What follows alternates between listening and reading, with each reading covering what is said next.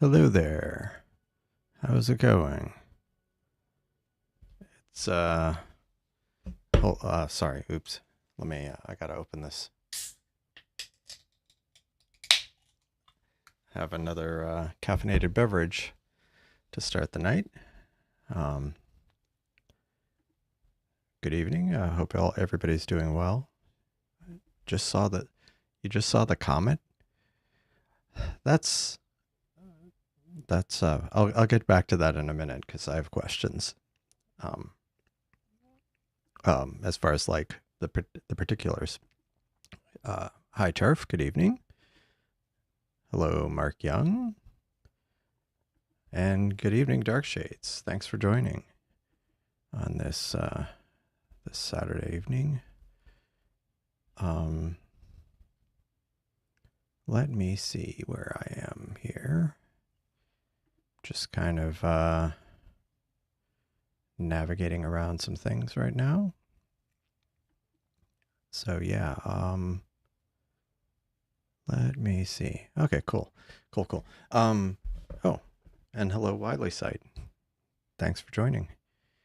Um, yeah, so the comet, I actually went out there earlier, which is one of the reasons why I pushed the live stream back instead of 8 to 8:15, just to give me a little extra time to get situated after looking for it. And I thought I found a spot um, where I could see it. So, Mark Young, you got pictures tonight of the comet, and Chris Makes That just saw the comet. So, I'm curious, how soon after sunset did you two see it? Because I tried, but I'm pretty sure I was looking in the right place, but I wasn't sure if um, yeah. And I know especially Chris Makes That is very similar geographic location to me, so I'm very curious where you guys saw it in the sky and how high up in the sky it was. So I'm bringing up Stellarium. Let me switch to this view. There we go. And okay, to the west. And I'm going to turn back time to the good old days. Oh wait, no. Um Sorry. Hope that didn't cause any songs to go. What am I doing here? Hopefully that didn't cause any song to go through people's minds. What I was wanting to do is actually, I think I, not this one. Is it this one?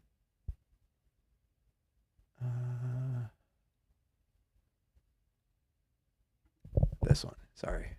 I always like there's different configurations, and I just wanted to change it temporarily to a zero horizon and then turn it back on so we can look. So around here, the sun, and I don't know if this is accurate or not, so I'm curious what you guys, how it worked for you guys, but supposedly where the sun was setting, the comet was above. Now, I don't know if I have the right coordinates or the right kind of information. Okay. Okay. Interesting. It was 12 degrees above the horizon. And was that at sunset?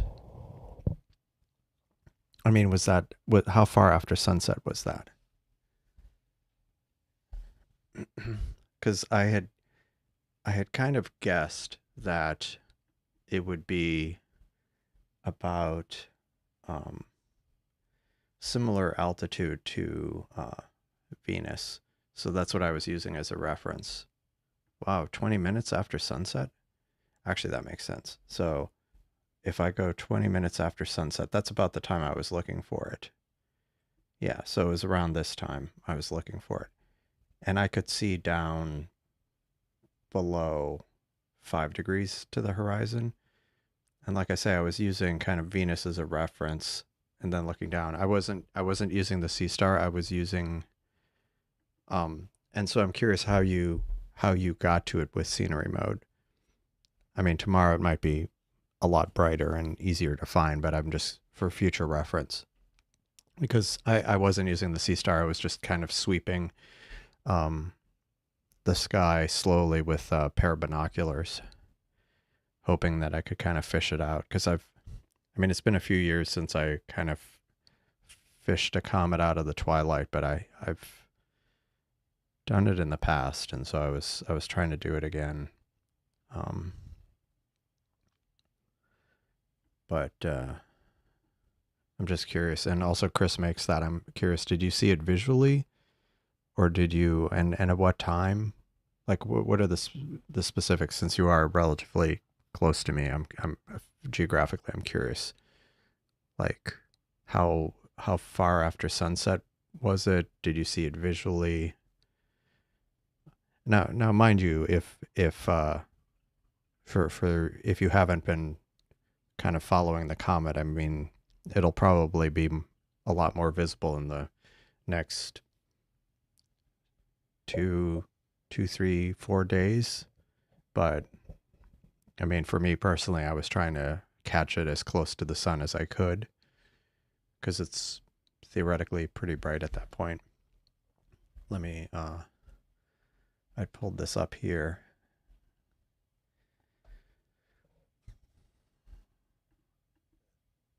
Oh, okay. Okay. Right. Thin clouds and twilight. Okay. That's good. Because I was wondering how you calibrated it, but that's right, because the moon is pretty high. That makes sense. That makes sense. And yeah, it's interesting because scenery mode you can see with scenery mode you can see stars with it.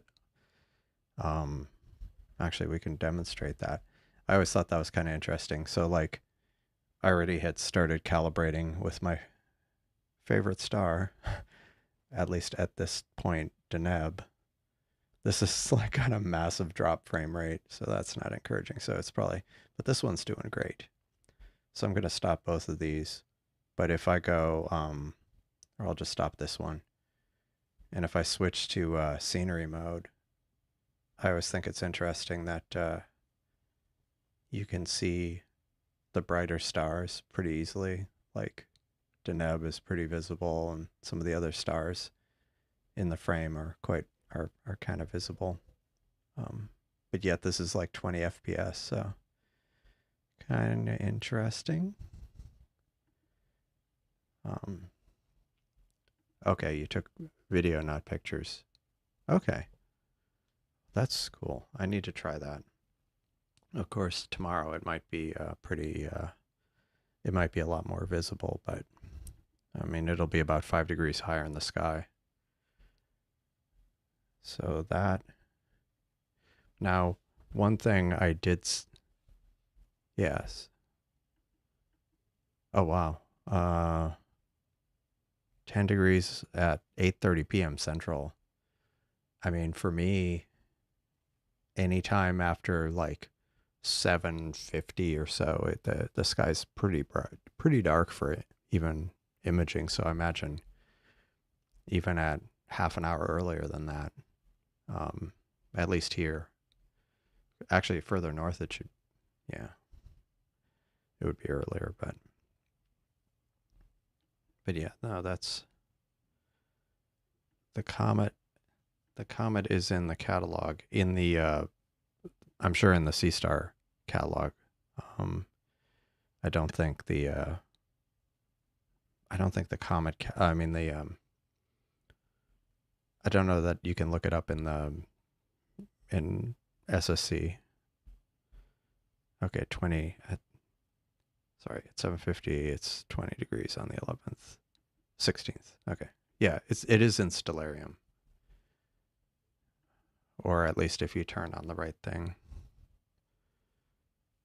Um I wonder if it is in I mean, Because, yeah, I have it in Stellarium, so. Yeah, because that's what I was just looking at. But, yeah.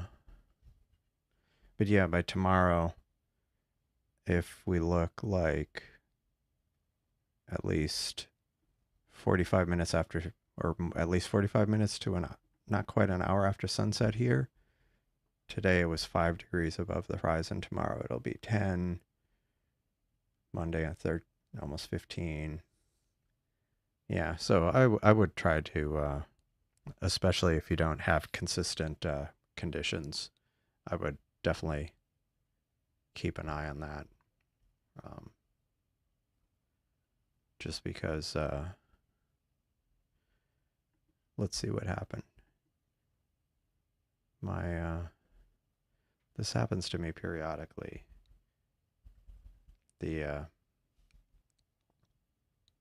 My Wi-Fi kind of hiccuped. Yeah, probably. Get the coordinates from Stellarium. I might try that, but yeah, and especially after calibrating it with the moon.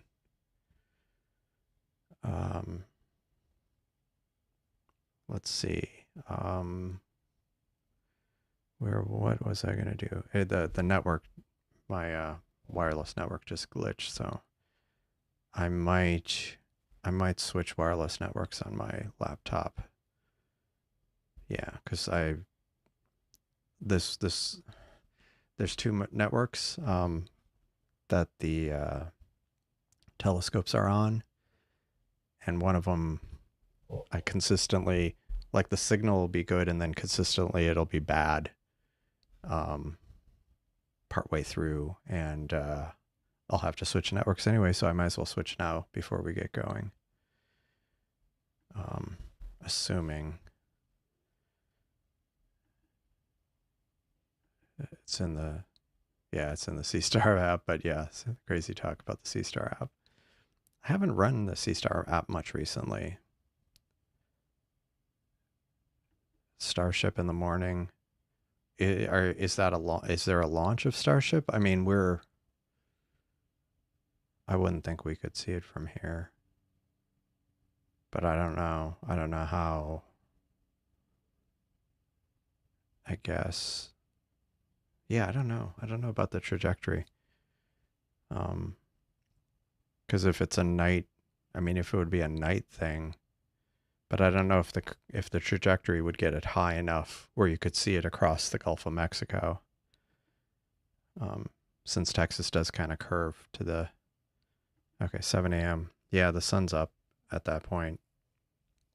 So I mean, we are hundreds of miles away from there.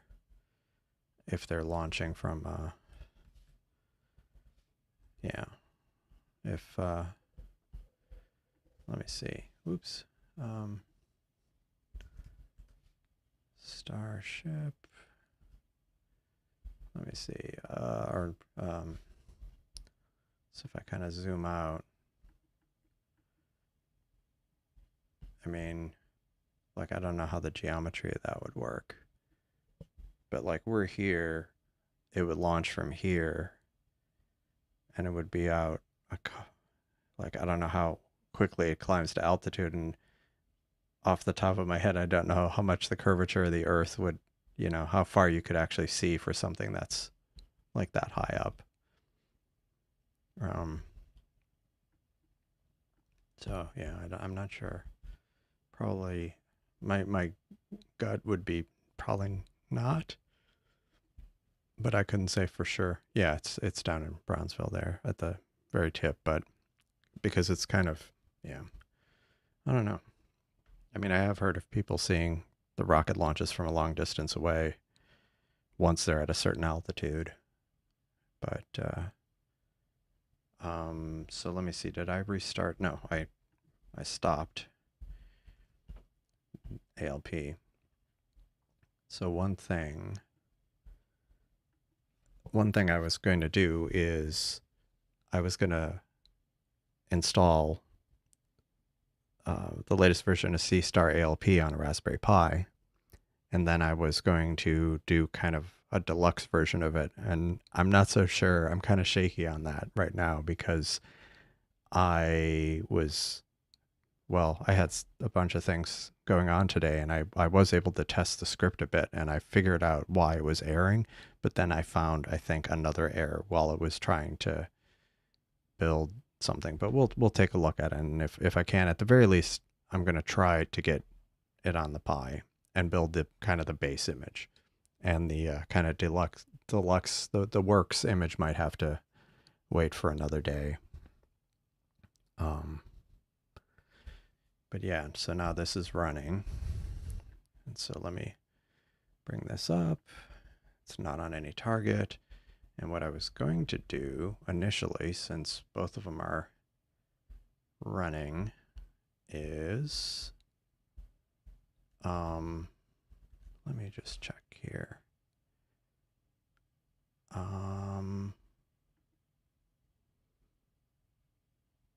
Yeah, cool.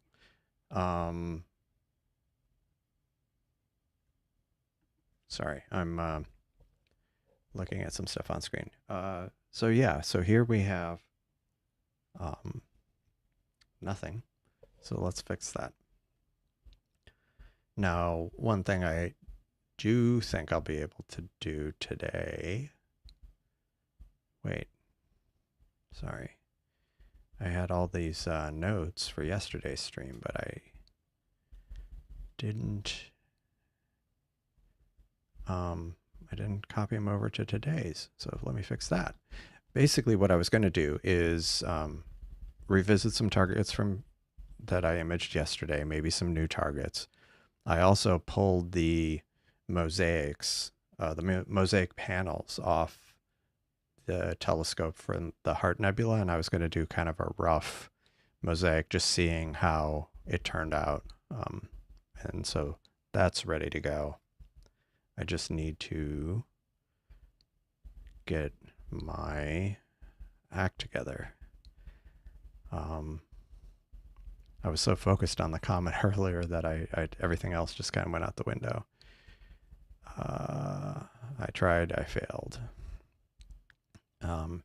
Yeah, so I want to revisit the Fossil Footprint Nebula.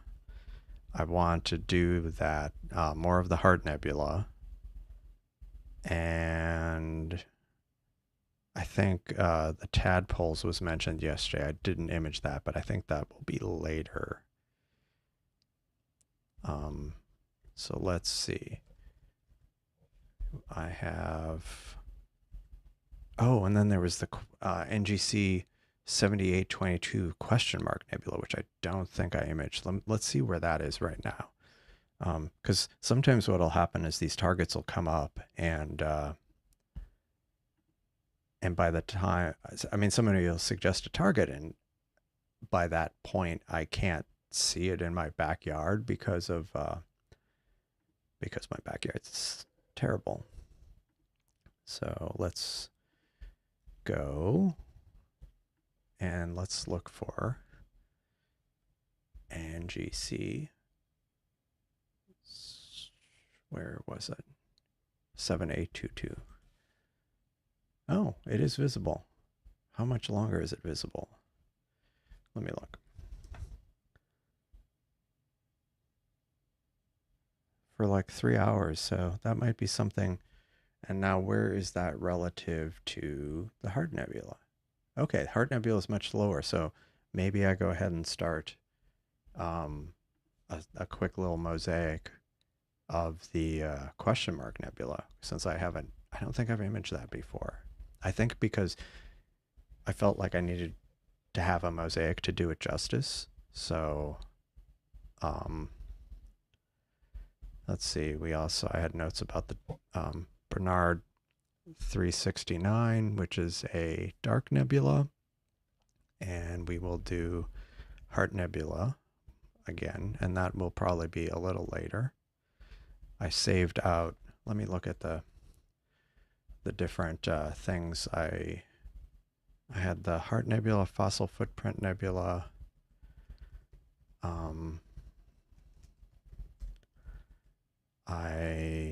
the baby nebula I had done, and I wonder if I should try that again.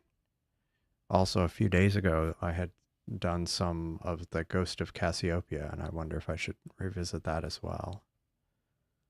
And the spider and the fly. That was one of the last targets, so that might not be till much later. Let me double check that. The spider and fly nebula.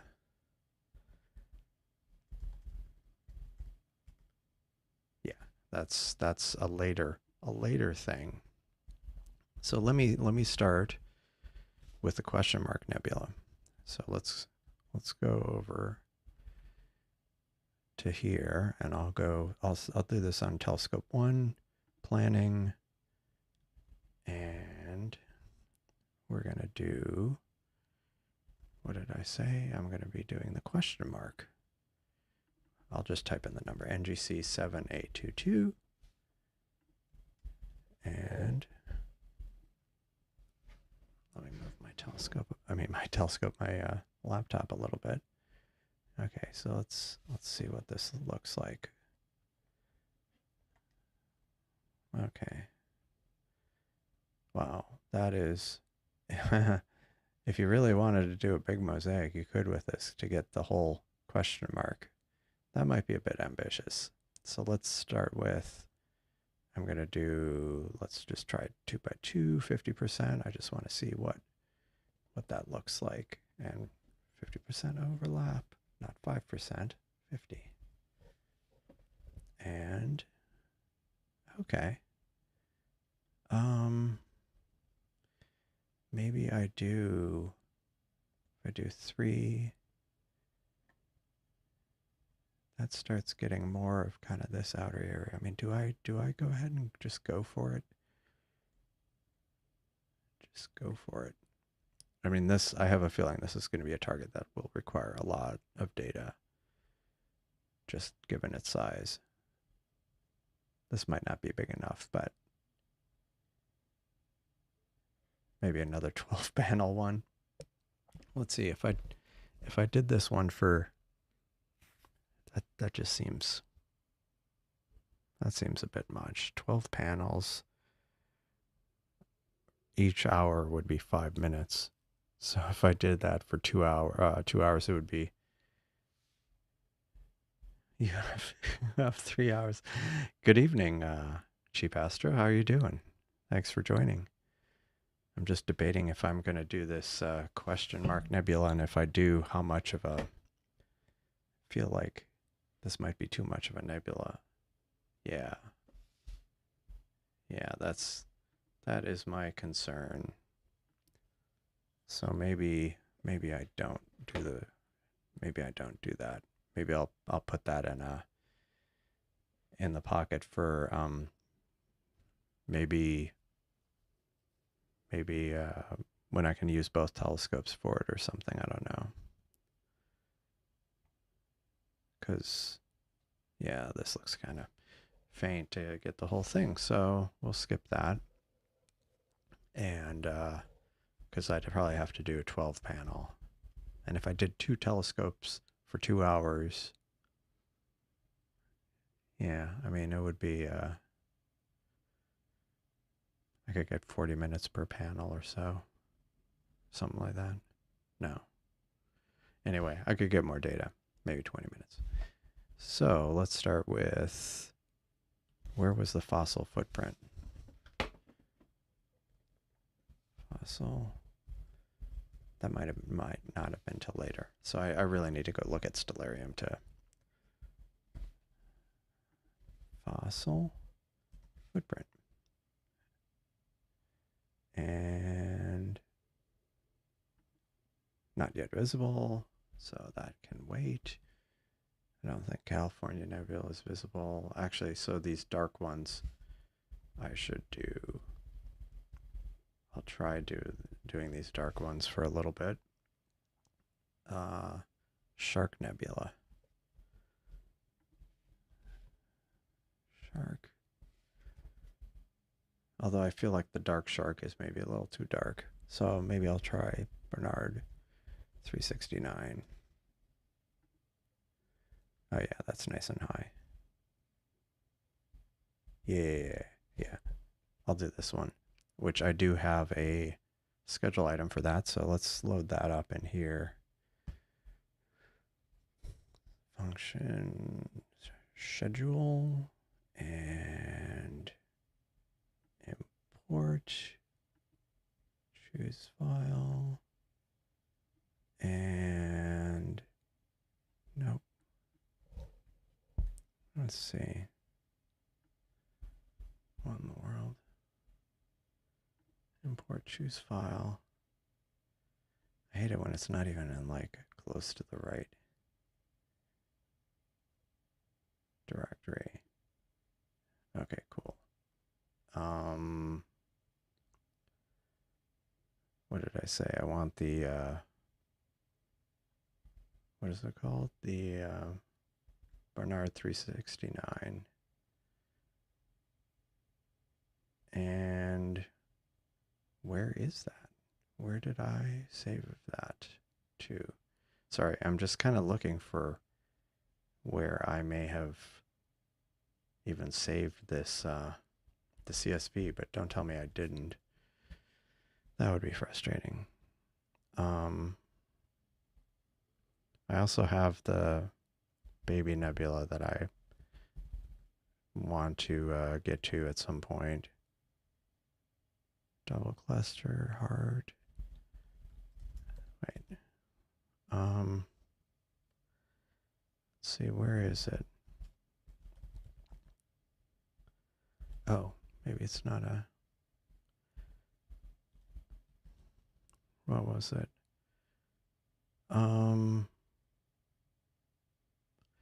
I mean, what I'll probably have to do is just pick the point that I think I used last time, which I think I used this point. I think I used this point, so... Yeah, I think I might have used this star, so I'll just go with that.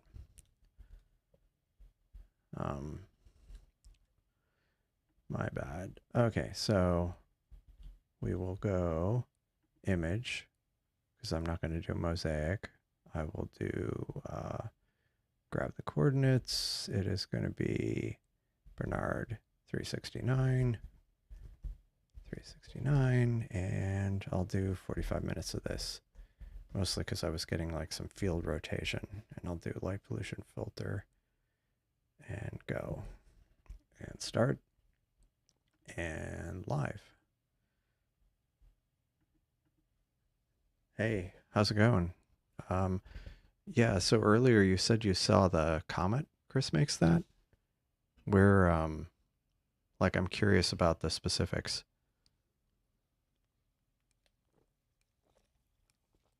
In other words, did you see it naked eye or just through the telescope um,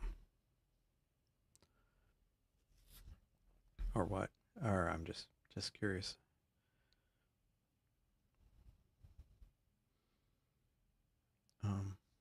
Sorry, my vision's like, okay, so this is going, and let's see what else we can do here on this other telescope. So this will be Barnard 369, dark nebula. It's funny because the other one was the Shark Nebula, so it was Dark Nebula and Shark Nebula. Technically, the Dark Shark Nebula.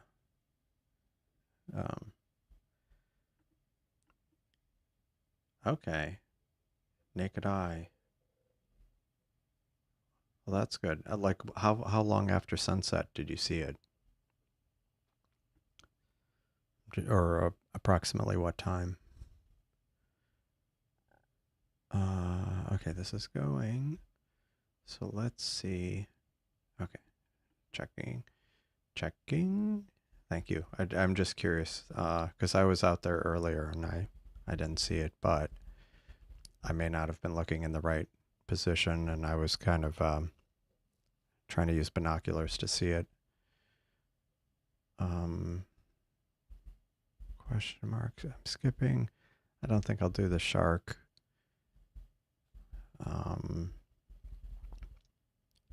And do. We did the lion. Wait, is this? What is this next to? This is next to the lion. So I also had looked at the. Yeah, yes. Thanks, Cheap Astro. Don't forget to like the video, like and subscribe. It helps helps what we do here.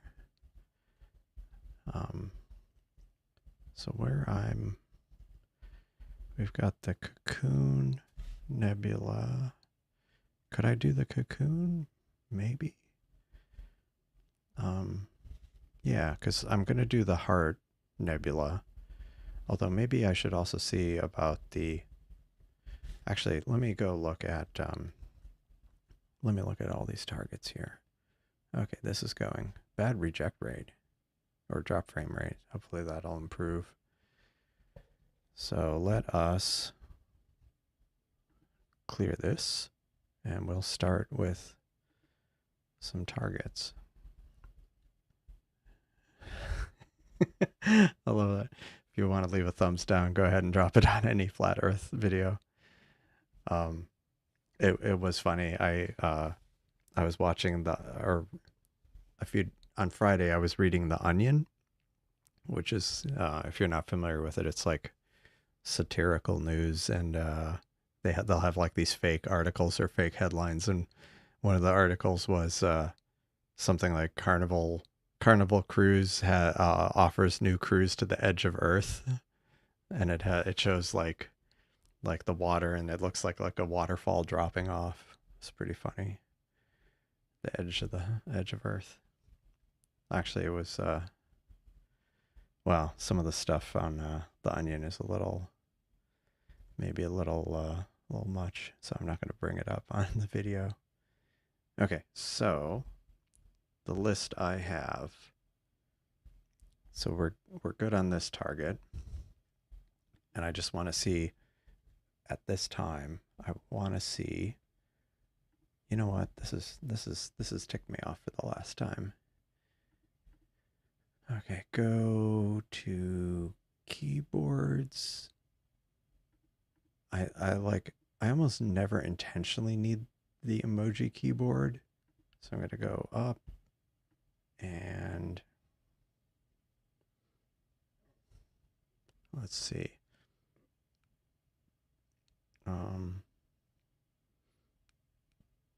Okay. Yeah. Okay. I fixed that. So it shouldn't, let's see. Yeah. It's not going to accidentally bring it up. 7:30. Okay. I think I was out there around that time, but didn't see it. Tomorrow it should be a lot easier to see, but unfortunately I didn't see it. I tried. I failed. So I have fossil footprint, tadpoles, heart nebula, baby nebula, spider and fly. I know a lot of those are later, but I just want to make sure I'm getting the sequencing right.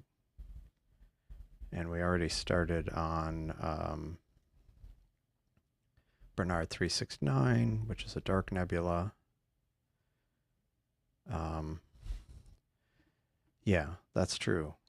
And what was driving me nuts is I kept seeing kind of out of the corner of my eye where I thought kind of in the right area. I kept thinking I was seeing it, but I never could pin it down. Maybe I was just imagining something. So also I'll throw the cocoon in there to see if we can get that done. And which is that one? IC 1417. Let me look that up. So I'm going to just look up a bunch of things here. Let me zoom out. And the time is current. Okay, so let's go look for 1805. That's going to be a little low. That's the Heart Nebula. IC 1417. Was it 1417 or 417? No, it was 417. 417 is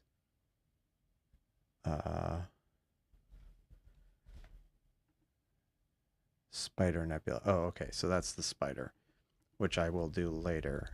So that is -8 degrees. Then let's look at the tadpoles. I think that's kind of similar area. It's IC 410, which is, yeah, effectively the same area.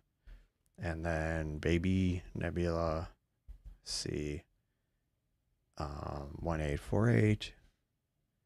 Okay, so that will, if I do that one, that will be later. I may or may not. Okay, and I see. That's interesting. It's like I've got all these objects that are IC objects. 5146. That's pretty nice and high. I could do some time on that one, potentially. Maybe I'll start with that. I think that's a good list. So, wait, which is the fossil footprint? Sorry, I completely missed that one. So I'm skipping the dark shark. I'm going through my list. Skipping question mark. And where's the fossil footprint? And then I'll fossil footprint. Okay, that's pretty low, but it's higher than some of the others, so that will be before the spider and the fly. Cool. All right. Okay. Use the sky guide to help find it. Yeah, I mean, I was using, I had like a sky catalog, kind of one of like Night Sky or one of those apps, and it wasn't quite able to see it, but there was some foreground clutter of like power lines and other stuff, so might have been visually confusing things. So I'm going to just go to, on this one, we'll do the Cocoon Nebula.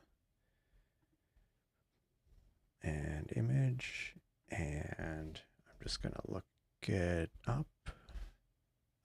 5146. 5146. And I think I'm going to do light pollution, increase the gain, and do 45 minutes. And let's go to the handy dandy. Yeah, I'll just go to live view and see what it's up to. And then, yeah, so that's trying to find the target. This one is imaging. Okay. The drop, it's actually kind of stacking frames because it like had a bunch of ones that failed in the beginning. So, yeah, this one's a subtle one because of, it's a dark nebula. So, and plus we're fighting with, a more moon light in the sky. So, all right, so these are queued up. Let me have a sip.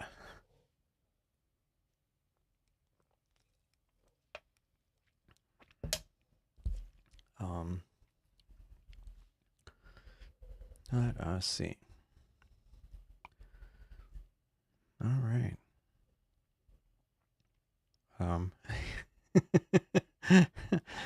Sadly not. It's a Monster energy drink, so it's very caffeinated. So yeah, last night I had one of those too. The stream ended at like around 2 a.m. local time, but I didn't go to sleep until like 4 a.m. I think, for some reason. Maybe it was all the caffeine I had late in the evening. But yeah, this comet is going to be interesting. Now, that's the other thing. Like, how bright was it? Because this is claiming it's negative first magnitude, which I would have thought I would have been able to see it better than, but because I was trying to compare like what it that claimed to be versus Venus, and yeah. Okay, so this is doing the polar alignment. It looks like it actually succeeded. Hopefully.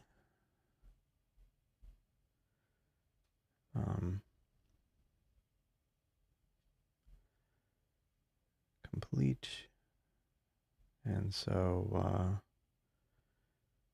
yeah, so this will be I see the Cocoon Nebula, so that's a relatively compact target. And I think after this one is done, I may go ahead and let me see when I was going to start the, let's see what time I started the Heart Nebula yesterday. It was about,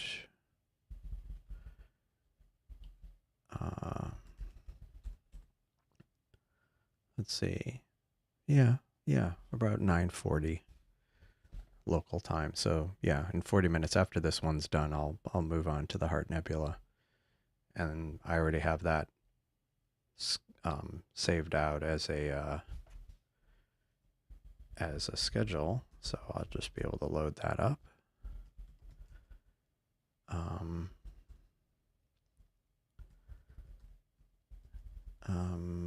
Let's see.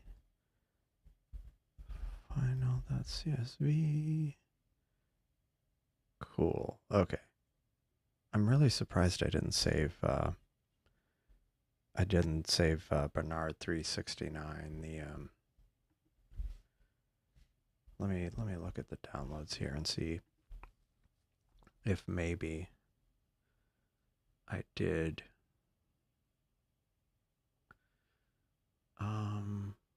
6 days ago, no. 5 days ago, no. 3 days ago, no. That's really strange. Anyway, I would have thought it. Oh, let me check. Let me check. No. Very peculiar. Anyway, oh well. I thought maybe I would that I'd saved it somewhere, but I guess I didn't. Okay, cool. Now is this doing that thing back and forth? I didn't have a chance to fix any bugs today, unfortunately. The best laid plans of mice and men do often go awry, I guess. So I'll just go to the stats page and try to get it to unconfuse itself. The good thing is the successful frames. It's doing pretty well on at least at this so far. So yeah, actually I need to make sure. Yeah, I need to do that. I had captured some data on that one on the Cocoon Nebula previously, but I was wanting to combine them, and I really need to drizzle that. Now, what do you use for processing? Do you use PixInsight or Serial or APP or just always curious what other people are using? Okay, Serial. Are you running the alpha version of Serial that has or dev version? Okay, and Lightroom. Okay, cool. Yeah, I thought I'd been debating getting something like getting Lightroom or some other tools. I don't know. Live. All right. 20 frames. So hopefully this will be loading. And yeah. Yeah, I've thought about kind of for various reasons. I thought about getting light kind of the photo pack from Adobe with Photoshop and Lightroom, just to kind of. I mean, years ago I almost switched to Lightroom for managing my photo library, but didn't end up doing it. But now I kind of have been revisiting it recently. Okay, nice. I mean, that's not too bad. 24 minutes of data. It's already a bit visible. Yeah, yeah, the package, that makes sense. Um, I mean, the problem is, like, I have a lot of photos. I take a lot of photos. Most of my photos I take with my phone. And so I just use, Apple's offerings for that. And years ago, we used Apple's Aperture standalone program, kind of their professional photo thing 10 years ago or whatever. And they ended up discontinuing it and kind of moving people to photos. And it wasn't quite the same. It was good enough for most of what I wanted, but yeah, especially like all of the massive amount of data from like mirrorless cameras with RAWs, and I had been kind of debating doing something else. And then plus I shoot video, like you shoot video on the phone and I shoot video on my mirrorless, and like just how to manage all the media. And so I'd been kind of, and then the other thing is like the generative fill looks really cool for some things I wanted to do in photo. The generative fill in Photoshop looked pretty cool. So I don't know. Like we had a pretty big package from them at one point because we were doing, yeah, I forget even what we had, but it wasn't cheap, whatever the package was. Um, okay, so that is going to run for a while. One thing I was looking at yesterday is I'd started looking at these probes. That was kind of cool. You basically this week they're going to be, is it this one? Um, yeah, this one's supposed to launch this upcoming week to fly to Europa, arriving in 2030. So that'll be cool. Um, that'll do, yeah. So that's an interesting thing, but just closing out stuff from yesterday. Um, let's see. Yeah, I unfortunately I moved this telescope kind of too far back, and so this is actually part of the shelf, kind of part way through the telescope on the tripod. So usually I don't have that in the frame. And see this bright that's from the moon. It looks like there's a spotlight on that side, but that's the moon shining on it, and this tree too. It's not from somebody's lights; it's the moon. And if anybody was wondering about my assistant, here's it's I think the problem is everything's kind of moved over a bit, so I'll kind of be at the edge of the frame there. So that's going well. This will be an interesting one, I think, once I've collected maybe hours of data here, since it is a dark nebula, to just kind of bring out some of the detail. That'll be an interesting challenge. Meanwhile, that's going. And what else do we have here? Maybe once I kick off the mosaic for the Heart Nebula, I'll start looking at the Raspberry Pi image for the Seestar Alp software. Oh, here's the micro SD. I'll just put it in the laptop, so I'll be ready to go hopefully. But yeah, it was strange. Oh, another thing is if you run uh, Seestar Alp and you've kind of installed it yourself, one thing I noticed recently, or just today, I upgraded my laptop to Python 3.13. 3.12 was the old version. It was like 3.12.7 or something. Anyway, 3.13. And Seestar Alp wouldn't install because some of the packages broke.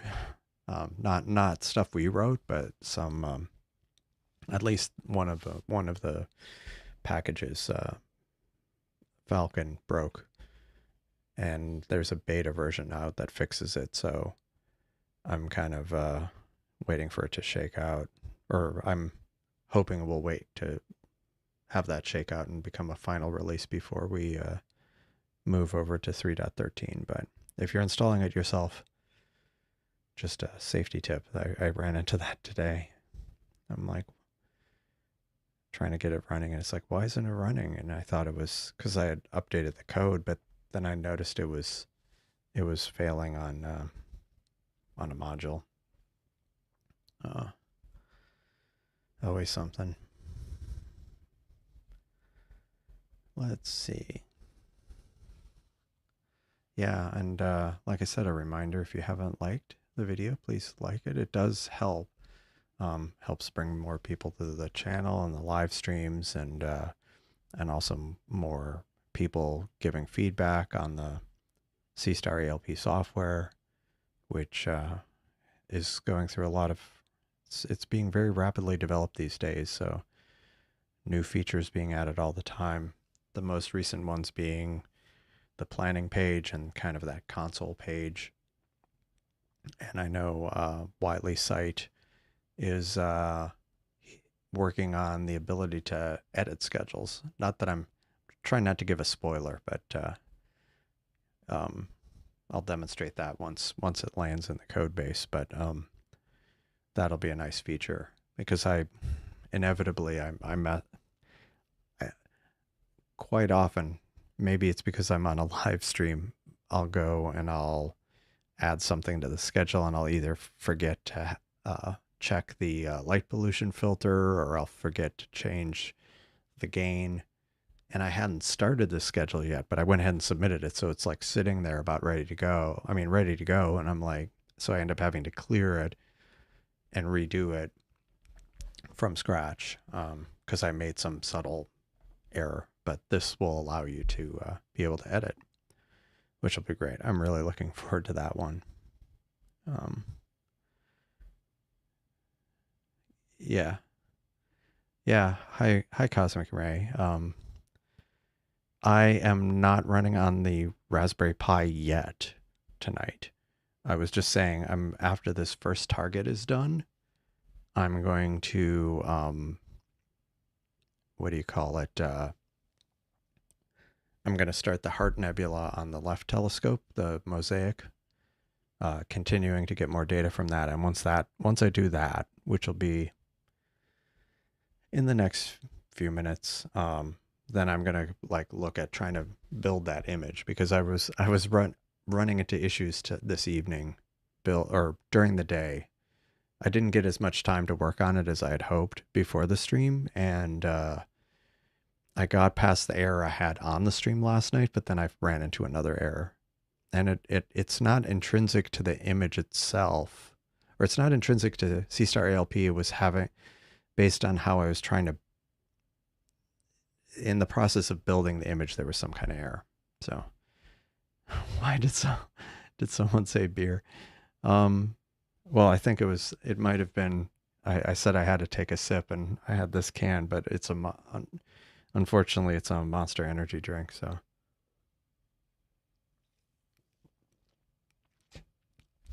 anyway, let us see. Yeah. Let me look. Whoa, what just happened? Yeah, no, unfortunately, like I say, there was someone in the comments on one stream I had like a mason jar full of some kind of foaming concoction. They were wondering if it was something alcoholic, but I was like, sadly, no. It was just root beer and cream. So like a cream soda, but it actually kind of tastes like a what do you call it? Like a ice cream float. Um, I don't know how I ended up figuring that out. Yeah, that was you. Yeah, that was you too. Um, yeah, but yeah, it's I yeah, the root beer and cream was pretty good, but yeah, no alcohol tonight, unfortunately, for better or worse. Yeah, for drinking while operating telescope. Yeah, I mean the yeah, the bad thing is I'm like kind of on this carb restriction regimen right now, so alcohol's kind of out. Yeah, yeah, yeah. Drinking while operating telescope. What? Yeah, yeah. It's fine. It's it's I mean, like I say, I mean it. This looks like it could be some kind of beer can, but yeah, it's unfortunately.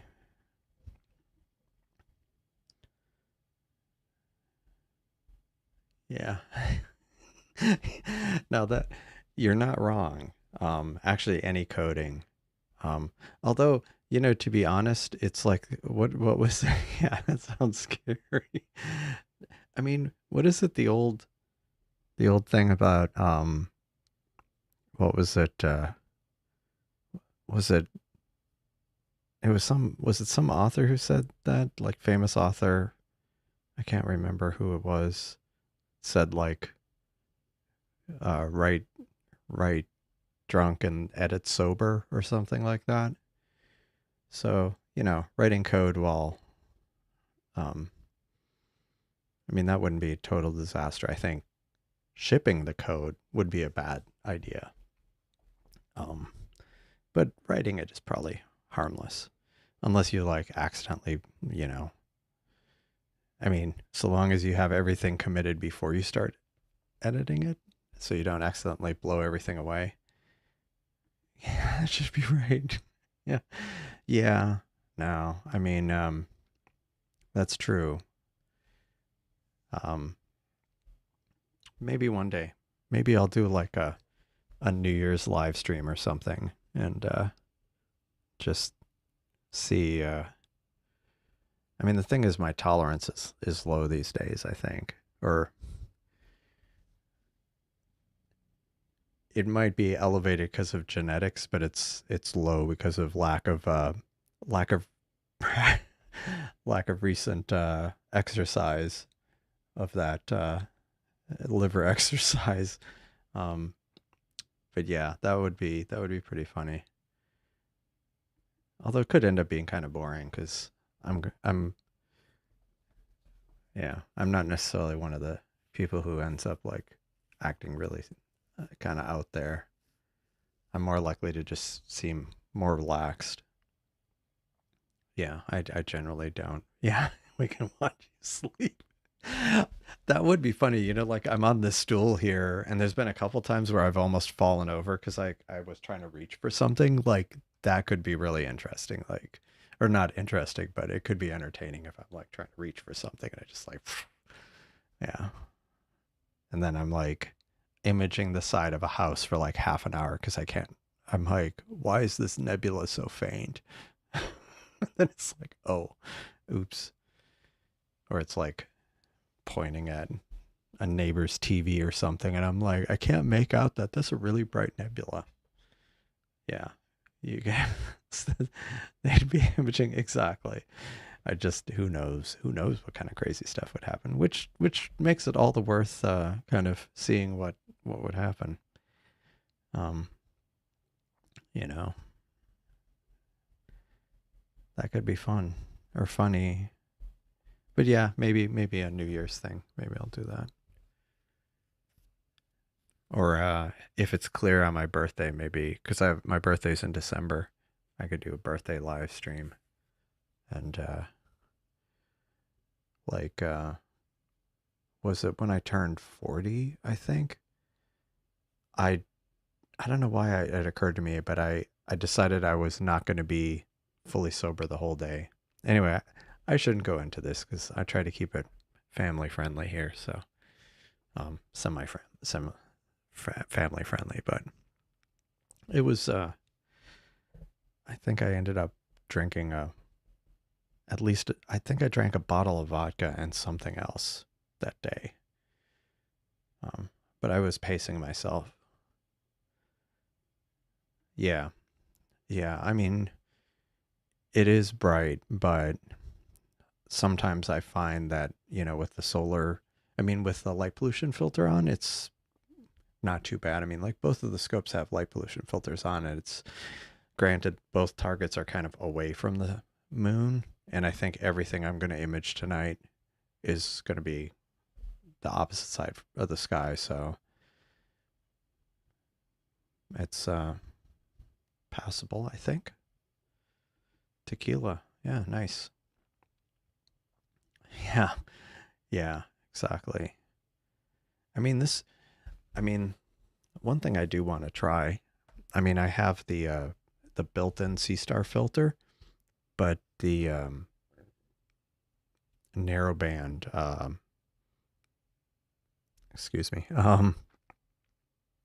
I'd gotten this dual narrowband, and I saw someone had posted on this one Discord server some photos they had taken with a Seestar and one of those narrowband filters. Not necessarily the same one I have. It was yeah, it was an L Extreme, and it kind of reminded me I need to 3D print the adapter.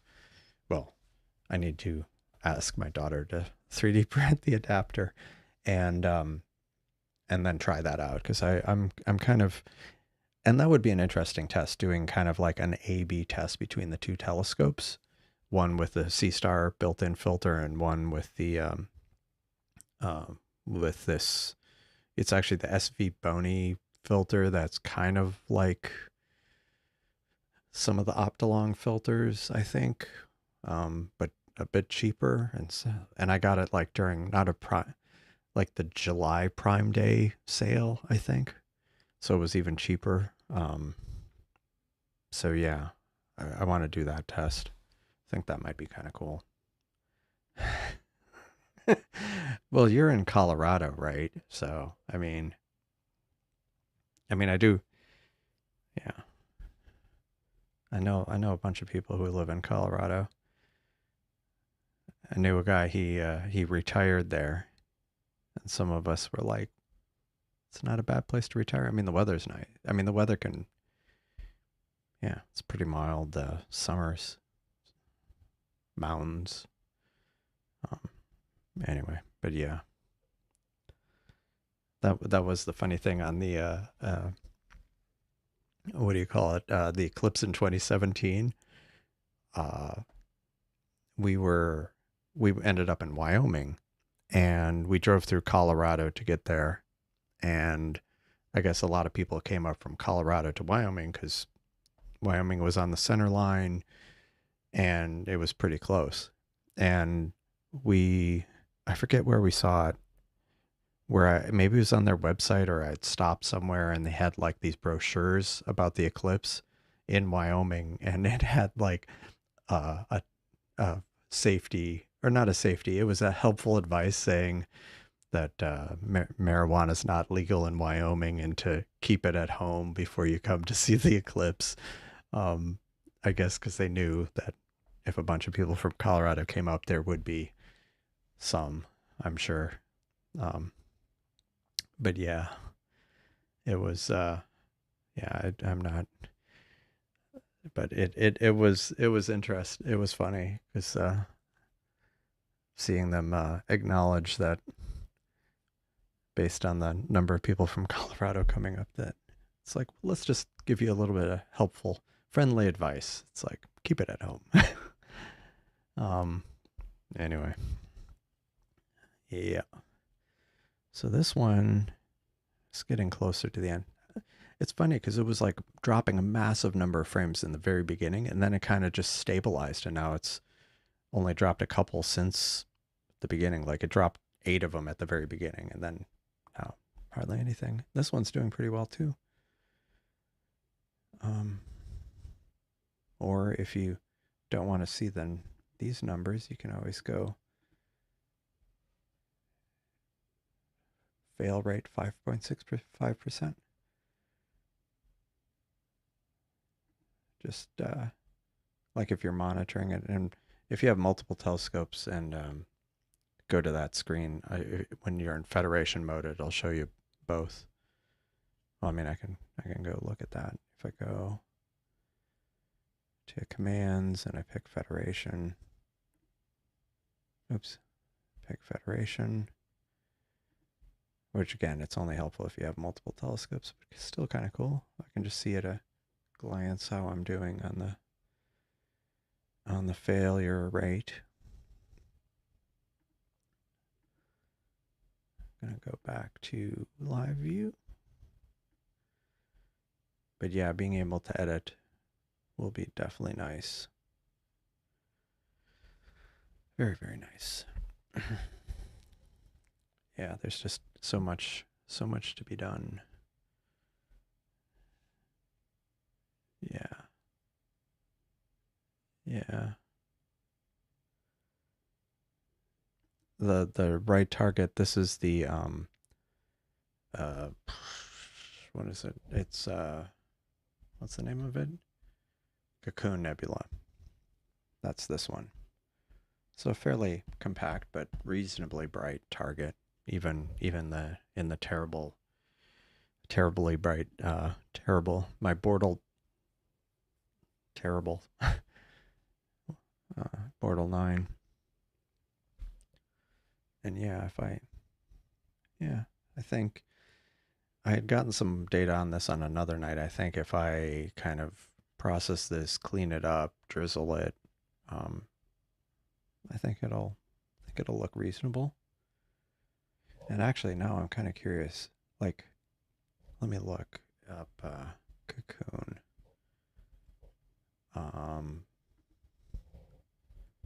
Let's see.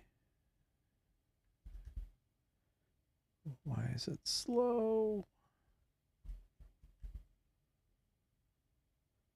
So slow. Yeah, there's some stuff on that image that I'm kind of curious about.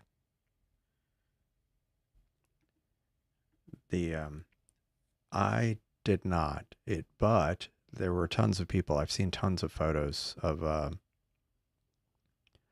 I did see tons of photos from people in Virginia and like Ohio and kind of the more probably the upper half of the U.S. I know. I think Turf had Turf posted. Let me see. I'll drop it in here. Let me check. Hold on. Let's see. I'm just laughing at some photos I saw. Copy that? No. Stop. Hold on. That one. And yeah, here. This is I don't know if that's the video you're talking about, but that was Turf's all sky camera up in Colorado. But yeah, that's cool that it was good in Ireland. Yeah, here it was. I mean, where I am, not so much, but definitely there were a decent amount of places in the U.S. that had some pretty impressive displays. the reason I wanted to look at this is see there's like this dark, there's some dark nebula around here. I was trying to make sure that that was actually a real thing. But yeah, so that might actually be kind of interesting getting a lot more detail so then you can kind of see the dark lane coming up to it. Or is it here? Actually it's there would be a dark lane coming in like on this side. So in here. But yeah, that'll be cool. Yeah. Yeah, that was definitely cool. The video. It was neat because like you see it and then you think, oh, that's over, and then there's like another round of it. Let me see. Yeah, yeah, not a problem. I actually shared it with some people at work. I mean it's public, so I was like, because they were talking about the aurora, and I was like, take a look at this. So if you ended up with some more views than you expected, that's why I think, because I thought it was pretty cool. Let's see. Yeah, I can. Yeah, so like it's kind of cool. Like it's like wow, there was for Colorado and then the moon, even in spite of the moon, like there was quite a bit. Like, and then it seemed like there's just kind of this latent bit of it, and then like then a second round, like later in the evening, and then the stars come out. That was cool. Um, but yeah. Oh yeah, yeah. Yes. Don't forget to like the video. Thanks for the reminder, Cheap Astro. Um, I mean, there might have been a few people from work who saw that. Not that it was like it's not like I shared it with. I mean, it was basically a team meeting, so um, I mean there were like a dozen people on the call, so um, but so this one is almost done, and once this is done, I'll get this going on the Heart Nebula, and then I'll start looking at the Raspberry Pi and see what the heck is going on with that. I'm just a bit it was a bit frustrating. And I don't know why it's having that issue. So, we shall see. We shall see. It's getting down to the last 40 seconds.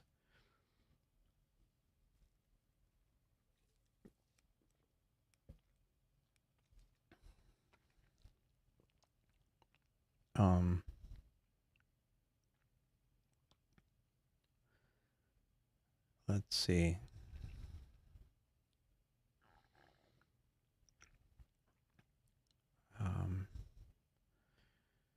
It's getting close. The suspense. Not really. More like the waiting. Okay, so this should be,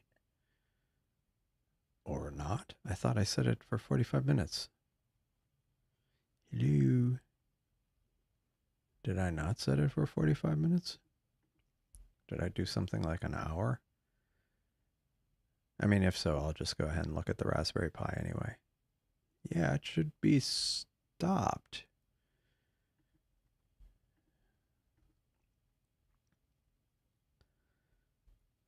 Oh, yeah, it is stopped. Okay. It was just maybe a little slow on updating the state. Okay, cool. So let us go to the schedule and the schedule. I'll clear this out and I'm going to load off screen the file, which was, yeah, for some reason it went to the wrong directory again. which is the Heart Nebula. And so let's see if this works. So I have the file chosen. Let's import it. And yeah, this is going to be, it's another long one. It was 5 hours, 110 gain, light pollution filter on, and actually after I start this, I want to quickly look at the data from yesterday. I'm not going to start the mosaic yet, but I mean, I'll do that tonight, but let's look at the data. I'm going to start this, and I'll go to live view. So let me go pull up the data from last night on the Heart Nebula, because it was another one of those common, or it's not an uncommon issue, but I think I need to create a new folder. That was at Heart Nebula 4x3. And where are the frames? I knew I copied the stacks off somewhere. Where did I copy them to? Hold on. I know I put it somewhere.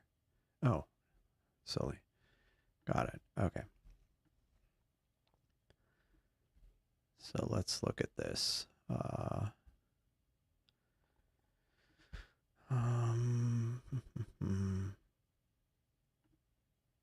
Okay, so if we go look at this, all right. So here's the subframes from yesterday.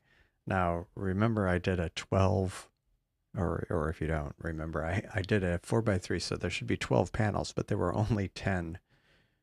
So 2 of them just completely didn't happen. So here's the different panels. 12 frames, 11 frames. No, sorry, I'm misreading it. 117, 118, 123, 124, 124, 126, 126. Yeah, so interestingly, the 2-3 one had the most successful frames, and 1-1 and 1-2 had the worst. But yeah, I'm gonna try kind of doing a rough mosaic of those later. It won't be great. I need a lot more data for it, but it'll be a start. So this should be imaging. And I have a feeling this is going to be alternating, so I'm just going to preemptively go over to the stats page. And so let's look at what is wrong with the image. And I'll resize this to be partly on the screen. So I'm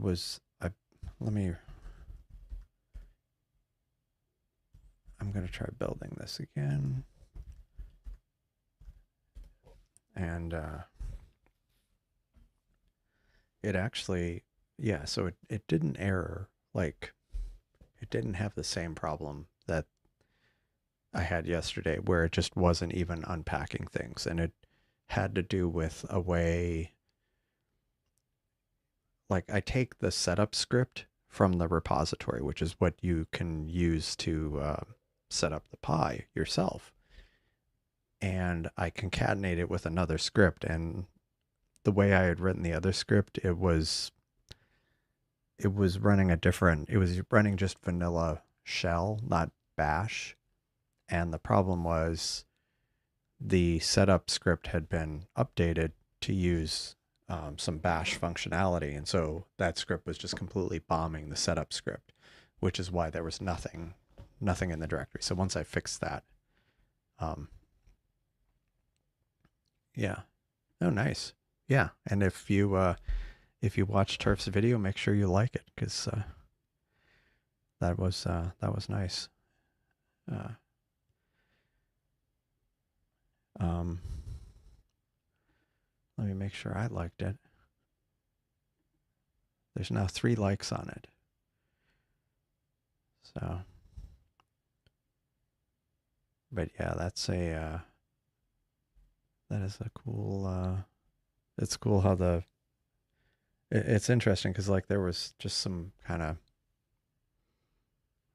baseline aurora, but then you were getting kind of like some nice the sheets and curtains or whatever it is. I don't know aurora, but because generally they don't happen down here in Texas, especially uh, near the Gulf of Mexico.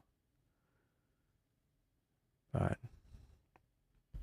anywho, so this is going to run for a bit. Let me go look back at here. Yeah, I'm kind of a little, like I say, a little frustrated that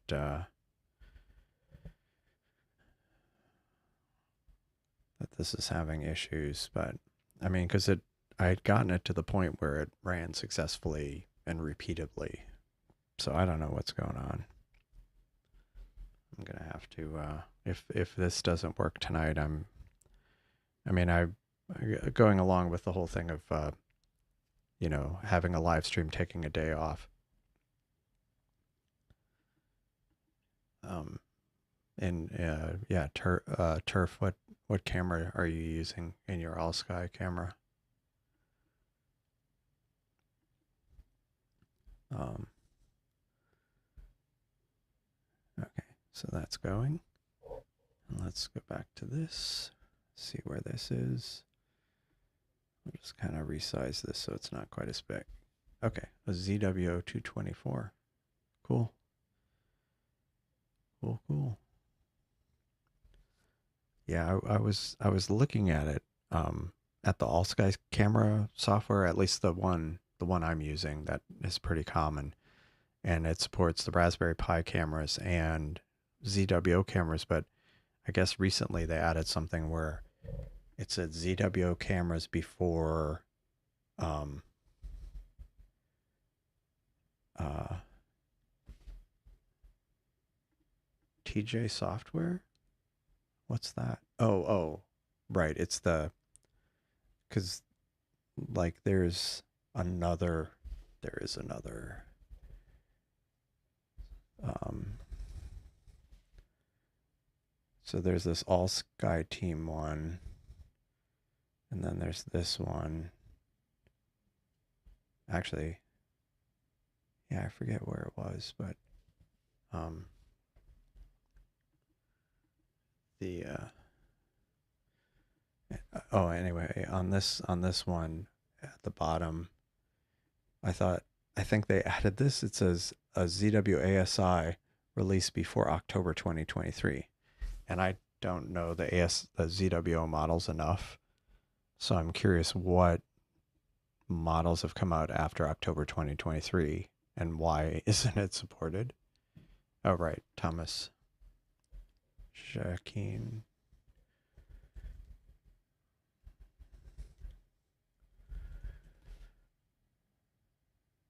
Yeah, this one. Yeah. Yeah, here.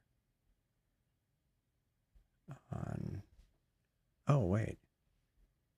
Because I know at some point. Okay.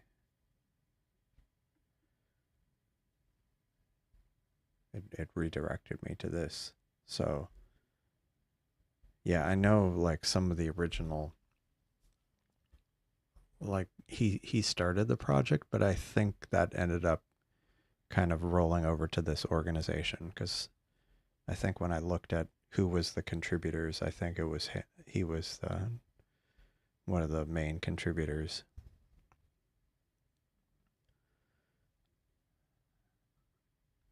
I would think this would complete more quickly.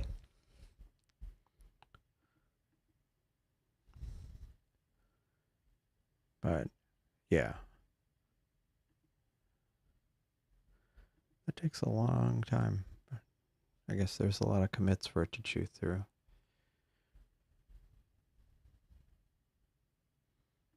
I'll go over here. Wait, okay, this one finished, so I need to find another target. This was the cocoon, so let me find something else to point this at. The right one. Starting that, I think I figured that the Heart Nebula,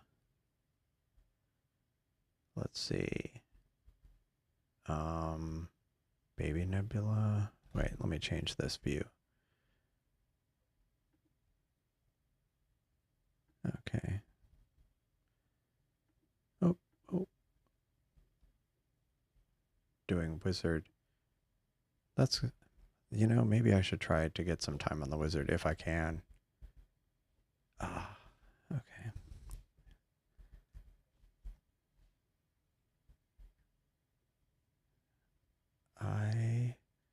Why is this going so slow? Yes, I have plenty of time on the wizard. Let me get more time on the wizard. Let me, oh wait, dang it. I still have time to do some on the wizard. I had pause time again. Need to resume time. Okay, so I've got over an hour, so I'll do 45 minutes on it. NGC 7380. Let me make a note of this just for future reference. NGC 7380. The wizard.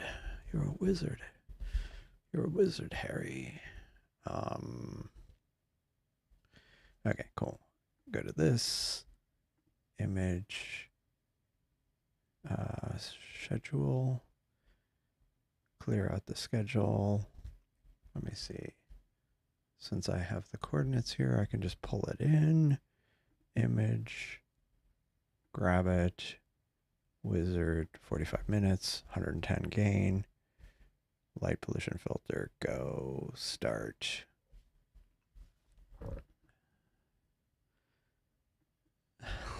That's cool. Sitting in your car using the Seestar while watching live stream from your phone. Are you I mean, you don't, no need to go into details, but I'm just curious if you're doing that because you're at a location where you have better horizon or darker skies.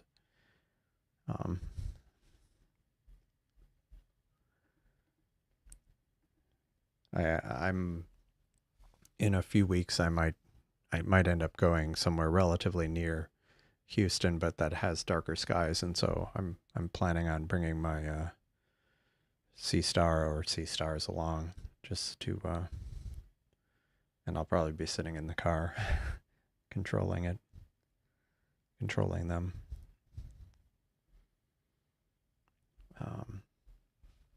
Okay, so we're starting on the wizard.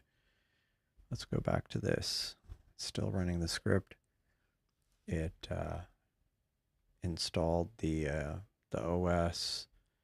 It did the updates on it, I think.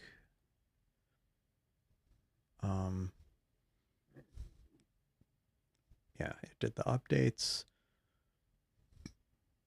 And now it's running the build script. Well, and I don't know if this would be your motivation, but for me, avoiding mosquitoes would also be a good reason to sit in the car. As it was when I was walking to go see the comet, kind of walked out of the neighborhood like I did yesterday. I kept moving and yeah, because I didn't want mosquitoes, although there was a good breeze, which helps. The other thing that I was kind of a little leery of is there were a lot of bats out flying around. Yeah, so it was just me and the bats. Yep. So we'll see how long this runs for. And hopefully this will actually work. And if it doesn't work, I'm not gonna spend too much time on the stream.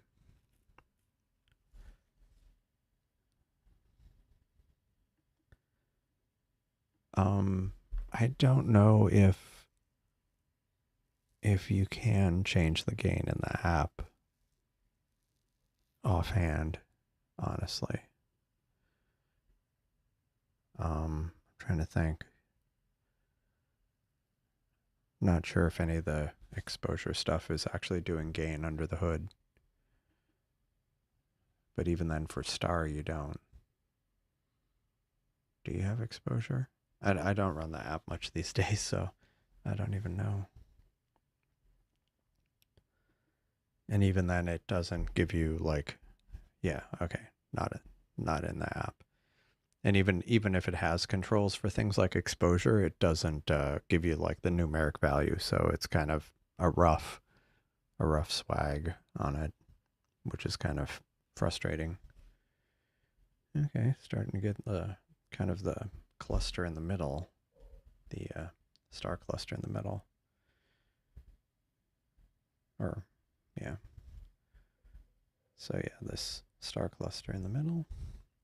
And again, this is an artifact that's not real. I totally need to redo the sky. Yeah, it's see, this is why I need to get this Raspberry Pi image sorted out, so you could just have it slap it on a Raspberry Pi. Then you don't have to bring your laptop with you, and you can just use your phone to drive everything. I mean, you can set it up yourself anyway, but I want to create this image to make it easier. Oh, hey, Joe V. How's it going? How are you? Welcome to the stream. It's been a while. Thanks for joining.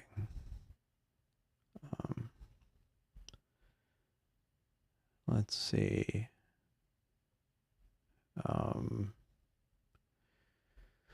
This takes really long time. I think the problem is it's not that the computer itself that's running this is intrinsically slow. It's that it's actually running the install script as with the ARM architecture. So it's actually kind of not booting into the image, but it's or maybe it is booting into the image. Or it's just doing, maybe it's just doing a ch root. But basically it's running kind of an isolated environment using the ARM architecture in a simulator kind of QEMU, I guess, but running on a different architecture. So instead of x86, it's running ARM. So that's going to be like much slower. And I think it's actually downloading and building Python. So it's, let me see if I can log into this box.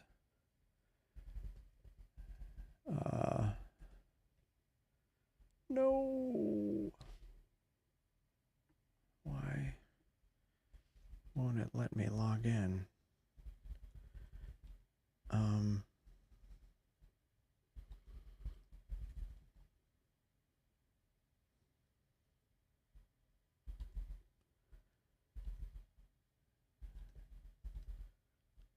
That's so weird. Oh, wrong machine. I was logging into the wrong machine. Okay. So let me run. What do I want to run? Do I have BTM on here? Yeah. So I'm having like a task manager, but you know, on text, in a text form, text UI. It's not completely pegging the CPU. Oh, because it's finished. I ran it just in time for it to be done. Okay, so let's see. What are the scopes pointed at?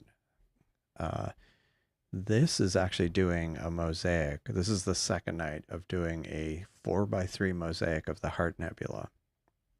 And it's on panel 1. I got like 25. Basically it's a 5-hour mosaic. I did 5 hours last night. I'm doing it for another 5 hours tonight. So it'll run till 2:30 in the morning, I think. And This on the right is the Wizard Nebula.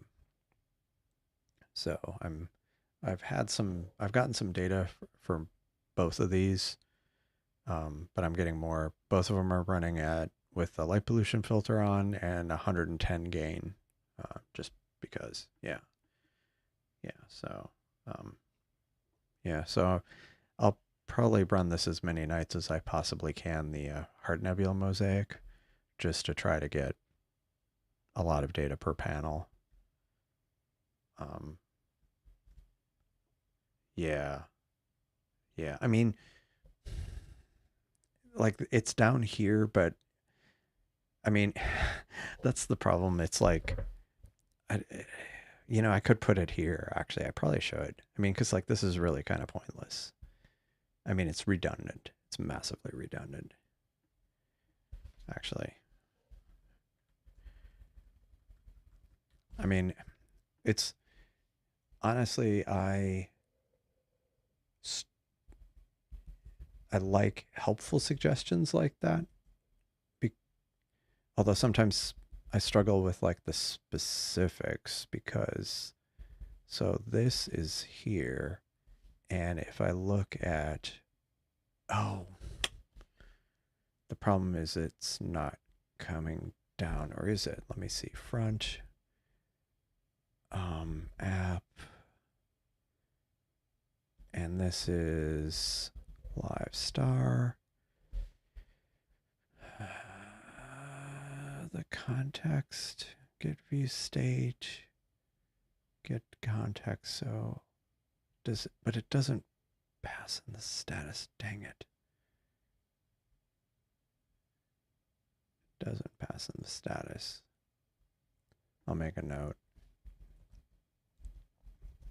Pass in status to templates and show target in star mode.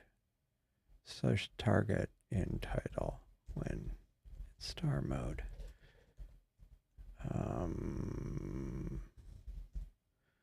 Yeah, let's do that. Ohio State lost. Was that an upset? I mean, I unfortunately don't uh, watch much college football, so historically, I, yeah, they usually do pretty well, don't they? Who were they playing?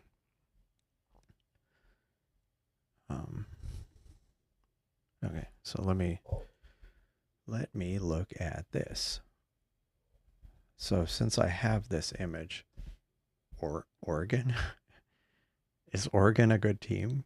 I mean, not knowing anything about it, that seems like unexpected. What? Are you kidding me? Are you actually kidding me? It ran for all that time. It ran for 15 minutes.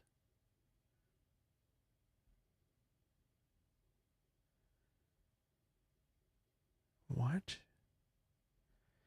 I'm gonna have to explore this because I have a feeling this is gonna be a. But I have a bad feel. I have a bad feeling about this. That this is just. I mean, because it makes no sense. It's like why is it? Oh, is Oregon Big Ten? I really don't know.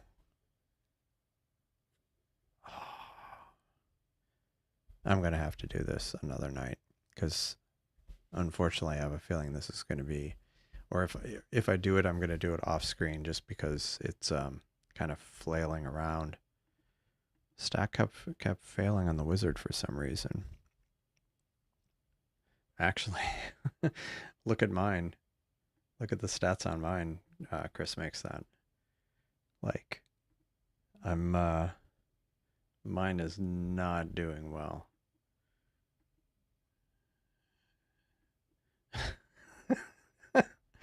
It's good. It's Big Ten. It totally makes sense that there would be like 20 for teams in it. Totally seems legit. NGC 7000. Yeah. I'm not going to do NG. I don't think I'll do NGC 7000. But like, look at this. It's just, is it field rotation? Is it just like rotating like crazy and it's losing its mind? The Seestar? Because I mean, it's like a 2/3 rejection rate. That's pretty abysmal. Abysmal. And it's only been going for 12 minutes. It's been going for 12 minutes and I don't even have 4 minutes of data. That's pretty bad.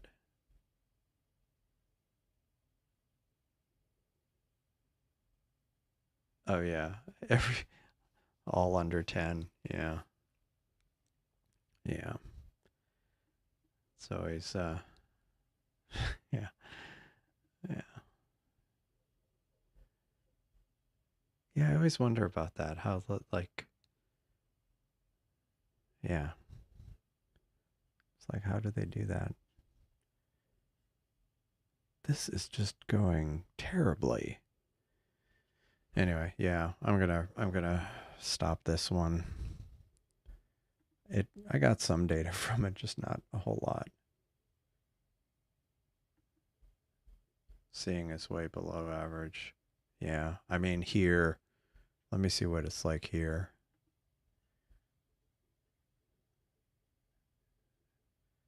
Yeah, transparency and seeing are below average here. So that might be part of my problem. Although this one's doing great, the Heart Nebula, but this one not so much. Even though this one's higher in the sky. Go figure. So I'm going to stop that. Oh, raining and storming there. That's unfortunate.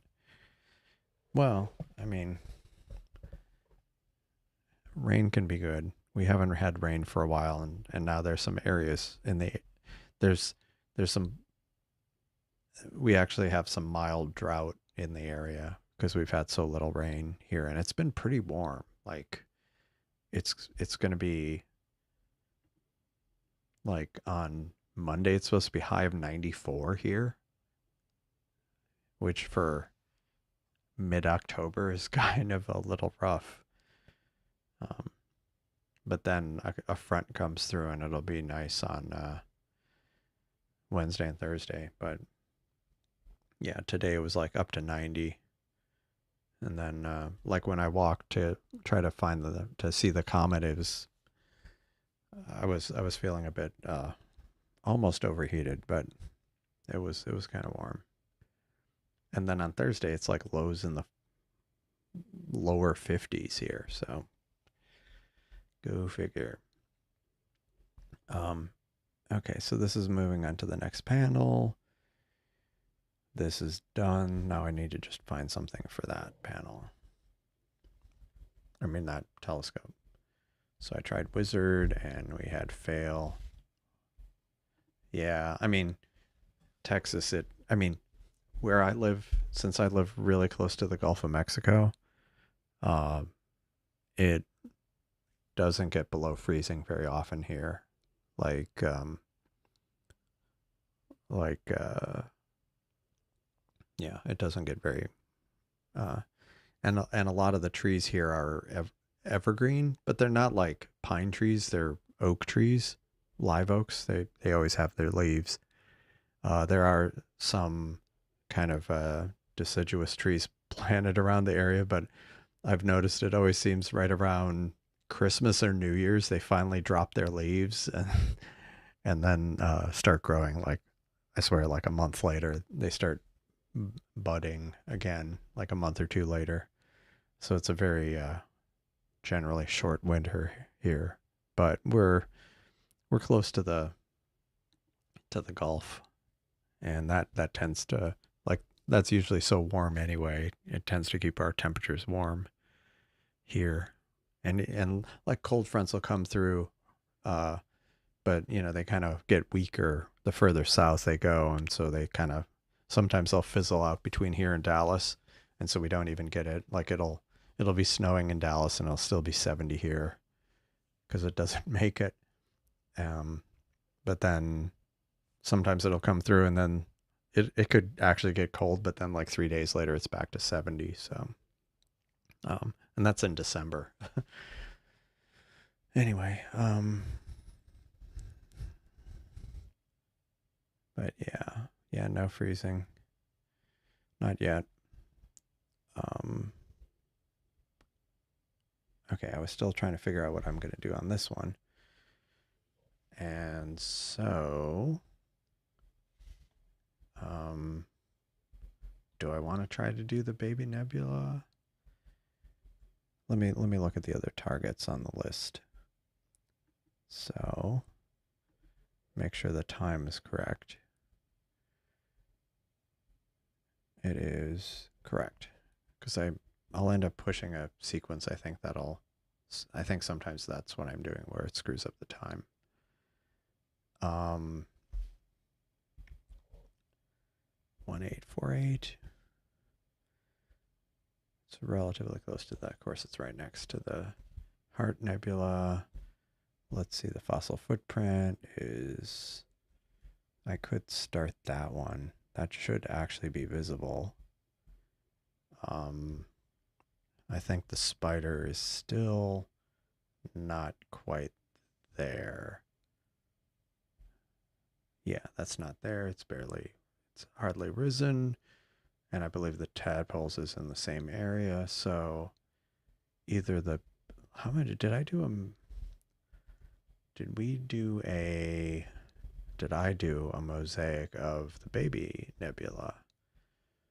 I did. No, it's not actually. I just was doing the core of the baby nebula. So let me load that up. Let me do that. I think I've got time, so I'll do that. Choose file. Okay, it actually remembered the directory this time. Where is it? Baby nebula. And we'll import and start. Yeah, usually a week or two. Ice and snow. Yeah. Yeah, I mean, it's like there'll be a difference between here and Dallas just because like a lot of stuff fizzles out, so they'll get ice and snow and we won't some years, a lot of years. Yeah.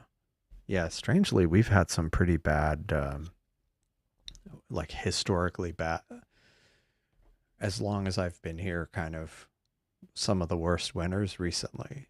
Like the one that had that where the power grid in Texas collapsed. Like that one was pretty bad. Although it's funny because like in Houston, it got down to like 16 Fahrenheit, so it wasn't like crazy cold.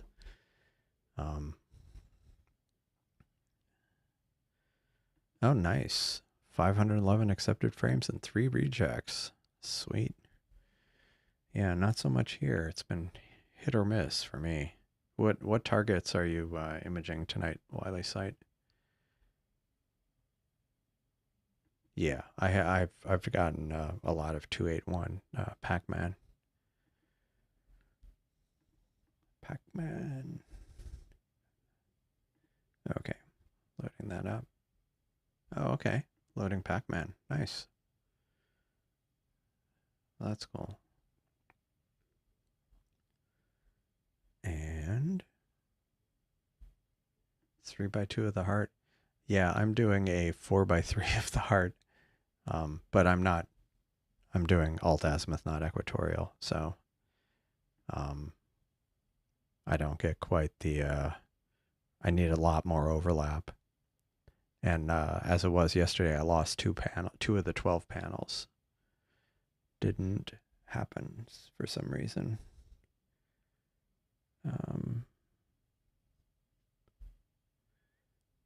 Yeah, so let's see how this goes, the baby nebula.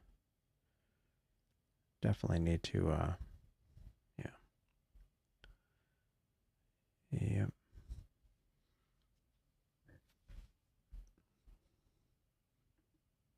Yeah, the I'm doing a 5 hour 12 panel mosaic, but then that's,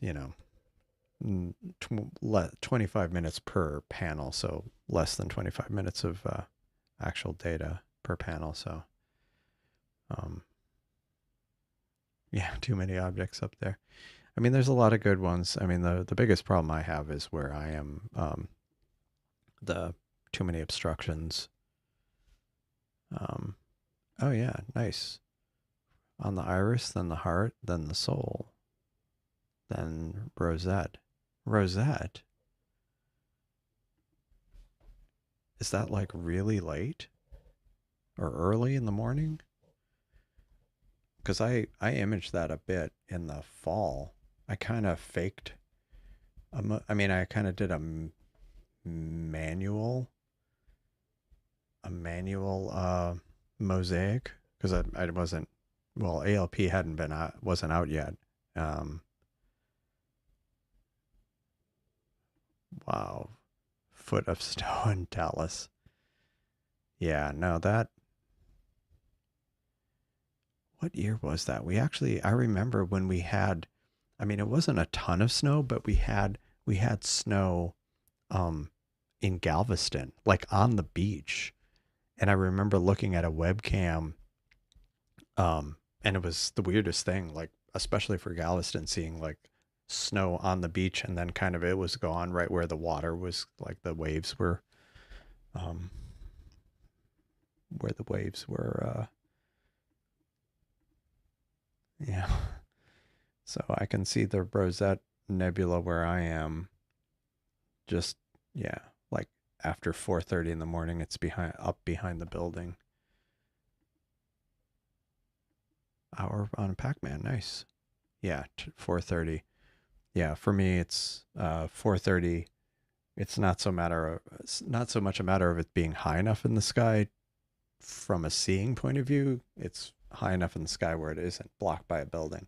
But I am really looking forward to imaging some of these targets now, with do a mosaic of them. That'll be nice. That'll be very nice. Um, yeah, foot of snow. But the one that always gets me, so like when you look at kind of the old records, let me see. Every once in a while, you'll see like some really crazy thing from the past. Um, and the one that got me was, um, what was it? It was, let me see. In 1895, um, in 1895, they had like 8 inches of snow. I mean, this is more recent, but like these are photos from 1895 where they had 8 inches of snow over a 2 day period in New Orleans, um, which is very unusual. And but what I thought was interesting is, um, yeah, it was from that same winter storm, so they got 8 inches of snow in New Orleans. Okay, right? Um, it turns out that same storm uh, was a bit worse in Houston. 20 inches of snow in Houston in one night in 1895, February 1895. And I remember my dad always saying, "Imagine the chaos if that ever happened again here. Like all hell breaks loose with like an inch of snow in Houston." But I can't even imagine 20 inches. Like, that would just be, yeah, it's like, it would be the apocalypse here. Yeah. San Antonio gets ice and the roads gridlock. Yeah. Yeah. Now that is the problem we get here. We do get ice. We'll get ice storms and, um, yeah, we won't snow much, but we'll get a lot of ice, and that's not great because of all the moisture here and the bridges. It'll be the bridges that freeze over, and so I remember the Weather Channel at one point had like they have kind of a kind of a not a sizzle reel, but like a highlight ad of just extreme weather, and one of them was from Houston, and it was imagine like a multi-lane kind of overpass like city road, where that's like 2 or 3 lanes wide, big bridge, and it was a Houston city bus sliding sideways down the down the bridge um, on the road, but it was like it was literally sideways, and it was just it was like this slow motion kind of sliding. Um, Looked very impressive, but yeah, yeah. Yeah, I remember I was a kid and we were in northern Wisconsin, and yeah, we got I remember it hurting a lot through multiple scarves. Because I don't remember how cold the coldest it got there. I think we got down to 40 below zero non-wind chill temperature once. Because my dad, he'd put a thermometer outside on a pole, and it was away from the house, and it was a mercury thermometer, and he walked over to it, and he couldn't see the temperature, and he kind of picked it up with his like gloves, and he's kind of like shaking, and he heard the mercury rattling around inside of it, and he was pretty sure it froze. The mercury froze, which happens around 40 below zero. So that was pretty bad. Yeah. Yes. For us, historically, every 5 years or so, we get flurries here, and it melts on contact almost always. We, I can remember very few occasions where we had even an inch that stayed till the next day. It's very rare. Um, yeah. Yeah. Yeah. Yeah. It is funny because I would tell this story to coworkers who were in Europe, and they're like, is that Fahrenheit or Celsius? I'm like, it doesn't matter. That's about where where the scales cross. So it's the same. And then they're like, oh, 40 below Celsius. And then they're like, okay, that's pretty cold. Yeah. Yeah. But yeah, that was pretty bad. Um, and plus we'd get the lake effect snows off Lake Michigan too. So we'd get quite a bit of snow. But yeah, um, but yeah, the 40 below zero, that was pretty. And then I remember because here a lot of times because of the icing, they'll cancel school when it gets near freezing sometimes because the school buses, it's not safe. We don't have the infrastructure here. And I was trying to figure out at what point do they cancel school in like Wisconsin and Minnesota in the winter. You like how bad does it have to get temperature wise? And I remember seeing an article, and I don't know what the threshold was, but it was they were saying how they had canceled school in Minnesota because the wind chill was like 60 below zero or something. And but I don't know what the highest value they would cancel it. I do remember. Yeah. Anyway. Yeah. Sprinklers. Yeah, that can be kind of impressive when people do that, and it freezes, and then like, well, no, actually, I remember that happening here. They had left the sprinklers on, and it was still below freezing, and it was like near like it just iced over. It just like they turned this whole patch of this. suburban road. I remember driving through it and hitting this ice patch. I'm like, what were they thinking? Yeah. Yeah. Well, I mean, it was 16 degrees Fahrenheit here and the power grid collapsed in Texas, so yeah. Like I say, if it got,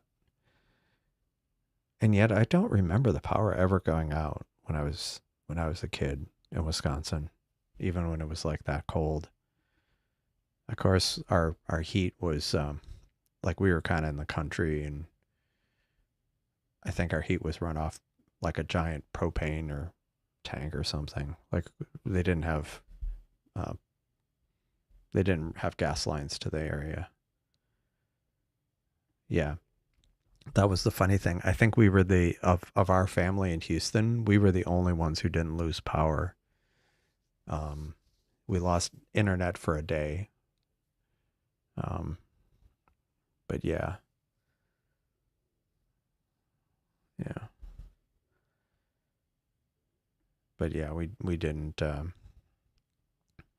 lose power surprisingly. Um, Seestar's finally behaving. That's good. Not getting the rejects. Heat diffusion protects plants. Yeah.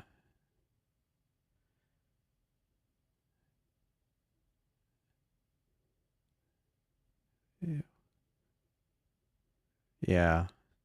I mean, for me, I think it's for me. My theory was we're near the medical center in Houston, which is um, that was my theory of why the power didn't go down here during the ice storm. And yeah, that's the only thing I my theory was. But yeah, yeah, maybe yeah, because like they'd want to keep the pumps running. Um,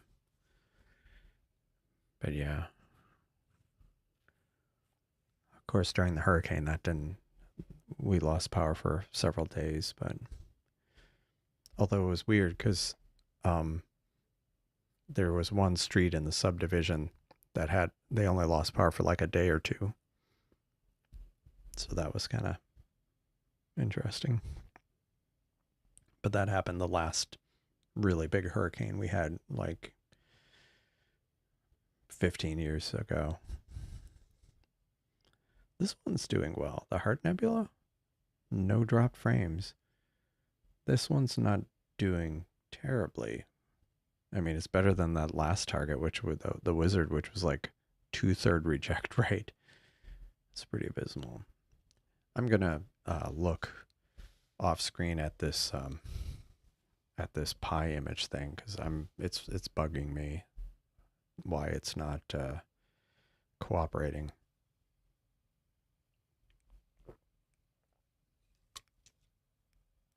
Um, and I have these videos up here. At some point, I said I was going to watch some of them on the stream. It's like this is kind of it's like the old variety shows. This is a variety stream. It's astronomy, but we also get programming in there. We get random retro computing. We get reaction videos about other astronomy videos. Um, what else? Okay, so let's look at this. So why? And what's really strange is I had managed to. I'll go ahead and bring it on screen. I had managed to um, make more progress earlier with the same script. The only thing I had different is I had turned off updates just to make it faster. So I'm going to try that. And just so I can kind of iterate on it more quickly. And let me double check something. Wait. Target. Oh, okay. Burn pattern file as target. Okay, fine. So reset. And actually, I can just skip this last step. Just commenting it out. And I'll kick that off again. And we'll go from there. See, maybe if I can figure out what's going on. This will run for a bit, so I'll move that off screen. Hello, Chris. Good evening. How's it going? Thanks for joining. Hope all is well. Just imaging some stuff here. The Heart Nebula, continuing my mosaic from yesterday, just getting more data. And now this telescope here is kind of imaging the center of the baby nebula, or aka Soul Nebula, I think. Before I move on to some other targets on the right one, because this left telescope's going to be going till like 2:30 in the morning or so. Let me go back to now, and let's see. Was I going to do fossil footprint next? Yeah, I'll do fossil footprint on that telescope next. Jolly Roger. What's this one? Okay, that's that MAFL group or whatever. Fossil footprint.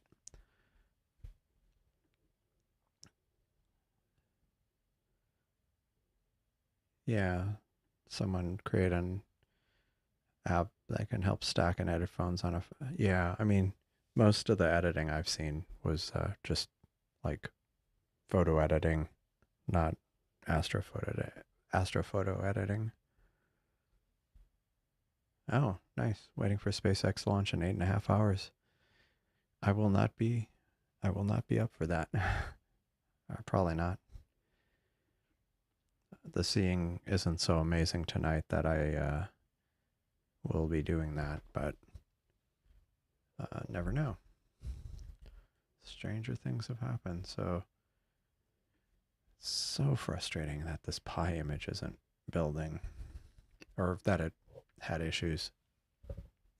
Oh, that's... Oh, that was a question. No, no, the SpaceX, I think the SpaceX launch is the Starship. I mean, based on the earlier comment, I thought it was the Starship that's launching from Brownsville. The Europa Clipper is from Florida on Monday, but I do wonder if any of that got delayed because of the hurricane. If I know the launch facilities are, like, the winds weren't as high there, but I'm just kind of curious if any supporting infrastructure got damaged.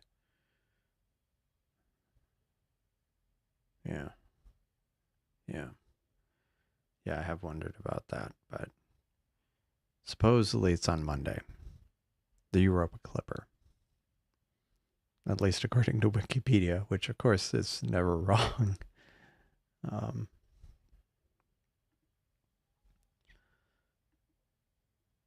Oh, okay. So they're gonna try to catch the lower stage. That would be cool. It'll be cool if it works.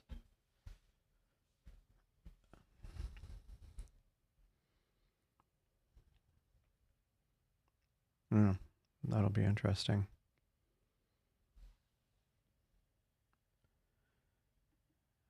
Actually, it's worse than that. It's like 6 years to get to Jupiter, I think, because I think it's at 2030. Or maybe 5.5 years. I don't know. But see, this is, I think someone mentioned, are you saying it'll be cooler if it doesn't catch it?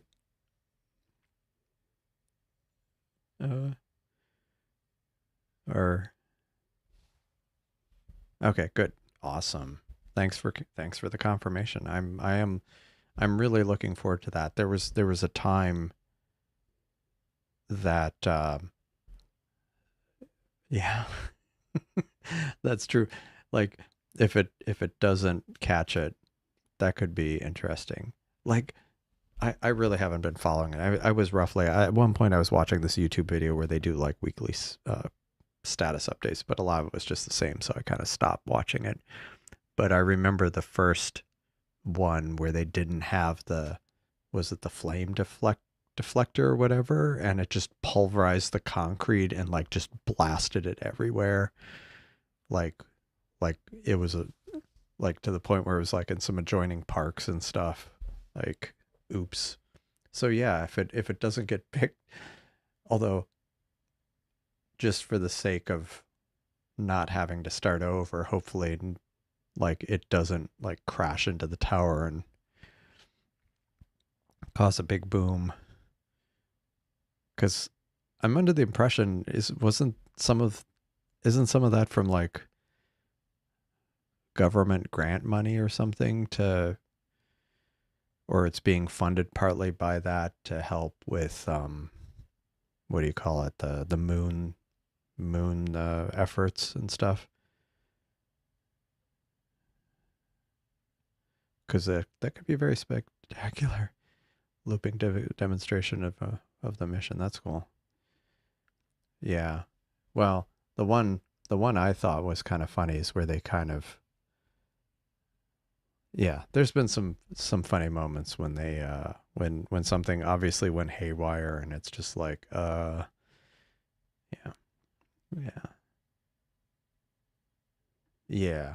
But I feel like they got money because of that, and that probably helps. And if that's the case,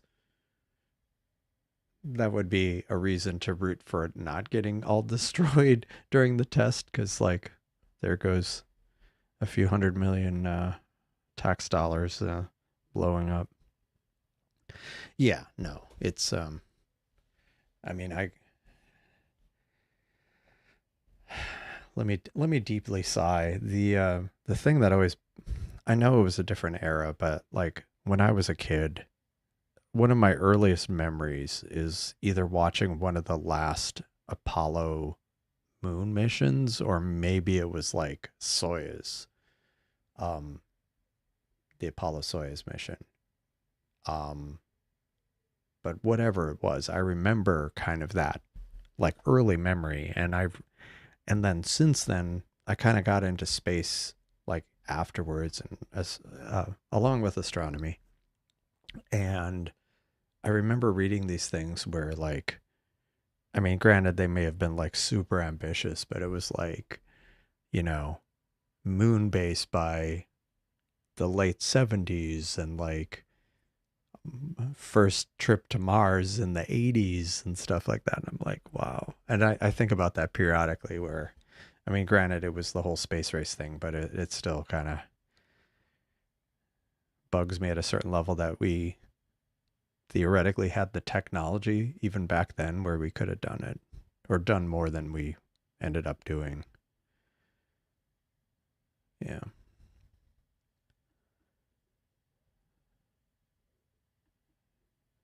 Through Starlink. And I know that was part of the driver, but I thought there was like a profitability thing with Starlink. Like Starlink helped with the revenue somewhat, but maybe it finally caught up. But there was like, to make it where he want, like where they needed it to be, it needed a much bigger launch vehicle. I felt like I had seen somewhere. Yeah, space shuttle launched. Yeah, Artemis up in the air. Space Force. Actually, I don't have it, but I actually have a T-shirt, a Space Force T-shirt. Nobody ever makes comments when I'm wearing it in public. I think I've worn it on stream a couple of times. I need to do it again. I have a Space Force one. I mean, to be honest, it wasn't like a completely. I mean, I always thought it was a little. I mean, it. One could argue it made sense to consolidate like the various military space efforts like that would fall under the Air Force. I'm not sure I'm thrilled with that it's called Space Force. Like when I I mean, I knew about the whole thing happening, but the first time I heard it, Kennedy or Canaveral Space Force Base or something like that, I don't know. I just got a feeling that I was like, oh, I just, I don't know. Maybe that was just me. I guess decades of hearing it, space, space for, Air Force, uh, Canaveral Air Force Base, of hearing it for so many years that way, but whatever. But yeah, Mars landing. I don't think we'll do a human. No, I don't think that'll happen. Definitely not human. Um, there's, unless they're sending somebody one way. Um, what was it? What was I? Oh, NASA Mars plans 1984. Yeah. Yeah. Published in 1977. Local chemical search for. Okay, this wasn't the manned one. I don't think. Um, Crude mission plans. Um, where was it?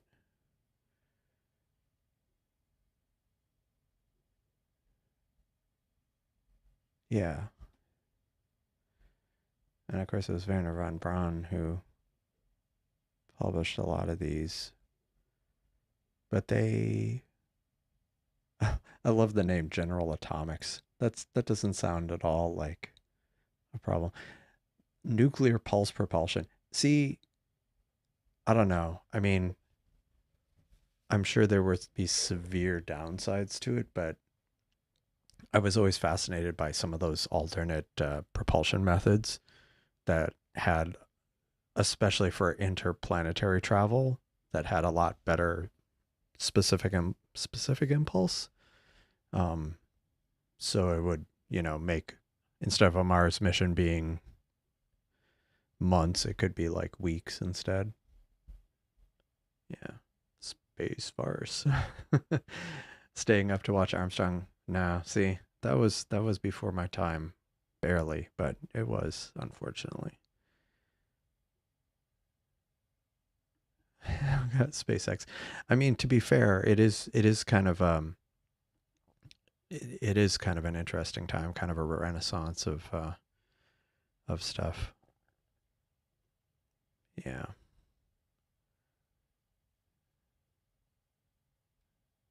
Well, it's not quite 40 years, but it's definitely been the last few years because after they retired the shuttle, like we had to ride on Soyuz. Um, um, I have thoughts, but I'm not going to share them on stream. Mars is interesting, and people have been obsessed about Mars for a while. And there's definitely a lot of, pro Mars type people. And I remember, oh gosh, what was it? I mean, I remember reading so much science fiction over the years, even like going back to Ray Bradbury, The Martian Chronicles. Was it Bradbury? Anyway, I guess for me, the main problem I have with Mars is, like, I think if we were to terraform it, it could be interesting, but I think it's going to be hard. It would be really hard, and it's not clear that the benefit would be high. Like the cost benefit, I don't think is there, and it won't be for a long time because it's going to be so dependent on Earth unless we radically develop a lot of self-sufficiently see stuff. I mean, because like you read stuff about people kind of under a lot of stress just on Antarctica bases, and in Antarctica, you're not faced with the prospect that it might take you a year to get back home. Um, yeah. Um, yeah. I mean, for me, like I say, there's advantages to being on a planet, but I've always been kind of more of the mind that almost like airless bodies are in a certain way, it's a trade-off. Like I like the idea of the moon, partly because it's close to Earth and you can quickly get back if you need to. Resupply's a lot easier, but also lack of an atmosphere is good from a it's easier to like, I guess we spend so much effort to get out of to talk like from when I was reading science fiction as a kid. It takes so much effort to get out of Earth's gravity well. Like it's like I would almost prefer us spend more time on trying to do stuff not in the gravity well. Like I was always fascinated by the O'Neill space colonies. Like I guess the problem is I read some of that stuff when I was a kid. Um, and I mean, they even had something like that in Interstellar, like the scene, like at the end of the movie, like that was like an O'Neill type cylinder where like the people hit the baseball and it goes like, and it hits something like on the other side of the cylinder. Um,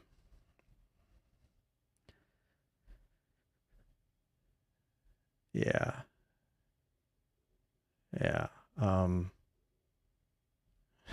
Hi, Seiko.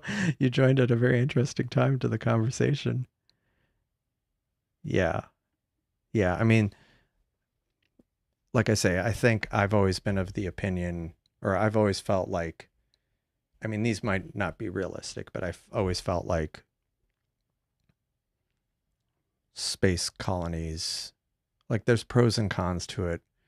I mean, like the problem with Mars, so you have an atmosphere which can help with like micrometeorites, but it's not thick enough to stop like bigger things getting through. You're closer to the asteroid belt, so that feels like you'd be more likely to be getting debris. But also, I feel like what was the other thing? Oh, yeah, no magnetosphere. So you don't have like the benefit of Earth's magnetosphere. So I don't know. I always thought space colonies would be cool because then, like, once you're there, if you have like artificial gravity, but then you want to kind of go somewhere else, you don't have to expend all this energy to kind of get out of a planetary gravity well. You can just kind of go on your way. You know, not you don't have to use like a high power rocket. You could use something like a ion drive or whatever. But you know, so we'll see. Yeah, actually, the one the one that I found interesting is Venus. Venus has similar gravity to Earth, and the surface is hellish. But if you're up about 20 or 30 miles in the atmosphere, it's actually pretty benign. Um, so you'd you'd have to have something like from Star Wars, like a floating city, you know. But um, like you'd have the advantages of a much thicker atmosphere, much closer to Earth gravity. It's closer to Earth than Mars. Um, like I find that one kind of intriguing, Venus. Um, and then like long term, maybe humanity figures out some way of kind of precipitating out all the carbon dioxide in the atmosphere to try to get it to something more normal. Yeah, I mean the moon, and then there's the whole thing that there might be ice, water at the poles of the moon, and the nice thing about that is, yeah, I mean you have water, maybe a more favorable sunlight thing if you're kind of in a if you have a base in a crater where it's not like being fried by the sun 14 days a month, you're kind of, you can have shaded areas when you want them.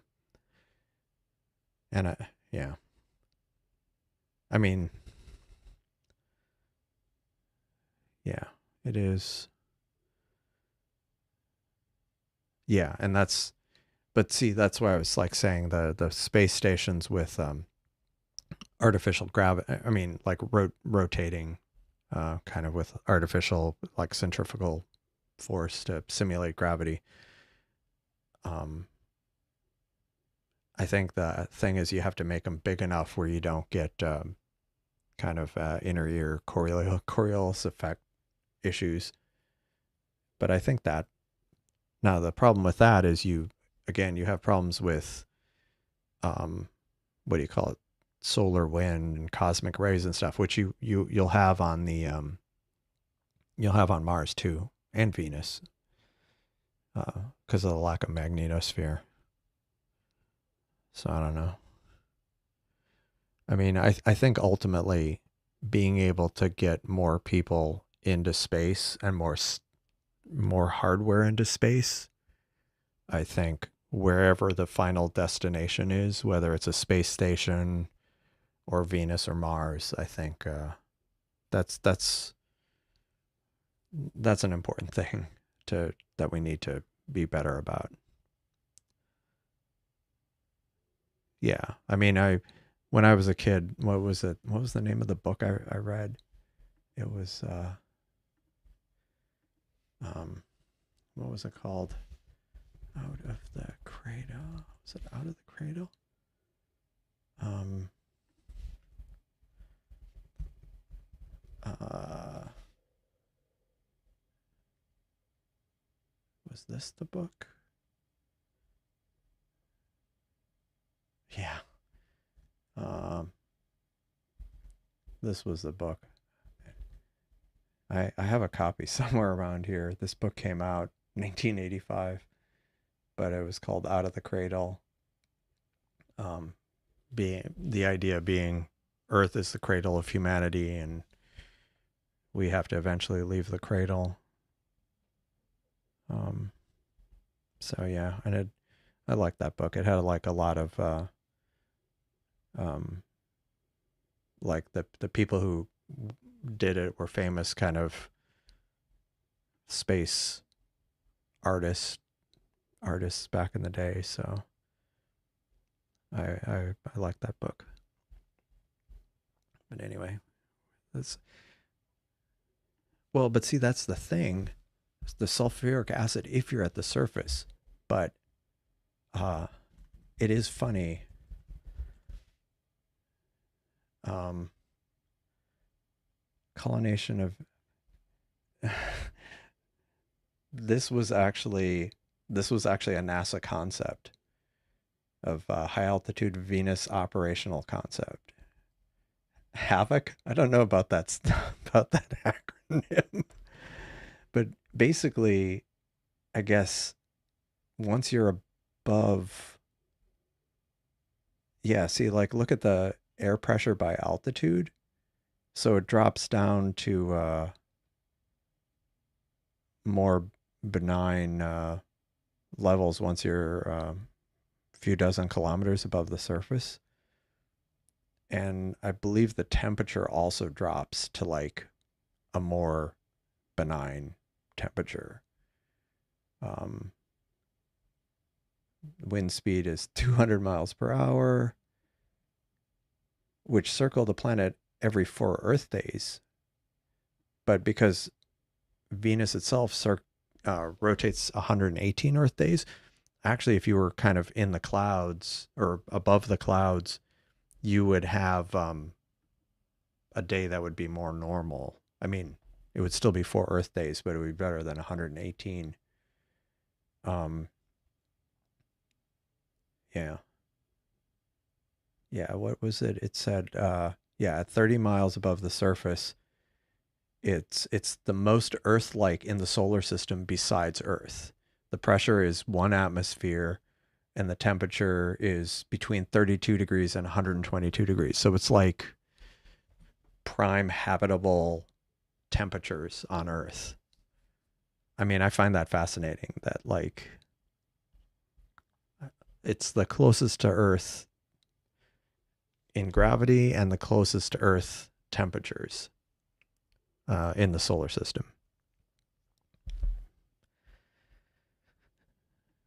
Yeah, I always that was another thing. I read a science fiction story when I was a kid about it was like part of it was set on a like on Titan around Saturn.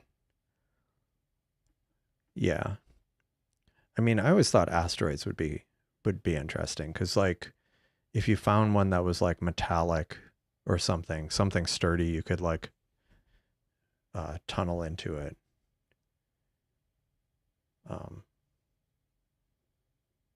what is going on?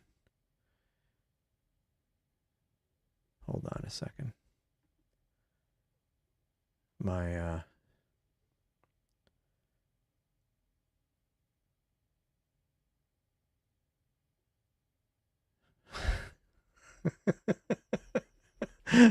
well, okay, maybe not 122, but I mean, it's better than other places in the solar system where or where it might be, either 100 below zero or it'll be like 2 or 300 degrees. Yeah. No, actually, I found The Expanse. I didn't watch The Expanse, but I know I've read a number of things about it, and I did find that I actually did and even before The Expanse, that was something um, I remember reading about years ago, and that was one of the things they were talking about with the space colonies that or it had been discussed that it would be a source of metals and other materials that you wouldn't have to hoist off a planet. And so it's like the gravity is super low. Like, you're talking about escape velocity like of a few miles per hour or something. So, I mean, you could kind of disassemble an asteroid and use it as the raw material to build whatever. Um, and nobody would, well, probably few people would care, as opposed to like mass strip mining a planet, which we've already done here plenty. Um, so, I mean, breaking apart asteroids seems like and there was like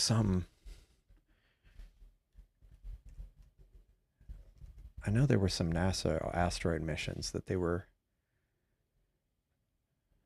talking about doing, um, but like more advanced things with asteroids.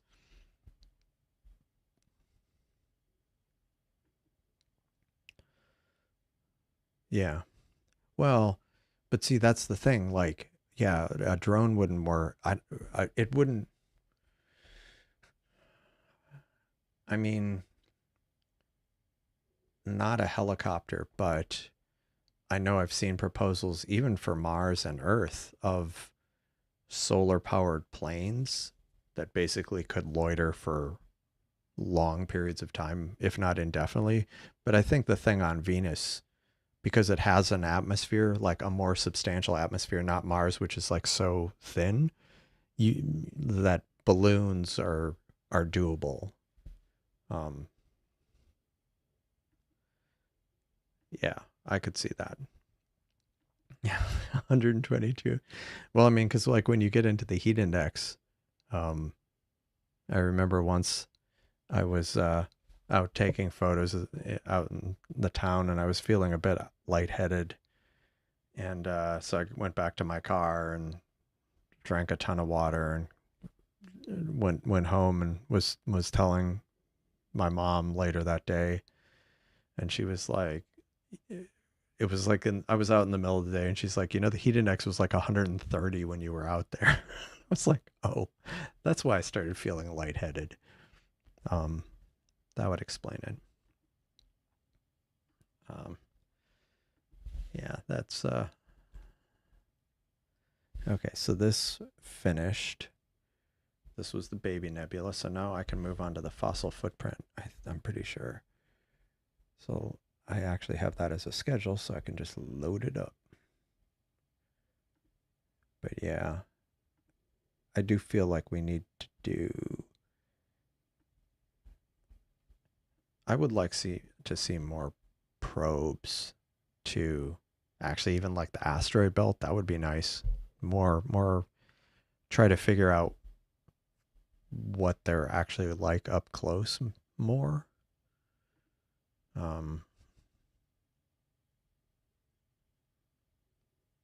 think that would be cool. It also would be interesting to explore more outer, like trans-Neptunian object kind of stuff, like stuff out Pluto and beyond. Like stuff past Neptune would be cool, since it's difficult to image. What was I loading? The fossil footprint, which, let's try this. Import 45 minutes. I think I ended up stopping this early yesterday, so we'll see if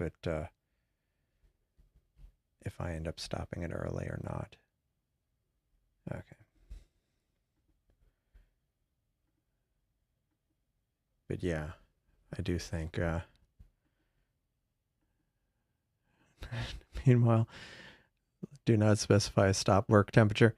That does sound like they passed a law and or not a law, like it was something where like in Texas where you don't, I forget what it was. It had to do with water. Are we running on the pie yet? That's a little sore point. No, we're not. Unfortunately, I didn't get as far during the day as I'd wanted to. And I'm still having problems, but different problems. So my problems have evolved, but there's still problems. See, it actually, did it check out the code? It actually checked out the code. So that's positive, but okay. So that looks promising, except build fail when it tried to build. Oh, okay. It might be because I haven't done. See, I had done an update. I had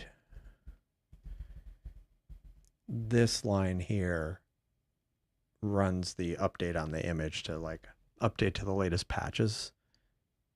And when I ran that before, it failed.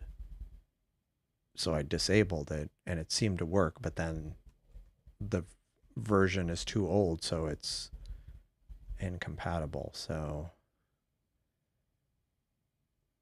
could it, but the problem is this is the latest Pi image.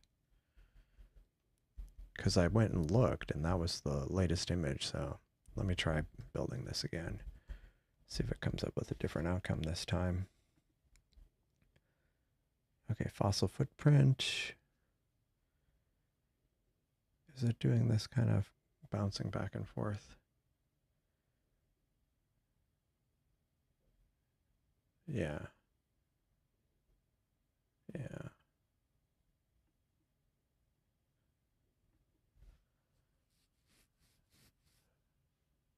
Yeah, I don't. Okay, this is on preview mode. That's just such an annoying bug. Anyway, so this is on to the, I think, fourth panel so far. on the Heart Nebula. And since this might take forever to load or to run, maybe I'll go ahead and I was going to go see. I'm not going to do any processing on these. I just wanted to see how the panels fit together. How the panels fit together on the mosaic. Let's see. What did I last stack on here? Oh, it was an M31. So I'm doing this off camera or off stream because like the directory ends up like totally wonky. Okay. So I'm loading the 12 panels. Well, 10. It was supposed to be 12, but I'm loading the 10 in. And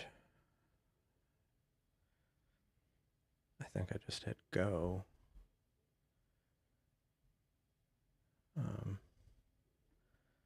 Of course, this is going to chug away for a while. I feel like there's some setting that I'm doing wrong. I don't know how long this is supposed to take because every time I do it, it just takes an inordinate amount of time.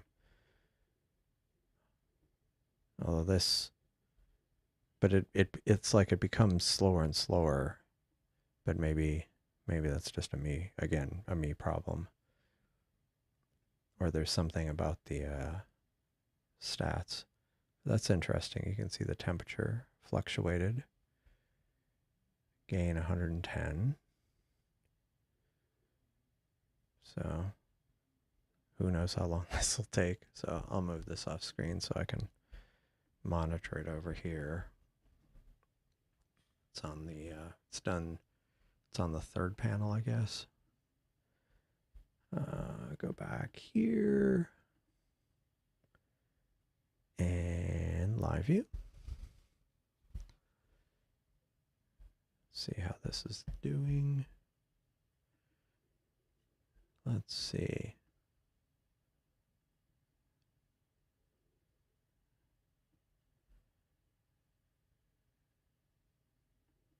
Well, if we sent it 20 years ago, which we have blasted stuff off into space intentionally. But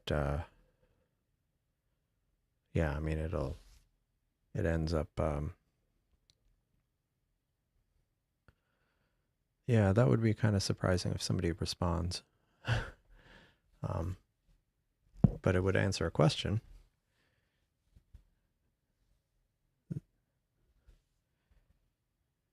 SETI's usually listening. They're usually listening, not broadcasting. I mean, we broadcast enough incidentally. What was it? Was that I forget what movie that was. Was it Contact? Or something where or was it Abyss? Where they, however many light years away they were, some of the last video they saw was like broadcasts like from World War II of World War II or something like that. Yeah, that was definitely not putting our best foot forward for the stuff.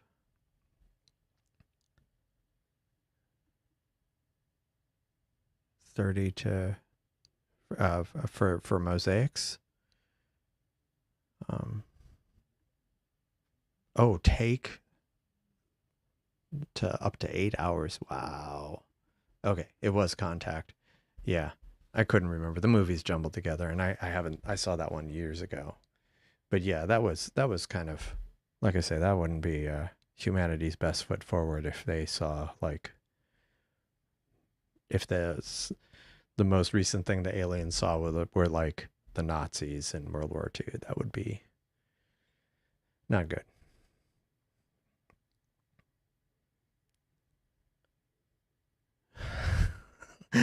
That's quite a movie to see on first.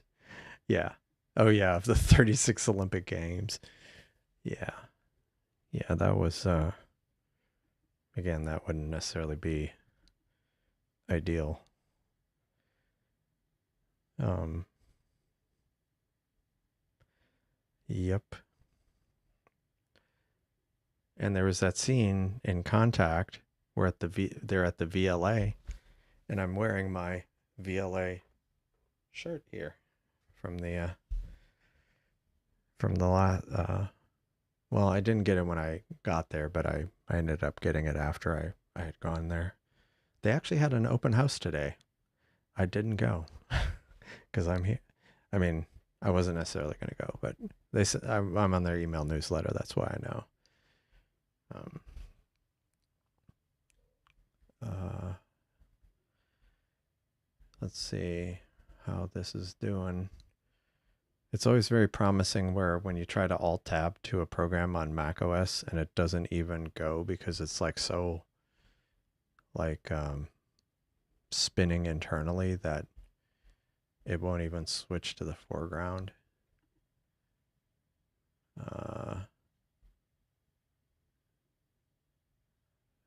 NASA cat video.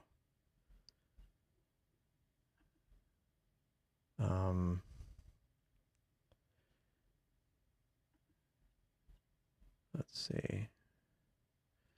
I had to like minimize some windows so I could get to the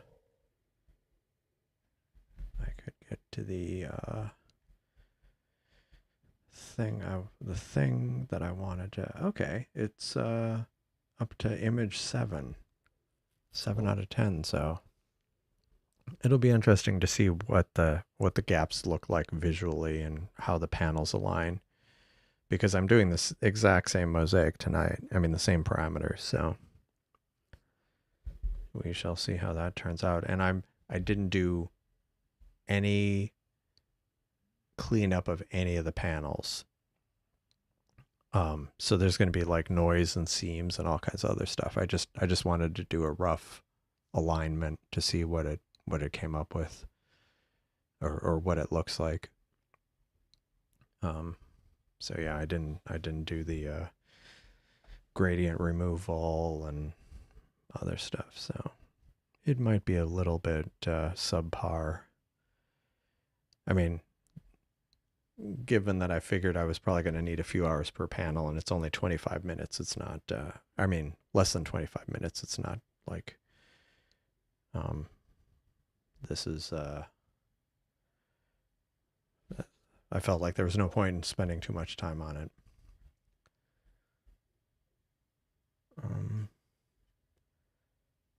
Where did it go? Okay, hold on.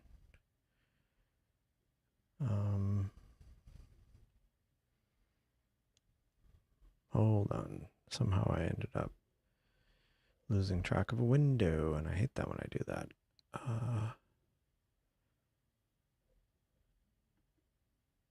Okay, cool. I'm back. NASA cat video. I may or may not have. Remind me what it is.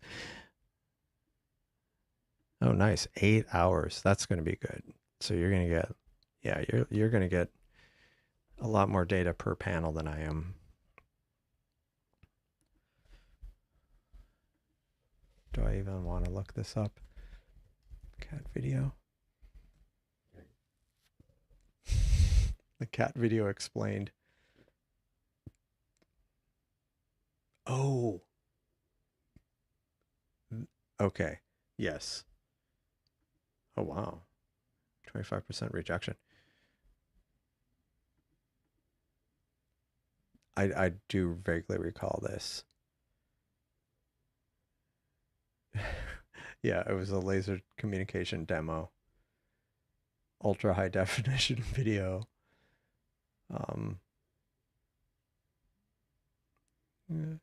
Cutting edge instrument called a flight laser transceiver. 267 megabits per second. That's not over millions of miles. And it was a cat. taters. Nice. Oh, the reject.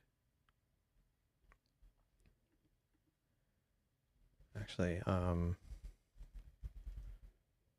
doesn't Astrospheric even have that? Layers smoke. Ooh, that's a lot of smoke. Actually, we have it worse. Actually, it's bad down south. Nice. 0% reject. 568 frames. If are those 10-second frames? Like that's over an hour, and that's good. That's really good. Boy, look at all this smoke.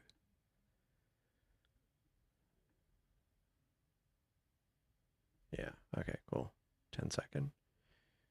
But look at all this smoke. What is all this smoke from?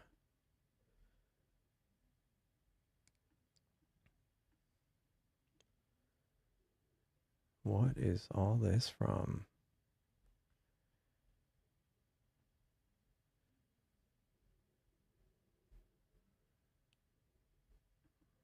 That's really good. 6 yeah. Let me see. How am I doing on the heart? And yet I'm doing alt azimuth and I've dropped 1 out of 85 frames. So go figure. That's surprising. Now this one isn't doing as good. But yeah, and the signal noise is infinite. I think we need to fix that.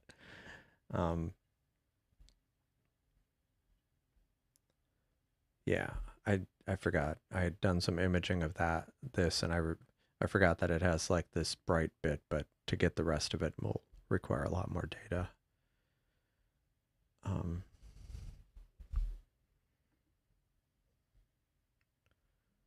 What is all that smoke from? Is it like agricultural fires or something?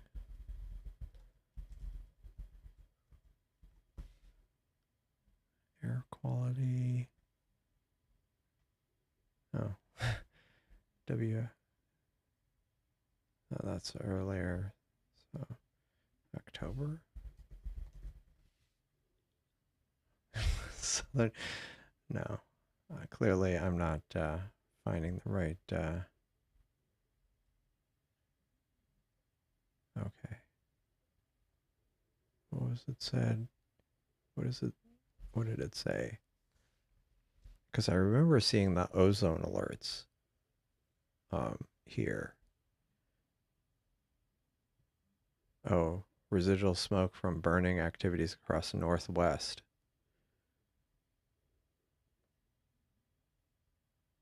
Huh. Interesting. Oh, the smoke? That was actually on Astrospheric. I went, did I close it? Yeah, I was on Astrospheric. I just pick layers, and smoke is one of them. And it brings up this map.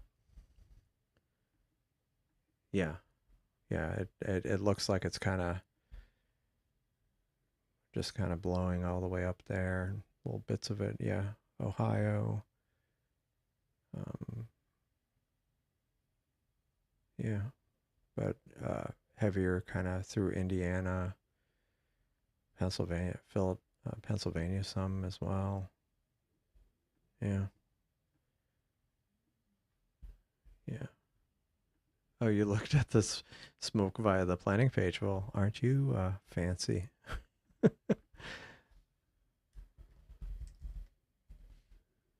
Let's be as fancy as Joe V.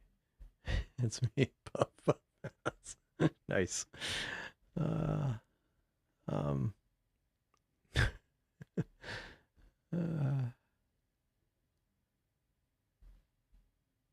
oh yeah, down to Astrospheric. Oh, and then you can pick the layers, so you can. Where was the layer button?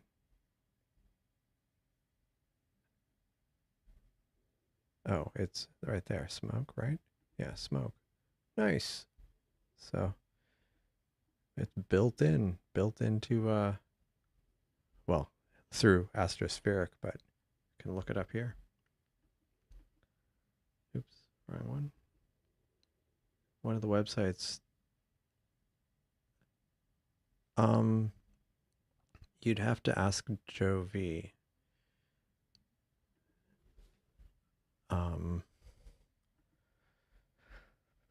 Let's see.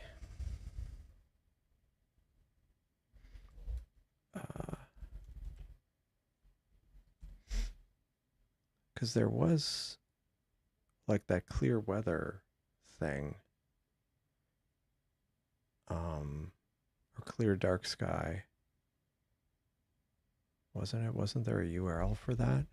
Or is that not being used anymore?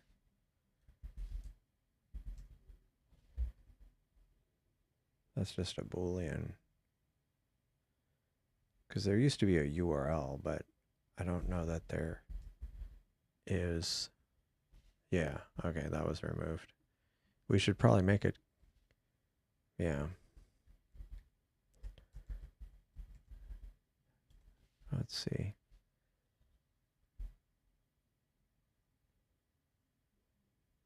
Yeah, the clear dark sky URL. Yeah, I thought so because I still had it in my configuration. I ended up removing it because I had seen, I was pretty sure I'd seen that it was gone, so I removed it. From my local config file. Oh. Oh, okay. No, that doesn't help. Yeah. So yeah, the Wiley site asked about the latitude longitude from, or what URL, and Jovi had done that.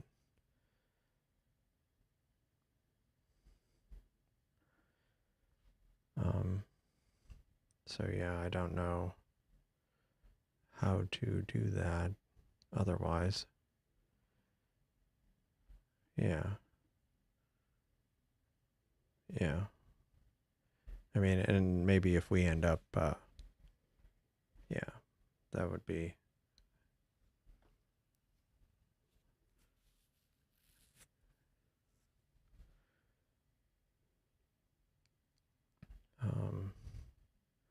Oh wait, I completely forgot. Okay. So this finished. It took 13 minutes. It's not too bad. And mind you, before you see this, I did not remove any of the gradients in it. So it looks pretty bad. But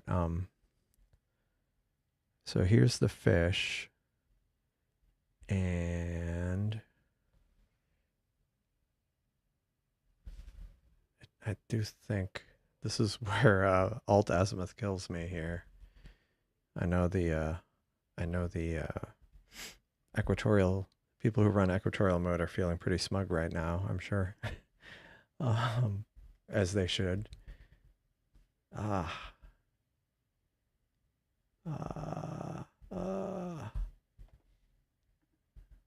There we go.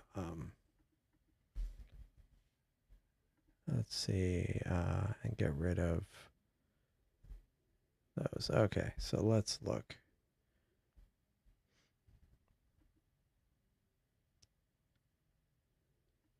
Oh, nice. That's good. I mean, part of the reason why I ended up doing that at the time was because of reloads. It was because of reloading pages where it would kind of go back to the right point. But maybe that's not as important for all the complexity it introduces. So let me see what this. So the fish is over. So this is rotated. It's actually Is it flipped too? Yeah, it's flipped.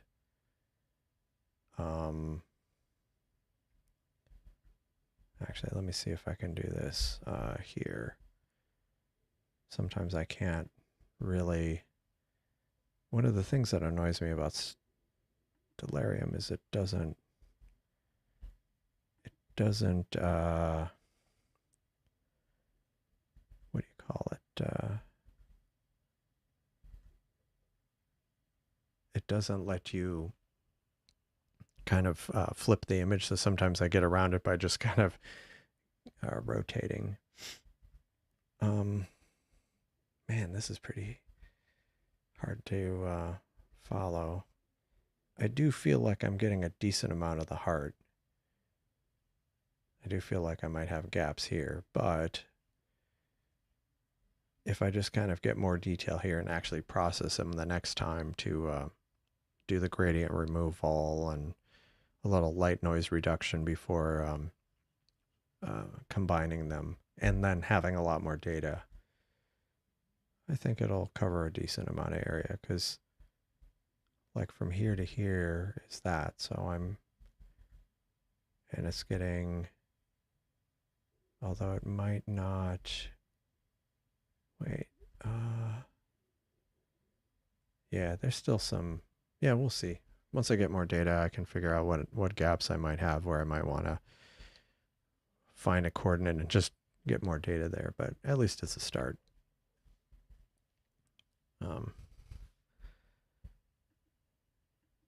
Yeah, no, and that's fine. I'd rather have reusable stuff or just make everything simpler. Yeah. Yeah, I mean, whatever. Like I say, it was something I kind of went down that road and I'm not sure based on what I know now if I would have done it again. So if you end up removing it all, it won't I won't shed a tear for the code to be gone.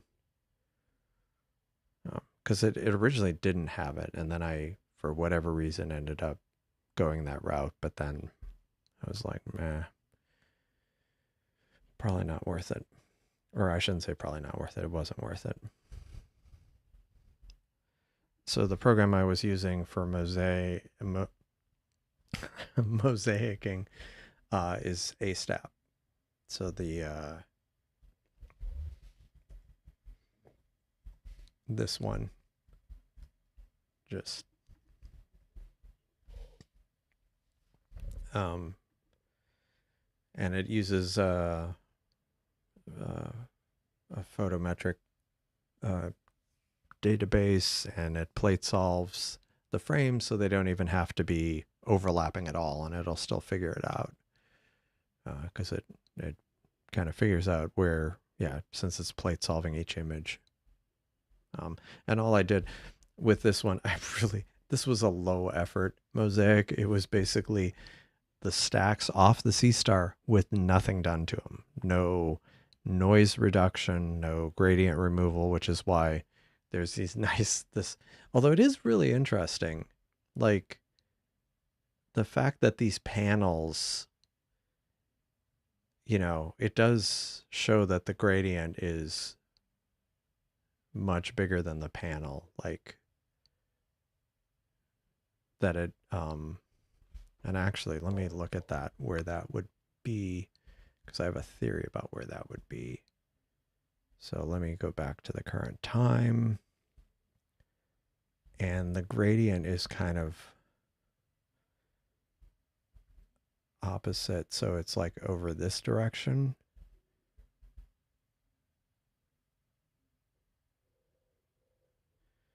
Why is it zooming so slowly? And let me turn that off. And if I look at this, like the moon, so the moon is it a moon issue or is it a light pollution issue? So the moon is this way, or kind of from the top.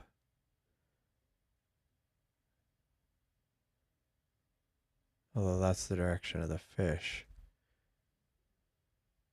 So yeah. I don't know. But then again, the moon was in a different position, so that might be like a moon gradient. I don't know. Yeah. Yeah. I mean, right now I'm doing all the panels. I mean, I'm basically redoing the same mosaic, but what I'm going to do is once I have the panels, I'm going to try to, I'm going to do more processing on each panel, clean them up, and then restack them. Oops. Yikes.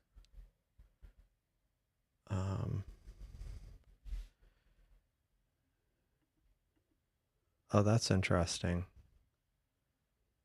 Nina can use a step to plate solve that. I mean, it does kind of make sense. Yeah, yeah, so I mean, it's to combine multiple nights, I'm going to have to, yeah, do some processing and then kind of stack it all together. It'll take a bunch of work, but on the other hand, I mean, with the challenging conditions I have here and what panel is it on? Okay. That is such an annoying thing. But yeah, so this one is half an hour in. I think I did 45 minutes on this one. And now that this is done, fossil footprint is the spider and the fly ready or visible. Let me see. Is okay, current time, turn back on. Do I have my okay, now I've got to turn on my terrible sky and IC417. IC417. Oh, not what? For some reason I thought it was already visible, but it won't be visible for like over an hour from now. So I'll have to figure out something before then.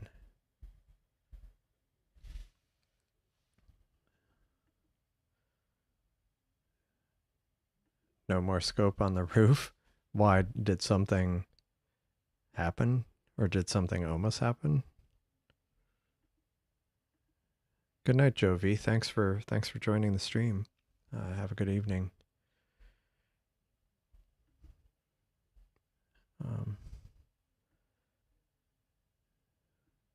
Hopefully nothing happened.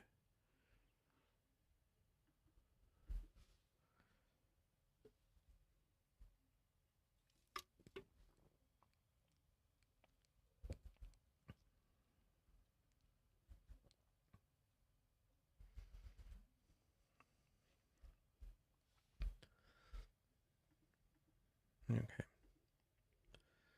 Live view.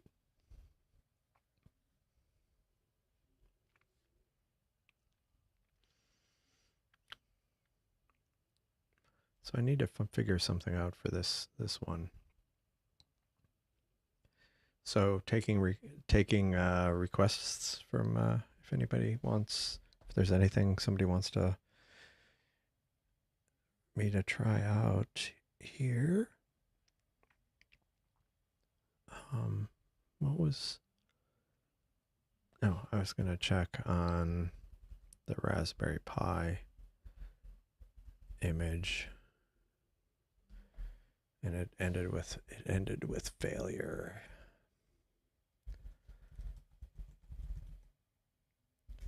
I don't. Oh, it actually did. It did check it out, so that's good.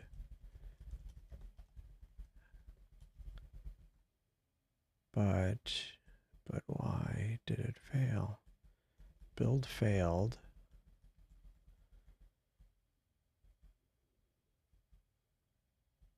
What? I might have to hand build that before I rescript it.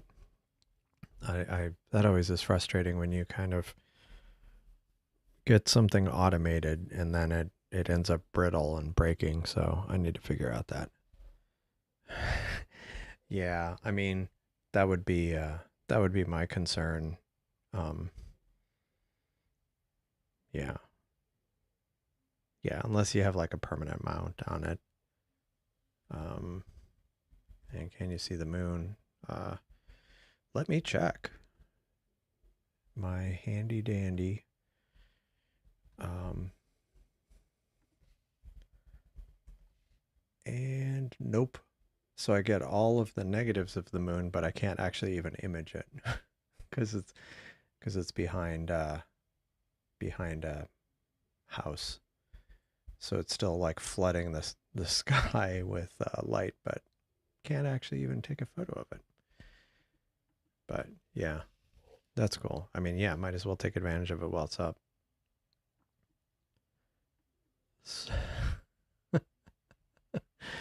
um, the problem is that loading image isn't even really an image. It's it's basically it's basically constructing an image.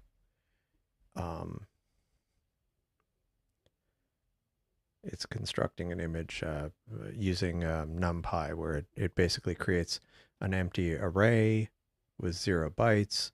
Then it writes the message, whatever it is passed in, which defaults to loading.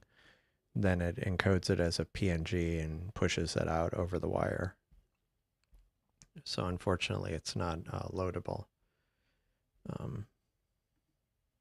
I mean, it could be changed to actually load an image and send it, but it doesn't currently do that. It basically synthesizes that loading.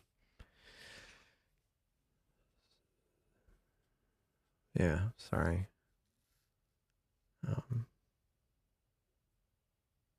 But it will. I mean, I could make a note here to do support customizable. Customizable. English is hard. Okay, customizable image for loading. Yeah. I mean, so theoretically it's pretty easy. There's like this, I mean, oh God, do I want to even,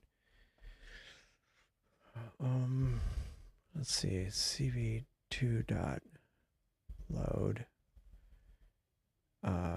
read, load, save. What was it? Dot save?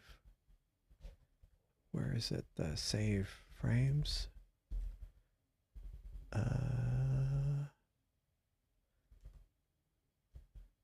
Save frames. It runs. Oh gosh, because it's doing that. Yeah.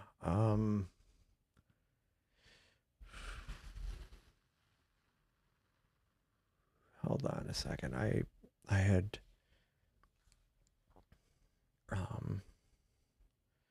whatchamacallit, imaging. It's under experimental, sorry. Had kind of a brain freeze there for a moment. Test.py. No, wrong one. Is it stretch test?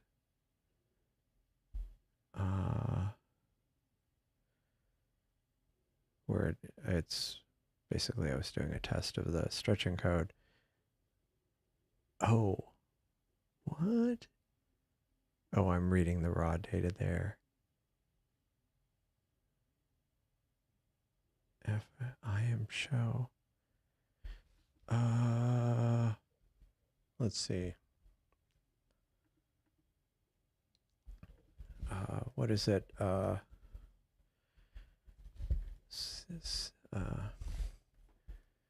see, OpenCV, read file.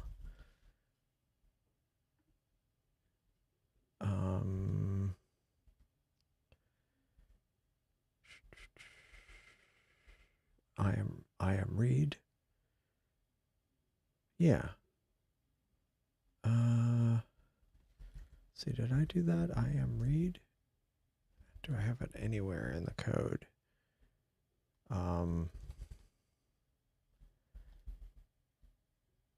This is the Seestar. I am read.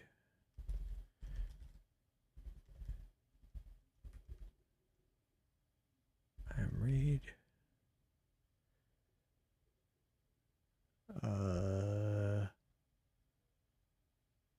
No. Anyway, so theoretically, on this, in this code, where was it? It was, like theoretically, you could probably do like image equals cv2.imread. Yeah, nice how it just auto-completed. You could probably do something like that. Oops.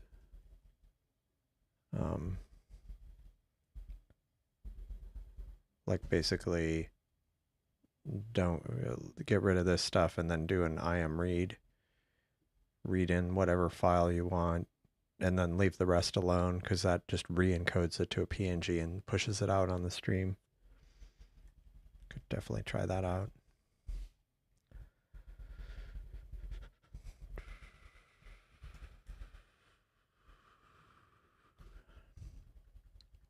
Let's see.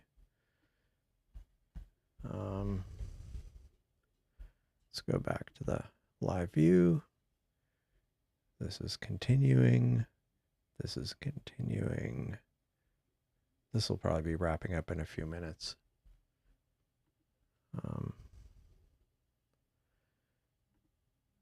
Let's see. Pictures. And let's see.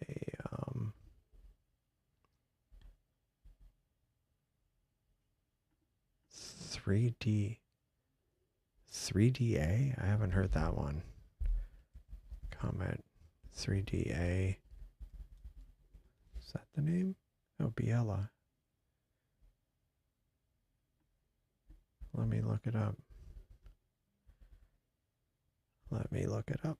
See what I've... Actually, I might have a problem here with... Yeah, sometimes that current Bastin app isn't necessarily completely accurate. Let me see. If I go... I don't think I have all the comets loaded, so let me go... No, wrong one. Yeah, plugins. Where was it? Is it in this one? I always forget. Quasars. Or is it extras now? For some reason, maybe I'm missing it. Was it in here? Because that doesn't seem right. Oh. Yeah, sorry. It was Solar System Editor.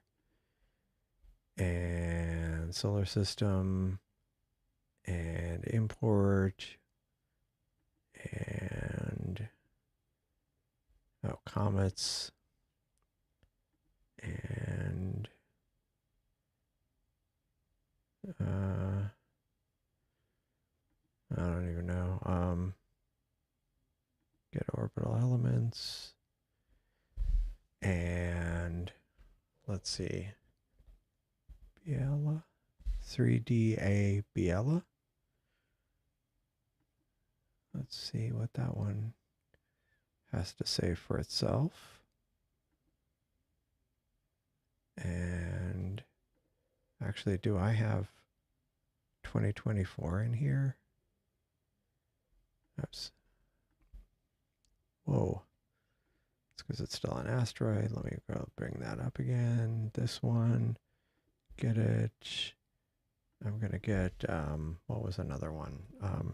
The 2024 S1 Atlas. I don't think I actually had added that one. And so let's go look for that. Close that.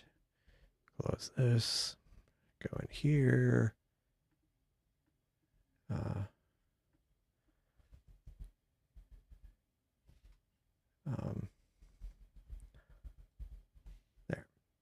There. And here it is slightly above the horizon at this moment.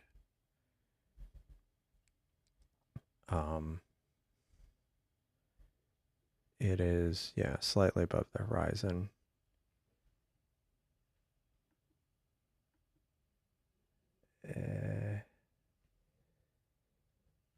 At 1.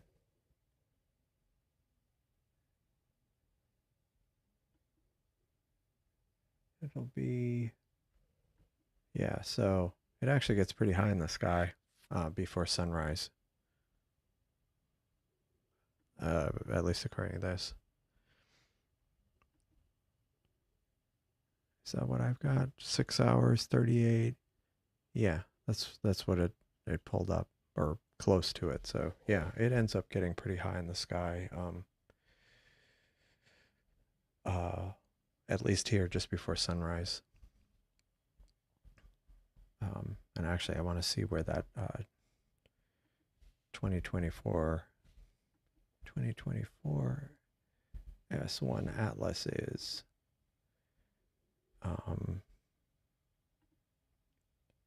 That is not visible.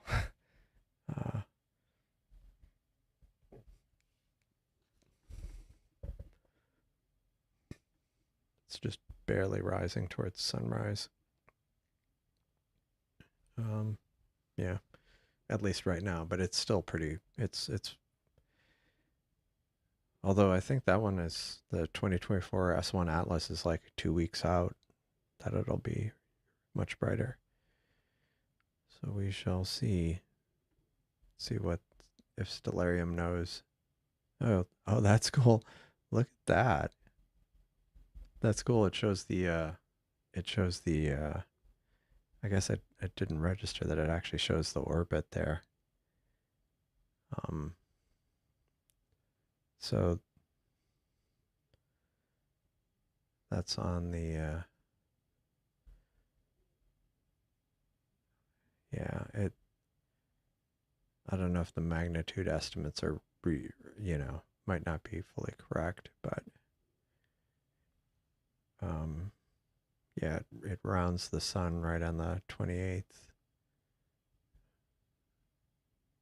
So that'll be interesting. So towards the end of the month, something to keep eye out for.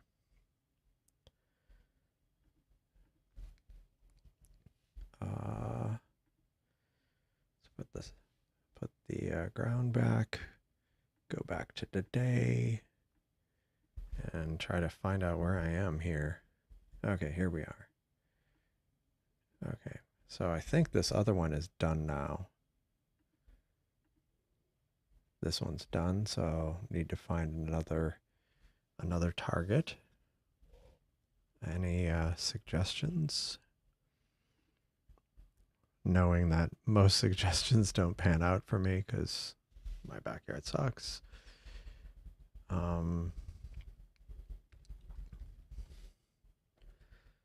Let me see. Yesterday I ended up finding stuff just kind of looking around over here. I mean, I could always try to do the California Nebula, maybe as a non-mosaic, just to get some time on it. This Northern Trifid, that's probably pretty small. Yeah, that looks interesting, Northern Trifid. try that. Or California Nebula. Wait a second. What is the Pleiades? Is this right? Pleiades might be actually up now.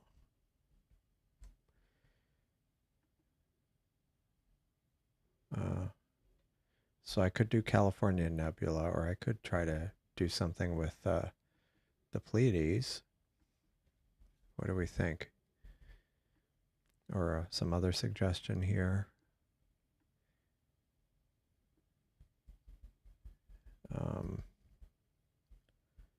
Any other suggestions?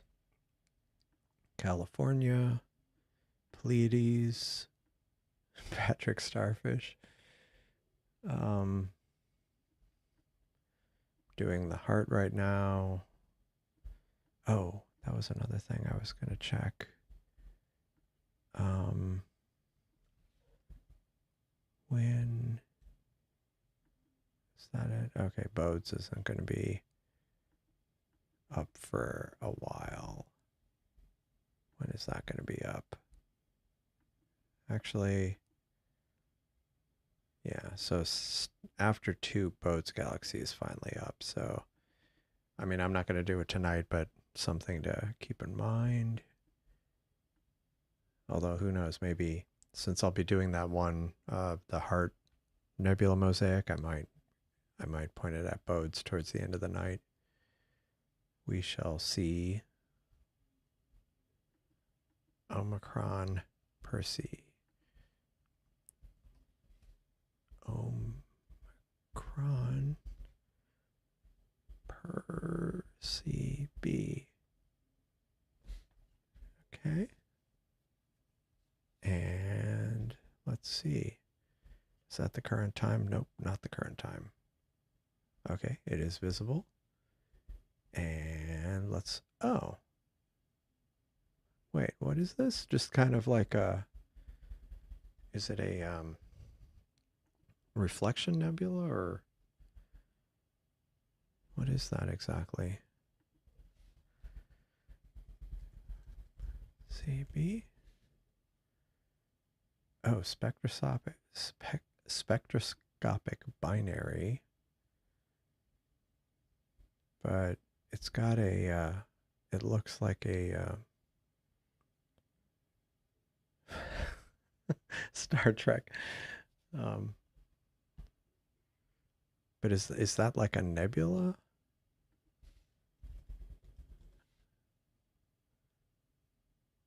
Okay, Omicron Percy cloud. Oh, okay. Actually, let me look at that again. The problem is sometimes this one doesn't do as good of a job. So let's see if this one gives better detail, but it doesn't really. But let's, no, I guess it does. Yeah, let's try that. Is it a reflection nebula or a,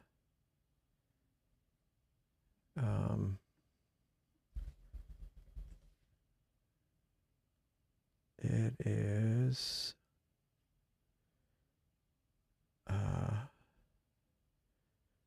I mean, it's, I mean, the problem is if it's, like, really I should do,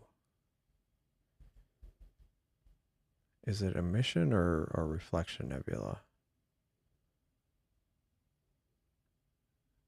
Okay, it's a star forming region, so I'm guessing emission. Oh, this says it's a reflection. Well, I'll go ahead and I'll try it, but I'll do it with a, so let's go to here, and let's try something different. Go to schedule, clear image, retrieve the coordinates. I'm going to remove this asterisk because I have a feeling that's going to confuse things. I'm going to do light pollution filter.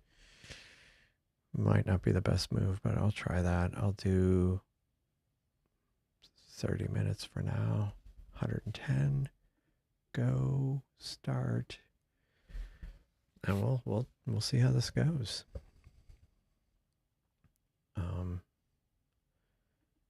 And then go to live view. But yeah, that's I'm really frustrated at this Raspberry Pi image. Don't know what's going on with that.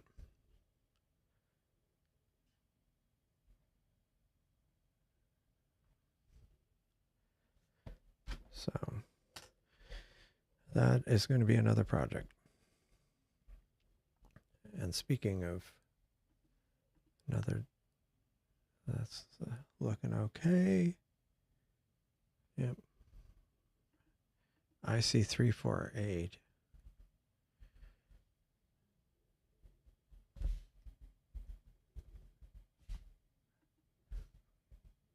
IC34. Oh, that's what it's known as. Duh. Okay. Gingrich 1. That's a new one. Gingrich. And there's also a 353. But yeah. Thanks for the name of the actual cloud. IC34. Ah, sometimes it gets stuck on screen. IC348. So I will make note of that. IC348. B, and I wanted to look, where's the tad? I want to check the tadpoles again.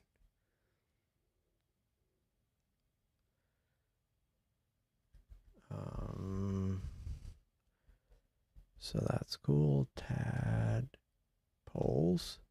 And there'll be plenty of times to do the Pleiades. So I've still got as much of an hour before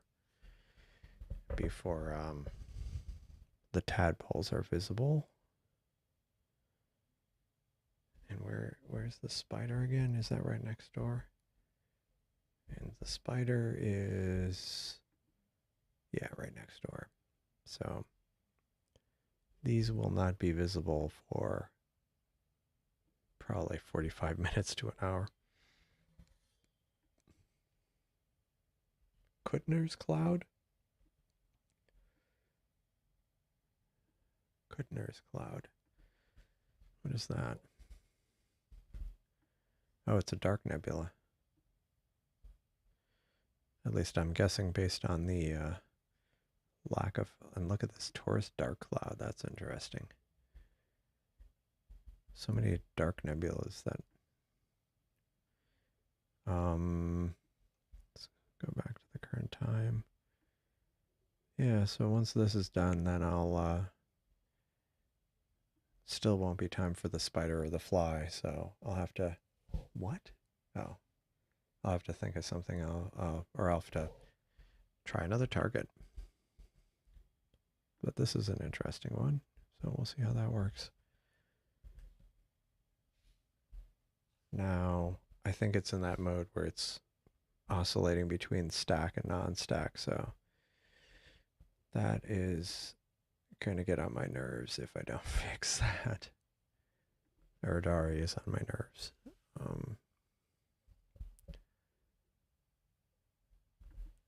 Let's go out of... Yeah, tomorrow I'm not going to do a live stream. I might do one on Monday. The conditions actually look, I mean, above average seeing. That might be cool.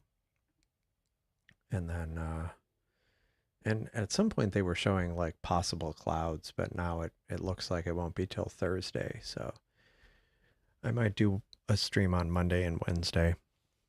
Just kind of going with the every other day, if it's so long as it's clear. Otherwise, it's kind of on demand, sporadic. But since I've actually had we've had a nice stretch of clear skies. That's been nice for a change. Although I probably need to get up go outside in the morning and water some plants because it's been dry. Um, I mean, compared to our normal subtropical conditions, it's been dry.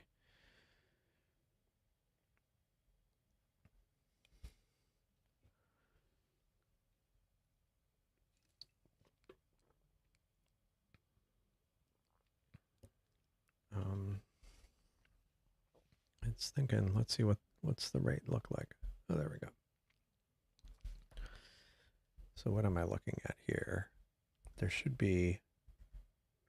I should have centered it on this other. I shouldn't have centered it on this, but suppose there should be a nebula here. So we'll see how much I get of it. Next time I might want to center it over here. So we shall see. Drink a Red Bull. Honestly, these are like these are pretty potent. I mean, this is the Monster Zero. It's got 150 milligrams of caffeine, so I think it's more than some of the Red Bulls. And this isn't actually like I have these. I drink these things. Bang Energy, and those are like 300 milligrams of caffeine. And I think I had seen something where it isn't actually legal to sell drinks with that much caffeine in some countries, like canned drinks. But yeah, anyway, so I had one of those earlier today. So I'm kind of tapering off to something like this. I don't drink much alcohol, but I think I have a fairly reasonable caffeine tolerance. Although it isn't as much as I used to. I used to drink.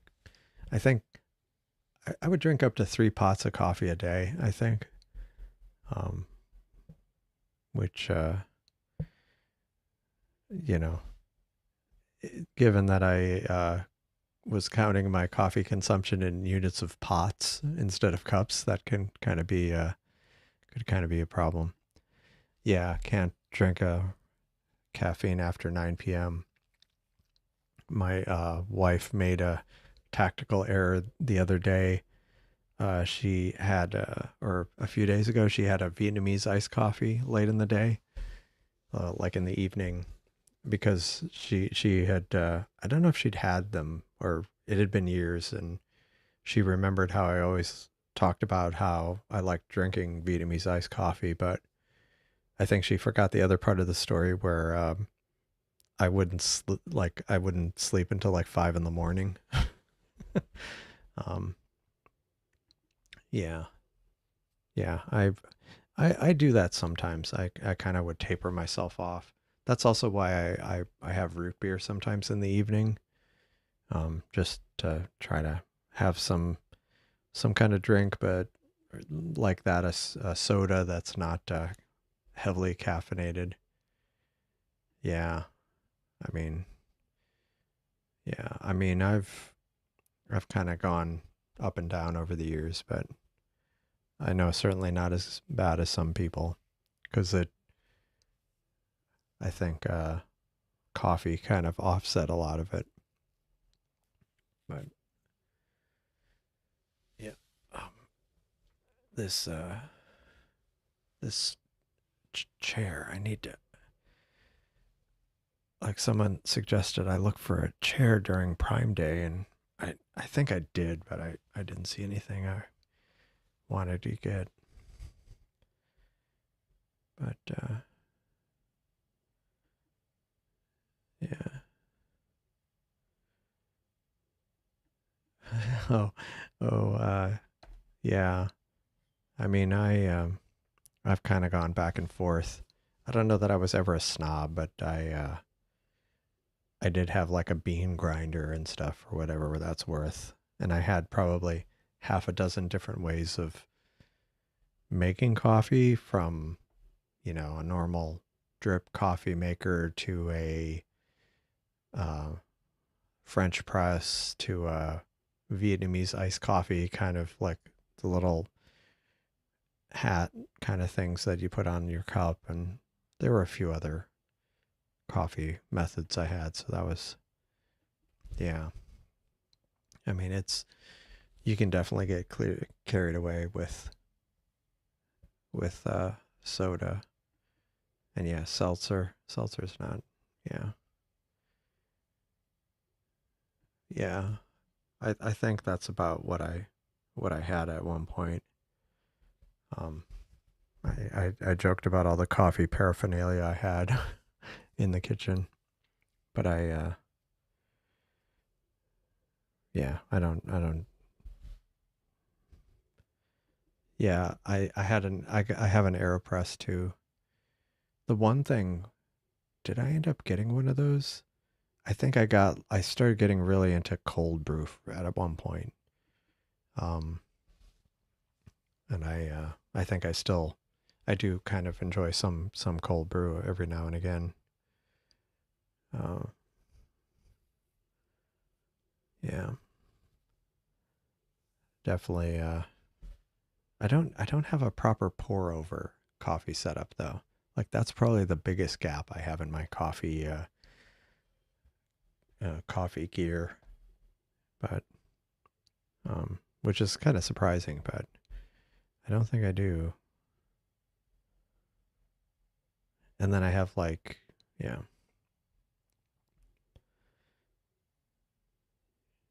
Oh yeah, because like we have, and as far as machines go, so we have a drip coffee maker.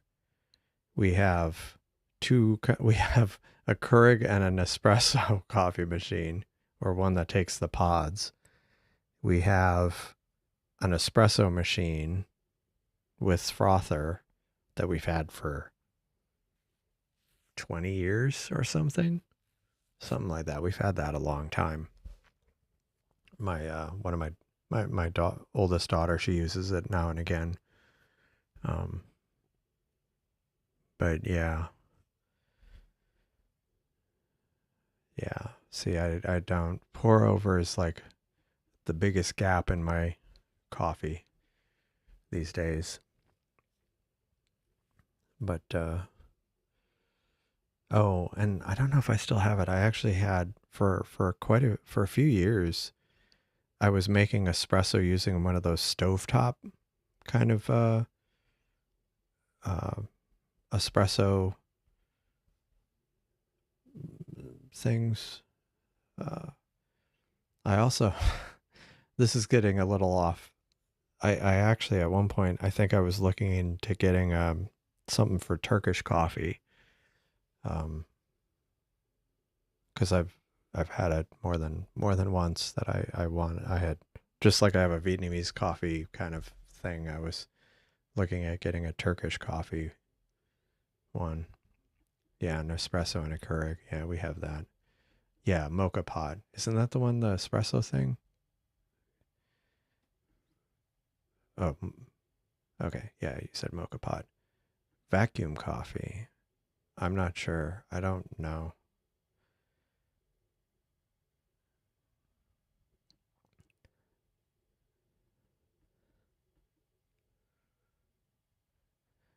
Oh, so like the opposite of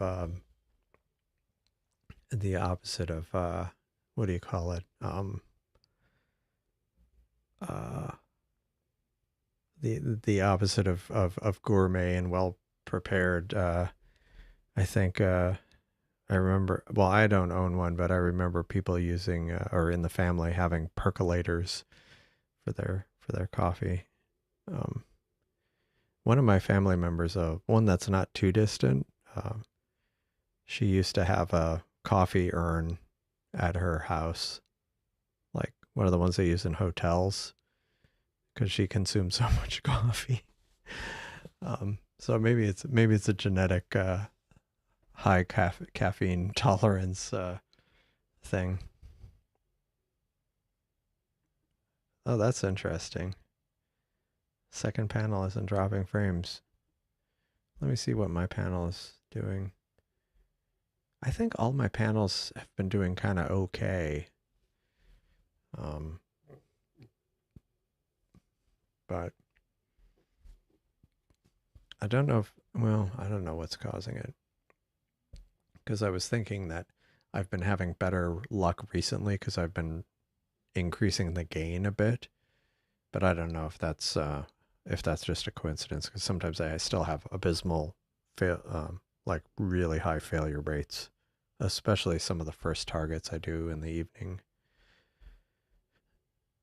12 pots of coffee a day. That's amazing. It's funny. Who was it? Somebody asked me what the lethal dose of caffeine was, and they found it, and I think they were half joking and they were kind of concerned when I don't remember what it is now, but I was able to answer the question very quickly. Like I had it just on the top of my head, and they were like, "Why do you happen to know that number?" It's like maybe just curiosity. um, yeah, that's pretty impressive. That is really impressive. Yeah, I only got up to I think 3 pots a day. I want to say after that I started, like, I had to go beyond that where I started feeling weird at times. Yeah. They would be yeah. Yeah, wow. Always running. That's impressive. That's very impressive. That's a lot of caffeine. Yeah. It was funny at one point. I had figured uh what was it? They had I'd found these double caffeinated beans um like a number of years ago. Uh like they'd been bred for extra caffeine, and I think and then I found it was like when people were like putting caffeine in random stuff, and I found some caffeinated water, and I was like, maybe I should get the caffeinated water and use that with the double caffeinated beans, but use an espresso blend and make espresso out of it. And then you'd have like 10 cups of coffee in a single cup of espresso or something. Like where it wouldn't be medically safe for most people to even drink your espresso.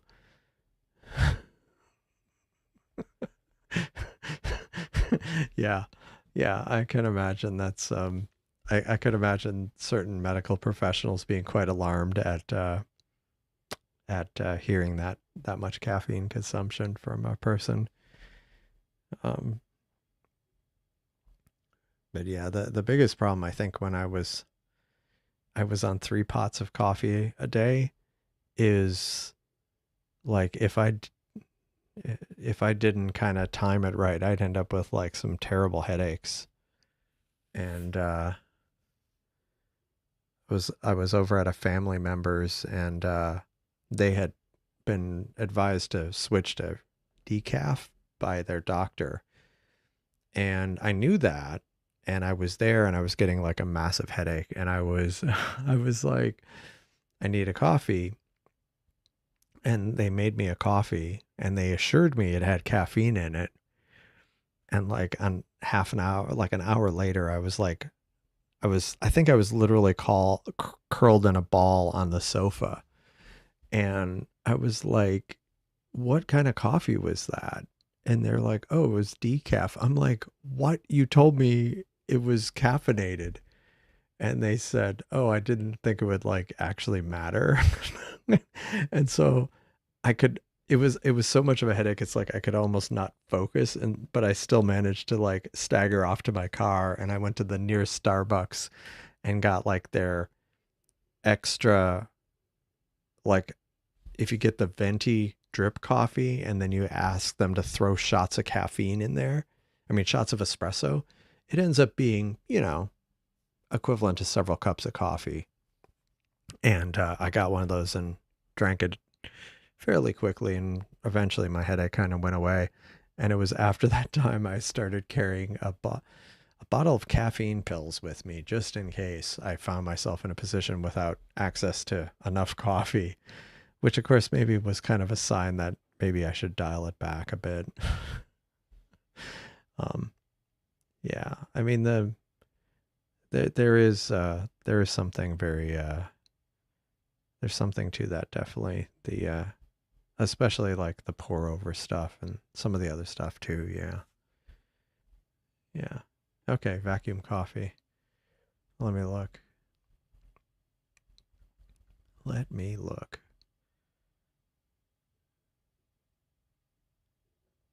Nice.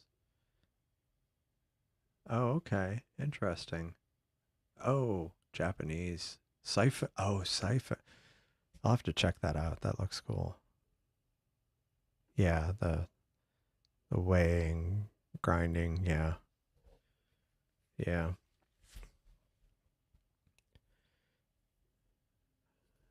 But yeah, it's nice. I like I like the sound and the smell of fresh brewed coffee.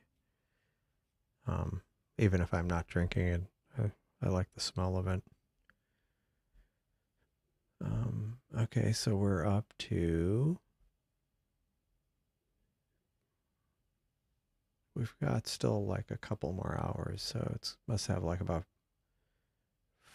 4 or 5 more panels. This one's coming along. You can kind of, oh, it's about to switch panels. Um, yeah, this feels like something I need to do a lot more data with, and I have a feeling this star is going to be problematic with this nebula, but it looks interesting.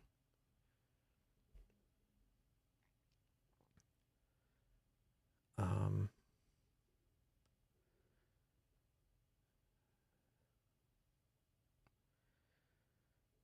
so it's 3-2. Yeah, it'll be interesting to see. Like last night it missed 2 of the panels, so we'll see if it's able to get all of them tonight. Let me see. Do I had connected to the Seestar drive earlier. Let me see. Okay.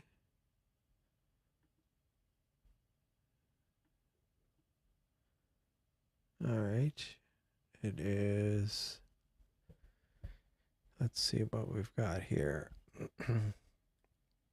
So 1, 2, 3, 4, 5, 6, 7, 8, and 10. It still only has 10.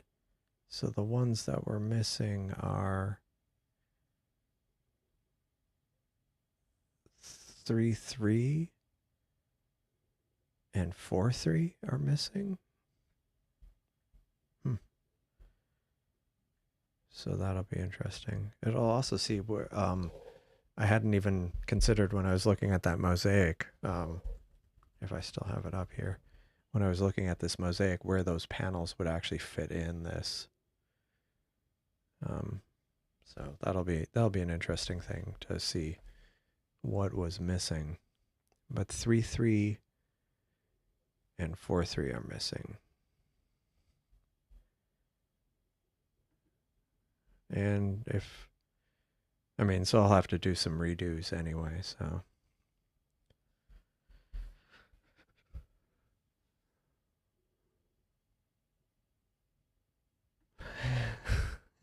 Coffee tree.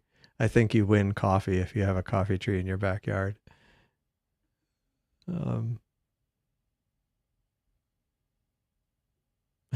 chocolate milk. Yeah.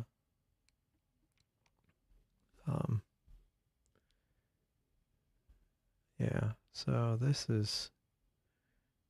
I did half an hour on this one. So this one's actually almost done. So I'll be able to target another thing here.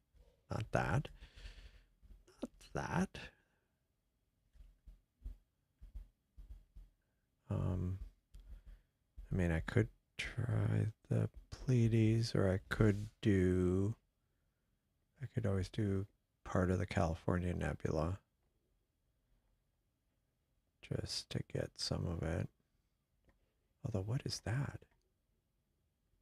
There's a galaxy in there? Well, that's interesting. I see 2005. Now I'm intrigued. I always love it when I Google, like, just things and then it ends up, oh, interesting. So there's like, it looks like a star, but it's actually an elliptical galaxy.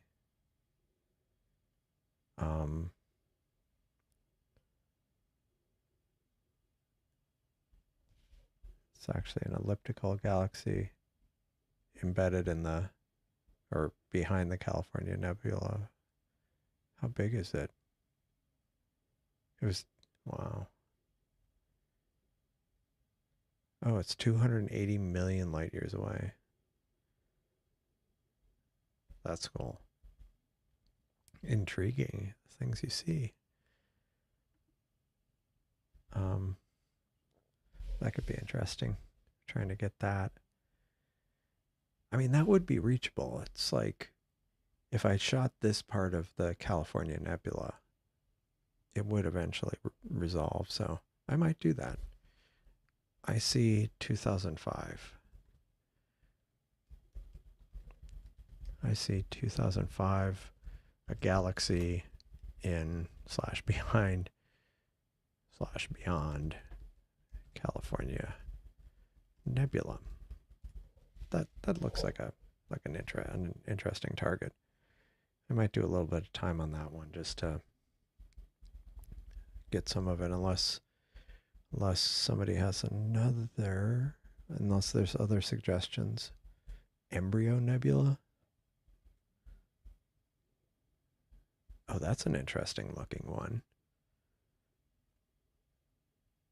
NGC 1333, Phantom Tiara. Let's look at that. NGC 133. This looks very intriguing.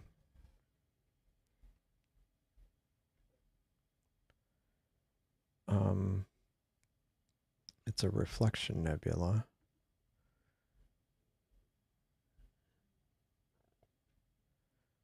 Okay. Interesting. That looks like an interesting one. Although that might be a little harder. I don't know. But that's still something to add to the list, maybe.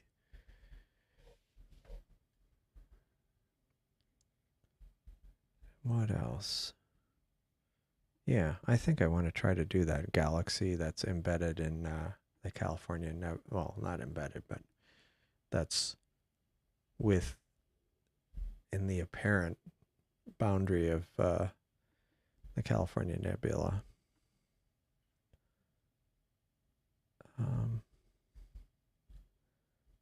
So I see 2005. We'll go with that. Might be kind of interesting. This one's about done. About 2 more minutes. So I'll try that other one for like maybe, how long do I want to do it for? Because these are just now starting to rise, so maybe another half hour would get it.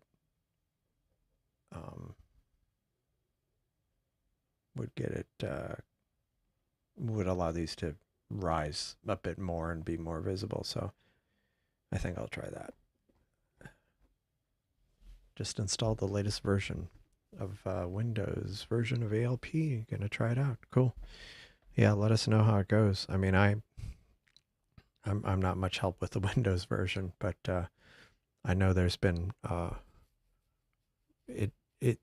there's been improvements to the build process, so we should be able to more easily build new versions of it. Now, if only I could get the Raspberry Pi version to build more easily and automatically, then I think we'd be golden. I mean, we still have a long ways to go. But if we could have bundled versions of the Windows and Raspberry Pi images, that would be great. Oh man, sitting in this chair for so long is a little taxing on the back. Actually, let's see, is it done? Just a few seconds left. Pretty good ratio there, 147, only 3 failed. Yeah, switch to a task chair. I mean, I do have a better chair in this room. It just doesn't work with this table. I need something taller for this table. Okay, so this is done. So let me go to the schedule and clear and import. And I'm going to do, maybe I'll do 40 minutes just for grins.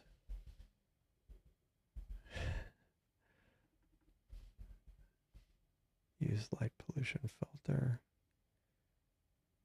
Yep. And start.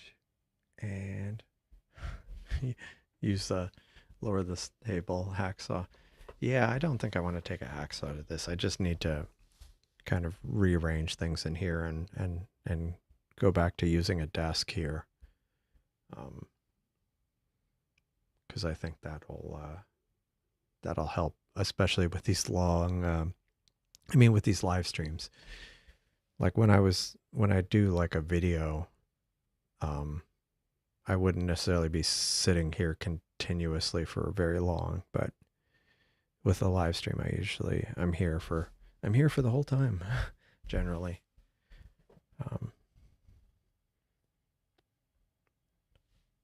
But yeah, if you haven't liked the video, by the way, please like the video, and because it helps the channel out. And if you haven't subscribed, subscribe, and all the things.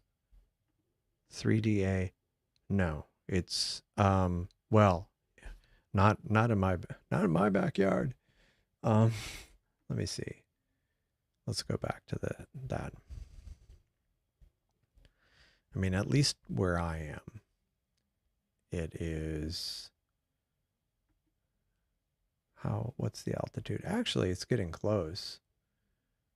Actually, in my backyard, it is now 15 degrees. So if I look at where that is, I mean, it just happens I have a house in the way, but if you have a more clear northeast, you could potentially see it. I mean, but you're in probably a different time zone. But at this point, at 12:30, it would be up enough. Yeah. Here it's 15 and a half degrees. Let's see if we go.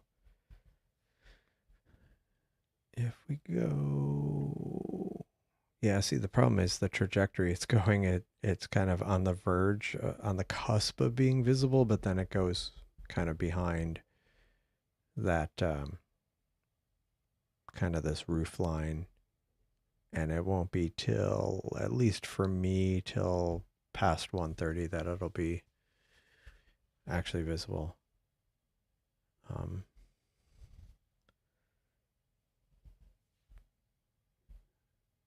Yeah, so that might be kind of interesting.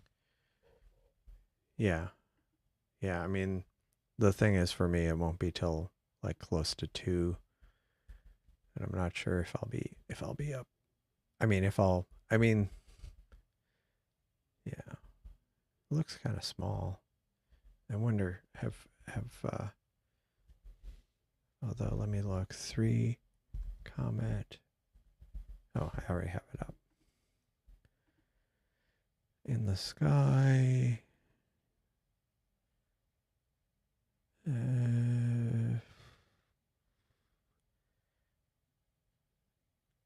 What was the last? Because sometimes you can find the last.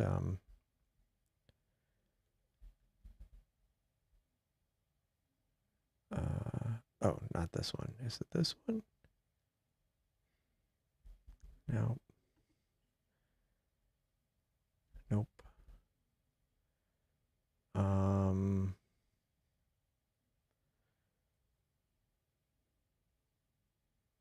Huh. Anyway, it doesn't actually have the, yeah, it doesn't, anyway, yeah. Well, if I'm still going, I'll definitely image it. I'll definitely try it. Cuz I mean, it claims it's the, I mean, I take it with a grain of salt, but Stellarium claims it's 10th magnitude, which is should be pretty quick to get some imaging, get some data on. So let's see, Comet 3D after like 1:30 a.m. So that's about an hour from now. I mean, because the mosaic will still be going. So, I mean, like I've thought about that. I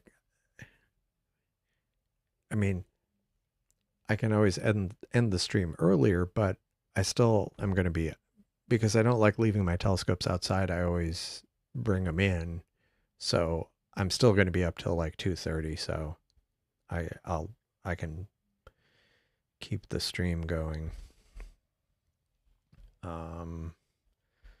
Let's go back to now, and yeah, so I'm now imaging California nebula. Actually, this is about visible. So as soon as I get a little bit of time on this, the California nebula, well, I'll see how it's going. If it looks like it's going badly, I'll stop it.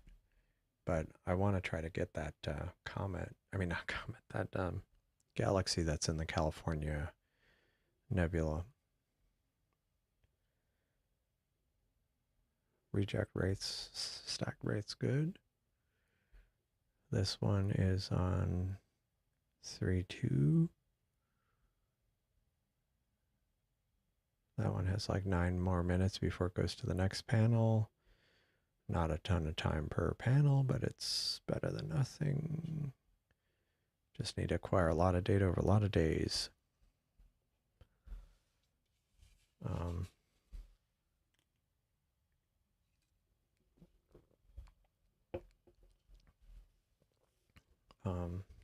Cool. Yeah. Yeah. Yeah.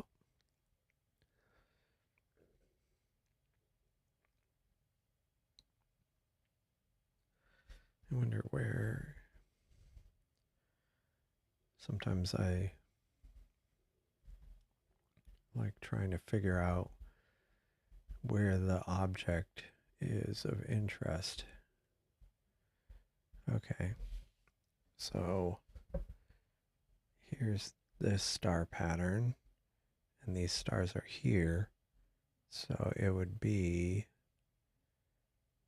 kind of somewhere, it should be right around here, that galaxy.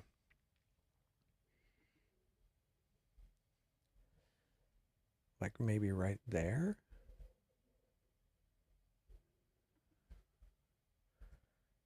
Yeah. So,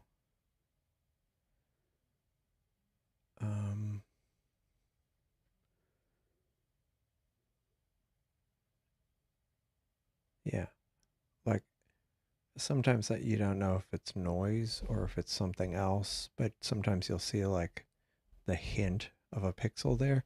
But I think that right there is the beginning of that galaxy. Like it's marginal. I mean, it's really just barely there, but I think that's it because that's the brightest thing in that area. And like this star is 13th magnitude and this is 15th magnitude. So yeah, I would expect it to start getting visible somewhere. Yeah, it's almost like this midway, like it's almost midway on this, the line between these stars, which is this and this star. So somewhere around here is the galaxy. I mean, it's going to need a lot more data for that, but sometimes I like just kind of getting ahead of it and trying to see if I can figure out where it is. And I did. I'm only at 47 minutes.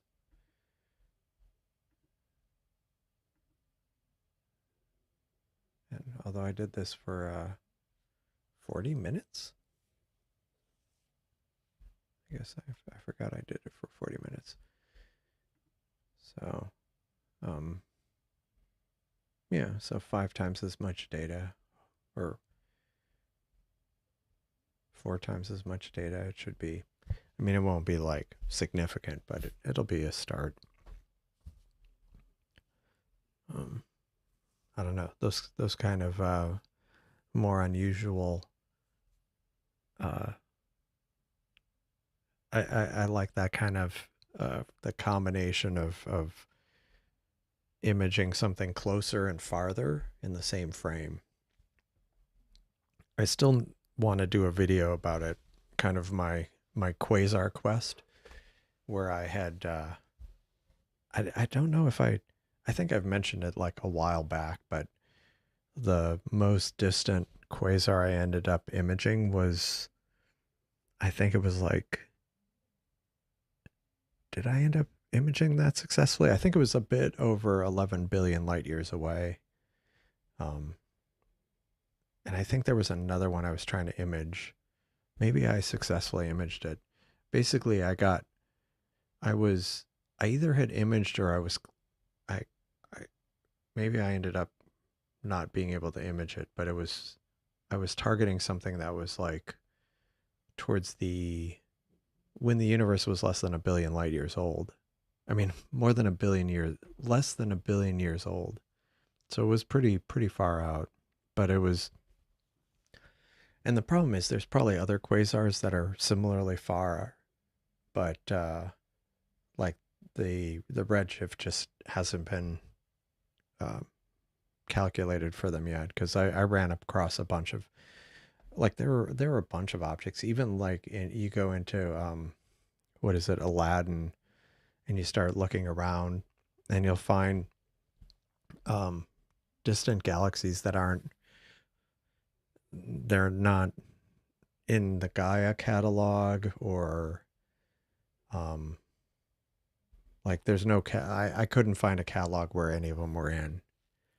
It wasn't Gaia, but there was another catalog, and it wasn't in it, or some of these galaxies weren't in it. So it's as new ones kind of get measured for their redshift, there's like new ones will crop up that are pretty far out and pretty bright. So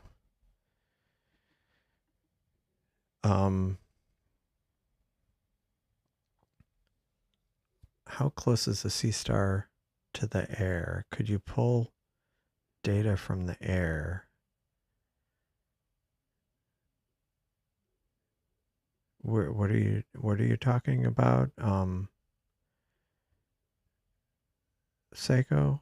The pull data from the air. I'm not understanding the question.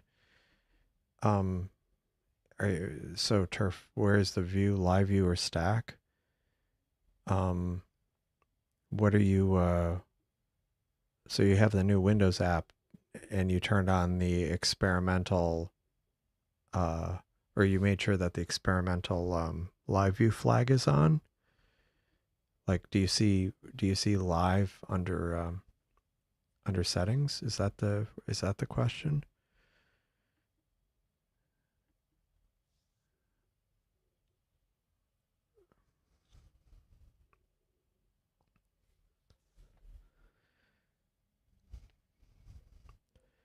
Yeah, it's my assistant is in a different position today, but it's good because I'm not.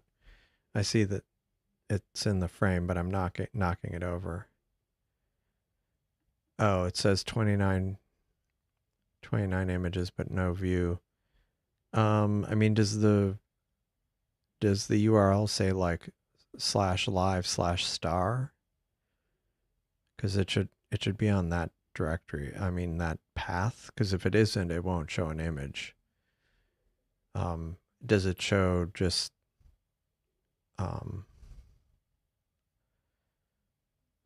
does it have like a just kind of a dead image or link, or is it there's just nothing there at all?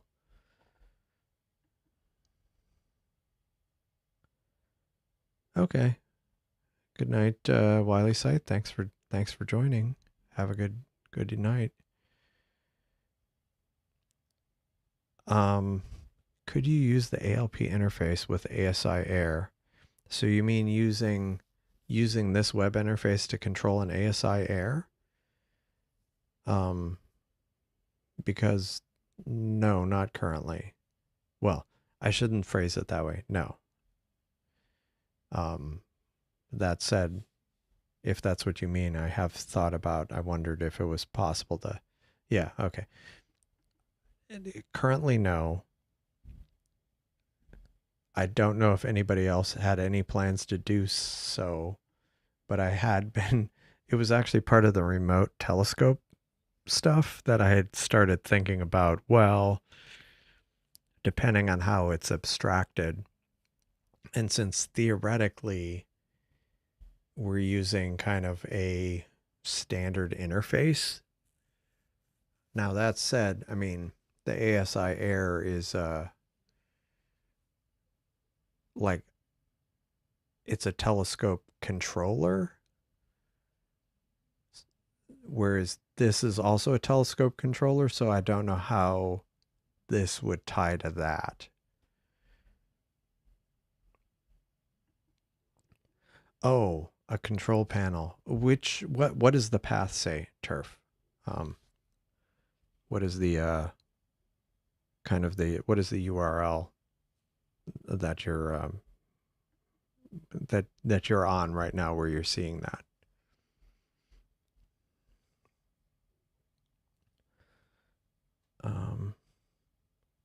This is, oh, yeah, this frame just ended. So wait a second. It's going to 4-2.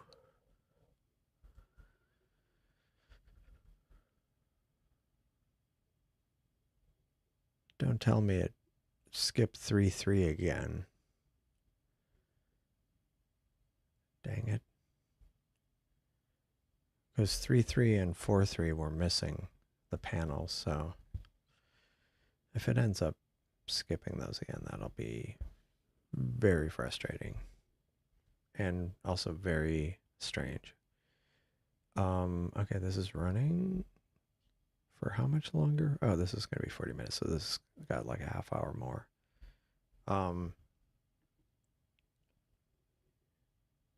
Yeah. Yeah, that's the only problem with putting links in YouTube chat. It's not ideal sometimes. Cool. What else do we got here? Okay, this is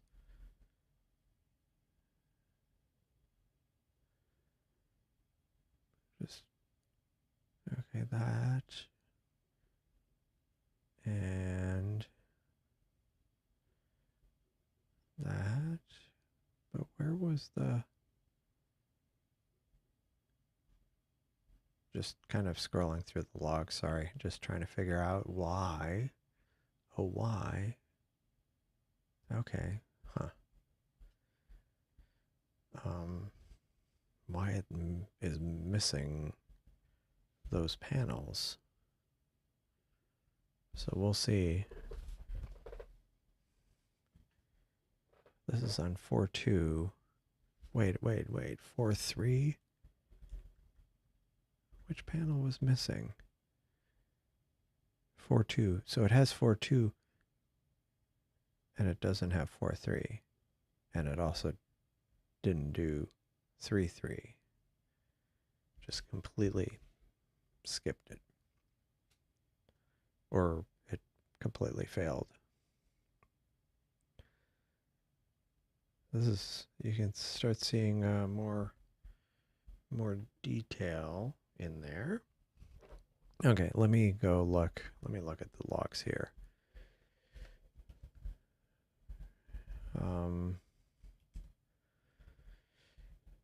Let's see. 4.2. Okay, sorry. Let me.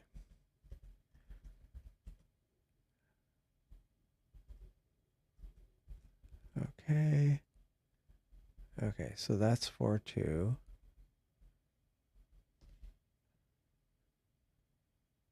Went to 3.2.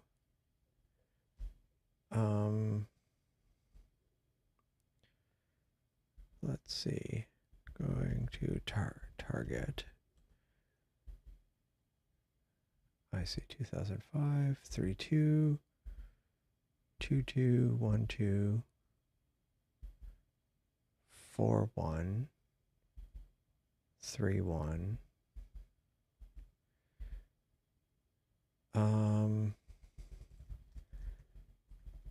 Nebula. So it did 1.1, 2.1, 3.1, 4.1, 1.2, 2.2, 3.2. Wait.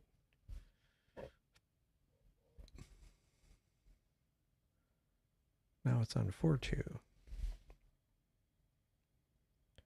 Oh, okay. So it went to going to 2.1, going to 1.1, going to 2.1, going to 3.1, 4.1.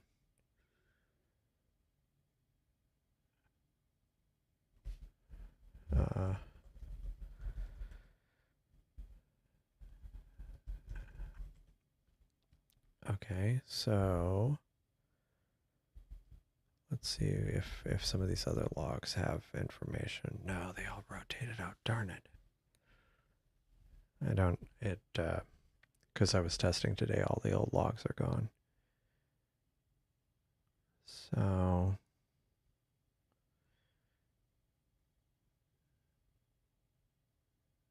yeah, why?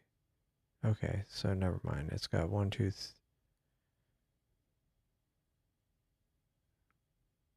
so wait, what was it missing? What was it missing? It's got 1, 2, 3. 1, 2, 3. Wait. 1, 2. 1, 2, 3, 4. It should have. Oh, so it was missing. Wait, what? Maybe I'm not looking at the right telescope. Maybe it's. No, it should be the. Let me look at this.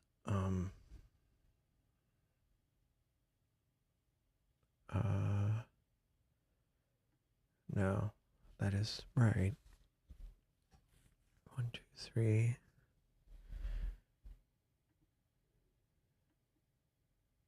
Oh.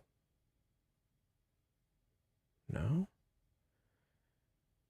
1, 2, 3. 1, 2, 3. Eyes on me. Wait, no. 2, 3, 4.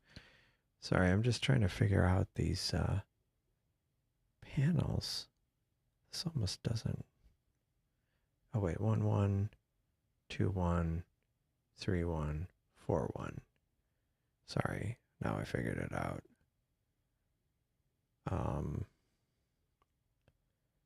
And then 1, 2, 1, 2, 2, 2, 3242. And then it should next be 1323. Yeah, so it's 33 and 43. So it's the last two panels, which is weird. Unless, wait a second. Maybe I had some issues and I ended up having to. That might have been it. I might have had an issue with ALP and I ended up like killing and restarting it. And so it blew up the mosaic. I think that's what it is. Gonna call it a night. Clear skies. Yeah. Thanks, Dark Shades. Have a good evening. Thanks for joining.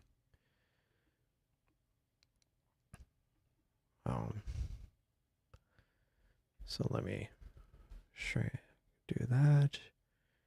This should be imaging. Is this bouncing back and forth to the stack? I mean, to the preview. Yep, it is. Dang it. I hate that when it does that. Again, I need to fix that. It is a bug. 42.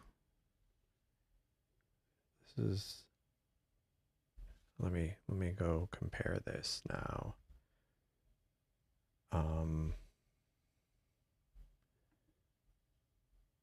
Yeah, that was it. That's the galaxy right there. That little fuzzy bit. Cool. So I'm starting to get data on it. So as I get more, it'll become more apparent. But at least I'm starting to capture it with 20 minutes of integration time. How much data is enough data? I mean, I guess it depends on the target and your goals. Like in the case of this, I mean, there's not a whole lot of nebulosity here yet, so I would want more nebulosity and I would want that galaxy to be more prominent. But, and also, you know, like as you get more data, like it can be very noisy and then, but as you get more data, it helps with the noise. Like it'll average out a lot of the noise. So if you have kind of graininess, more data will fix that.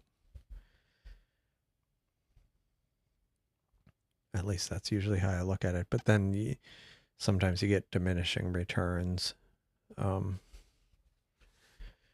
as far as how bright you want the image to be.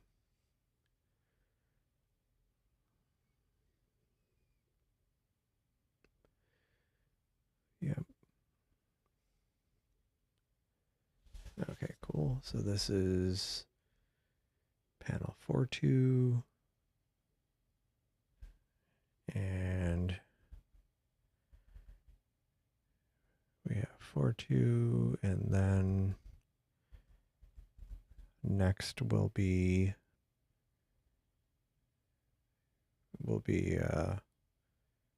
1, 3, 2, 3, 3, 3, and 4, 3. So 4 more panels after this. So wait, 4 more panels after this? Hour and 40 minutes. Yeah, it'll be past 2:30 when it's done. And maybe that was part of the problem. Maybe I ended up stopping it. That might have been the other thing. Maybe I just stopped it.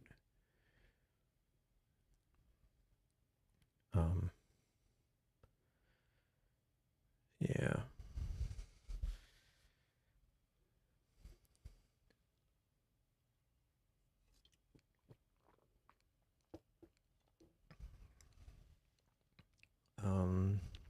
Let us see.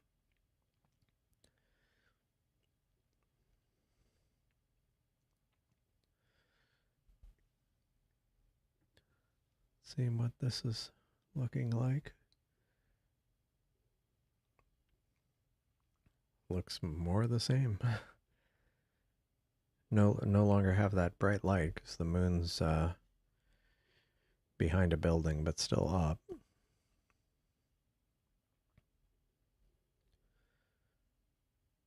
And Yeah.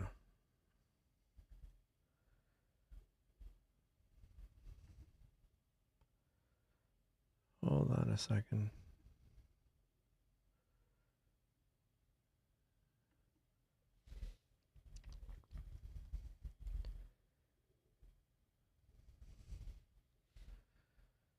Yep. Okay. So, it's got about 12 more minutes on this one, and then we can move on to what was on my list after this. I think the spider and the fly was what I was going to do next. But I need to check. I don't think I'll do the tadpoles at this point. I feel like I've got enough targets that I need to acquire more data on. So this comet, when did I say that would be visible? For my yard at least.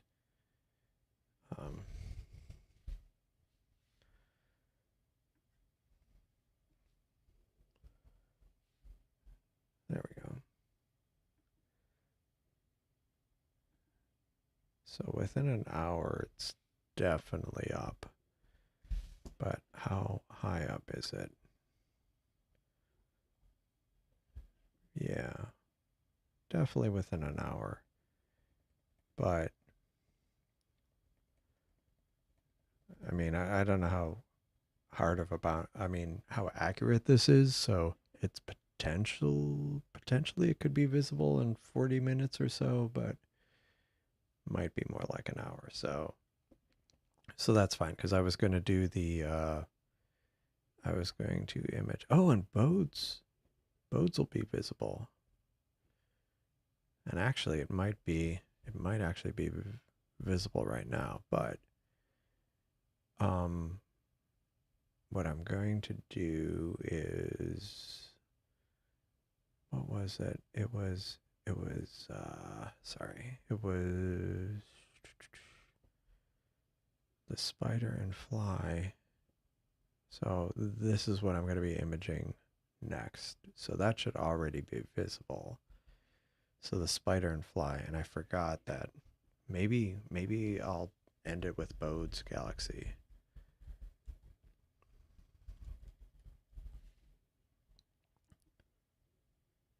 Yeah. Put an image in Discord for time versus data. Note all depends. Yeah. You mean like the stuff I'm imaging? Having the settings on it.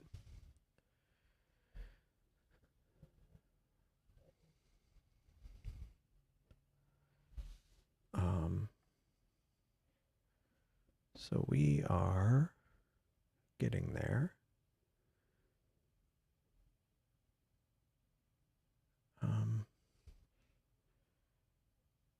For curs.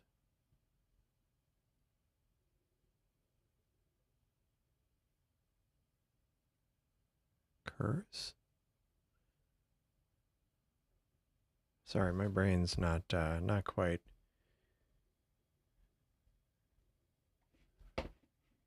Curs. Oh, for Chris. Yeah. Sorry. Yes.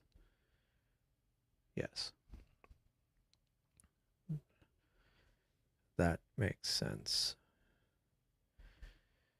You know, I might, since this is going right now, I might have to stand up for a moment and get some water and stretch my legs.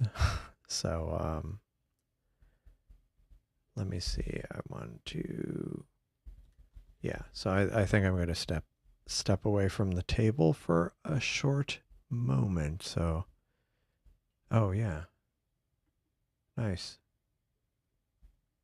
Oh yeah. Okay. Let me bring that up. Sorry, I was confused by what you were getting at. So, Chris, this is what Seiko posted of Iris Nebula. Um, you know, with increasing amounts of data.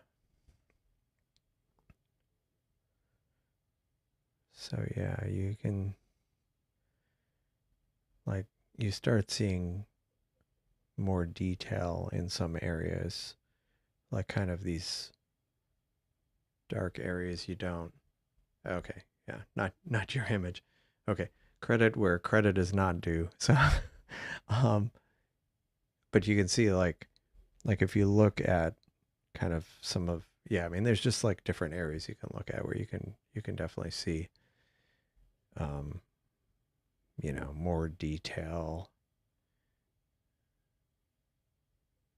and how certain features are more pronounced with more data. Like looking at these areas and kind of the dark, kind of little wispy nebulosity on the bottom, which you don't even see here, and just details, yeah, everywhere, and stars and everything. Yeah, that's a cool comparison. So you can really see, um, and yeah, like that was something that came up where people were asking me when, like months ago when I was doing stuff with uh, Orion Nebula, um, where I had, gotten hours of data from it. Granted, I'm Bortle 9, but still, like, you don't need hours of data to get, not too bad of a result with the Orion Nebula, but you, like, you could definitely see with more data, you were starting to see more detail in the fainter regions and the fainter nebulosity and stuff that you wouldn't see otherwise. Um, so yeah, it is worth it. But yeah, before this one is over, I'm gonna go stretch my legs for a moment. I'll be right back. As I peel myself out of the chair. So I'll be right back.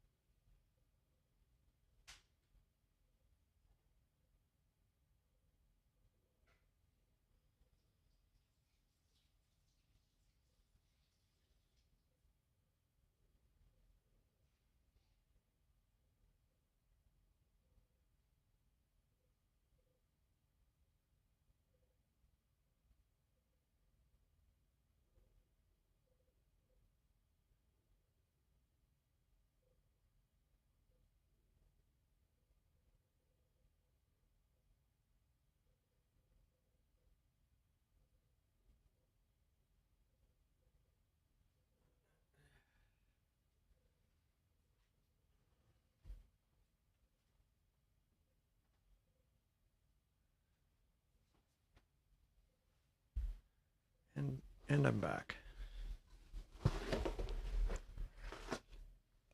Oh, man. Oh. Oof. That was better. I stretched my legs a little bit. And I realized my watch was almost about to run out of battery, so I decided I would charge it while I'm yeah, this is, oh, I got back just in time. That's about to finish. And lunar picture with M42. Let me see where I am. Oh, hey, nice.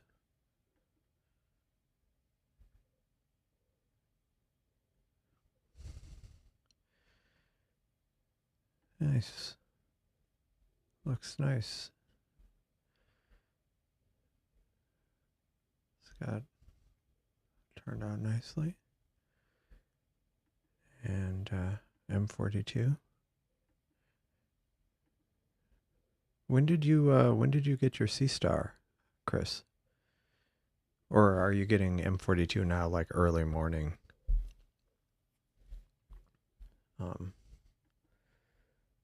Okay, this one is done. And actually, what was it? This one was gonna go on to the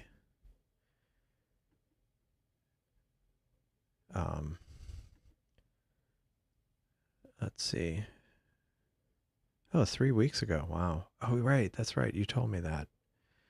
Nice. But yeah, they discorded the lunar thing, a lunar photo and M42. Looks nice. Okay, let's go to schedule. And I am going to pull this off screen briefly, and I'm going to load up the spider and the fly. And because those should be visible. And then after that's done, I need to see how long that's going to take. 45 minutes. Do I want to run that for 45 minutes? I'll let it run for maybe, let's see. Let's see the spider and the fly. So the spider and the fly are here. Or wait, what? Okay, yeah. So the comet is behind here. So the spider and the fly are up here.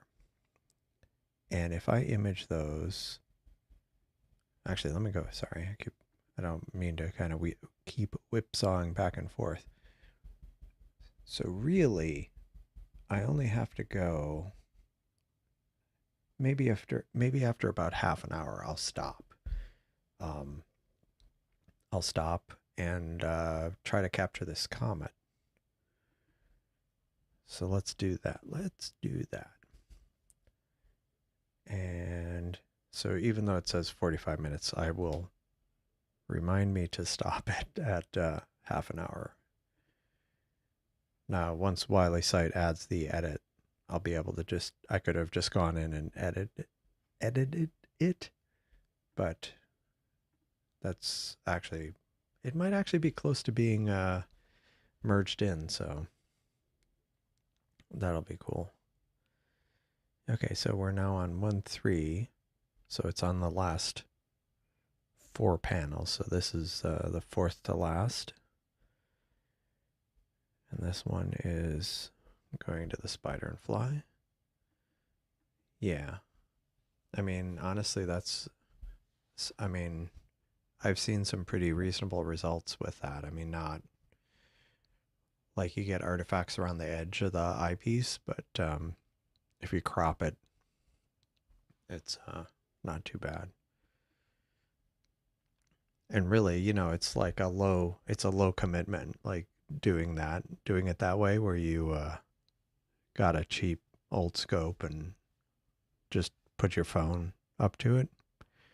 It's definitely a nice cheap way to start.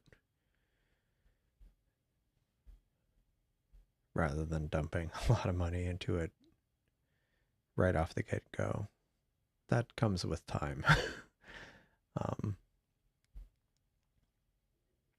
okay, so this is doing the live view thing, so I need to go to stats and get it to kind of stop showing the live view.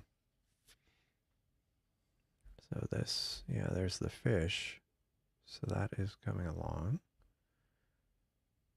What was this IC33133? Oh yeah. NGC, I mean.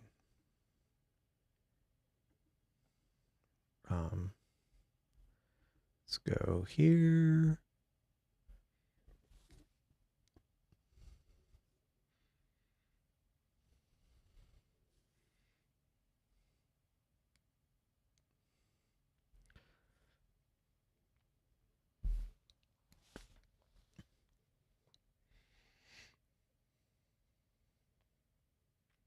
And yeah.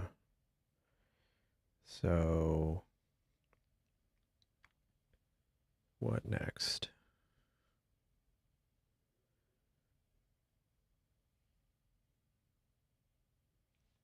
Yeah, so I will get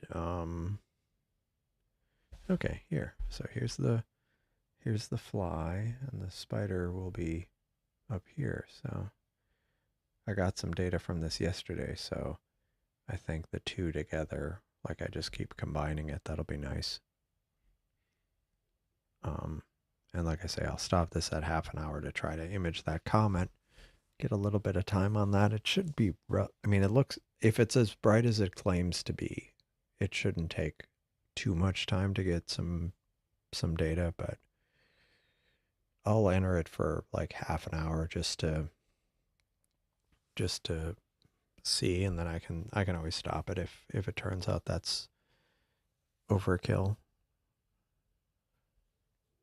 But yeah, these are. So what else was I gonna do? I don't feel like I was talking about doing some looking at some videos, but I don't think my brain can process that right now. I'd even pulled out my headphones to do it, but I don't think I'll be doing that today. Maybe I should do that. I could do a video of reaction to other astronomy videos. That could be funny.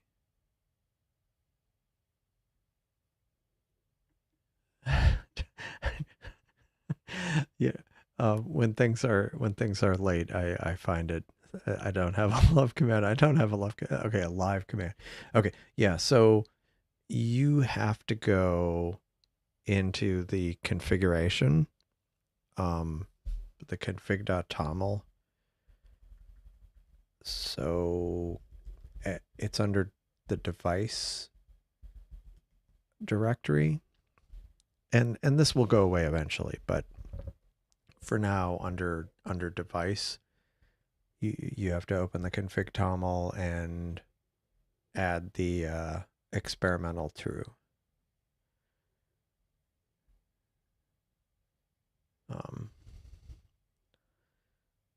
But yeah, if you do that, you should get that menu then. You'll also get the planning menu, because I think that's still flagged as experimental. So you'll get planning, and you should see live.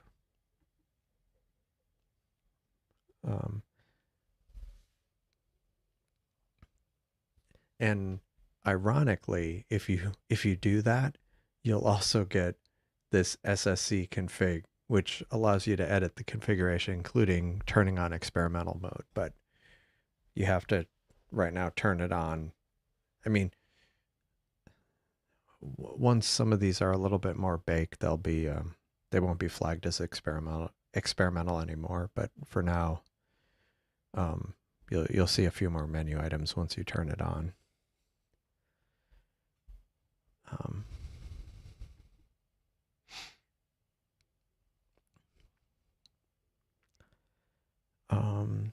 Yeah, so this is kind of going along,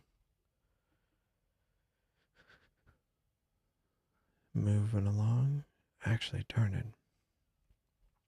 I'm having a bit of the munchies right now, unfortunately. Okay, so I'm not sure exactly how it's done in the executable. Like, does it unpack it into a directory or no? Or is there like an underscore internal?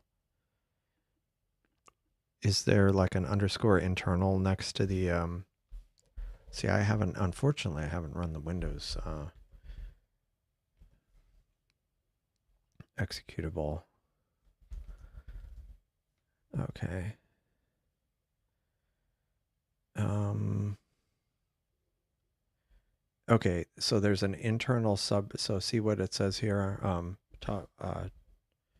turf. It's got the internal subdirectory. So um there should be an internal subdirectory wherever the executable is. Um, and so then I guess within that, it's either, I don't know if it's at the top level or if it's in the device directory inside there, but that's where you need to look in a directory underscore internal.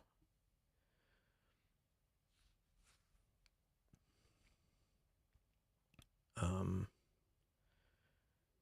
yeah, so that's what you need to do. And that should, yeah.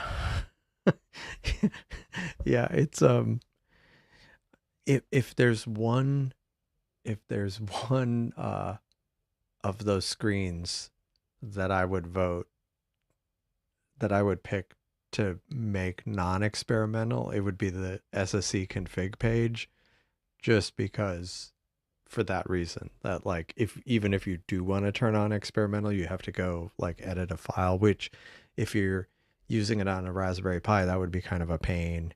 And also like Windows where it's kind of in a different location. So it would be much handier to actually have that in the web interface instead of yeah, just kind of ironic. And it's also ironic because you can shut it off from inside the web interface and then you can't get back to the page. Um which is kind of awkward. Although I think it's, let me double check that it's still experimental. I think it still is. Um Wait, oh, it's because I have it collapsed. What was that? SSC config. Yeah, it's still experimental, which is yeah. And planning is experimental and live is experimental. So yeah, those three are experimental. But yeah, it does make it a bit awkward, and especially explaining to people, and it's not the most user friendly. I mean, this is the kind of thing we would want to address to make it kind of more palatable to a broader audience. Um, yeah, I'm actually really, really tempted to kind of go run grab something like a cookie or something. Um, so again, I'll be right back. Uh,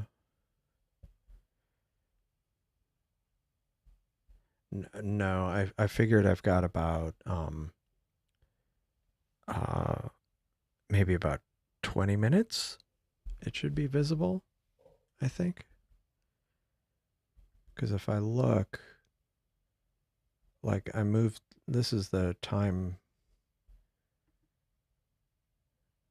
Uh, yeah, so yeah, like right now, the problem is it's kind of, I mean, it could theoretically have been visible at some point, but I think it's behind this building right now and starting 20 minutes at the earliest maybe half an hour. So I was going to let it image the spider and fly for a bit longer, at least till half an hour, and then I'll try. I'll try to go to the comet, and if not, I'll just let it sit there for a while until it rotates into view. But I'll be right back. I'm just gonna go to another room and grab a snack. Be right back. At one point, I had it sitting in I had some stuff just outside the room, but unfortunately, I ate it all. I'll be right back.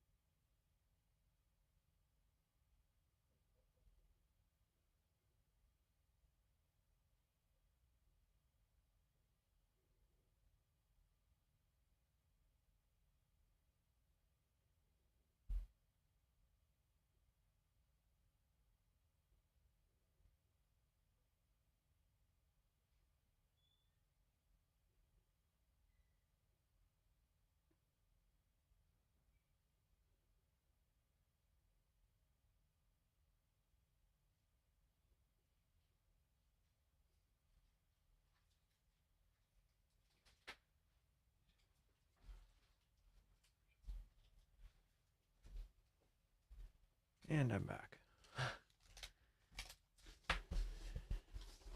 Oh, oh, wow. All right. Oh, sorry about that. Cool, cool. All right, what did I miss? Talking about leveling.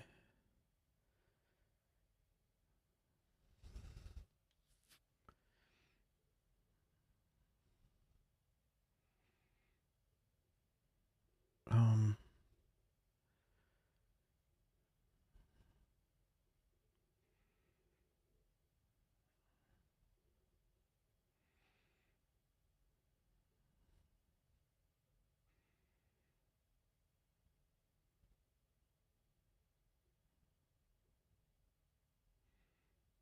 oh wow. Got an open box Seestar. That's cool. Oh, from Star Arizona or Star Arizona. That's cool. No pizza today. Um, although we did get pizza yesterday, and it was from that same place as Beetlejuice. Um, so yeah, that was. I did have some yesterday. So in about another 15 minutes, I will stop this and move on to try that comet out. The which one? This Comet 3DA Biela. So it theoretically will be visible. So we will see. We shall see what we shall see.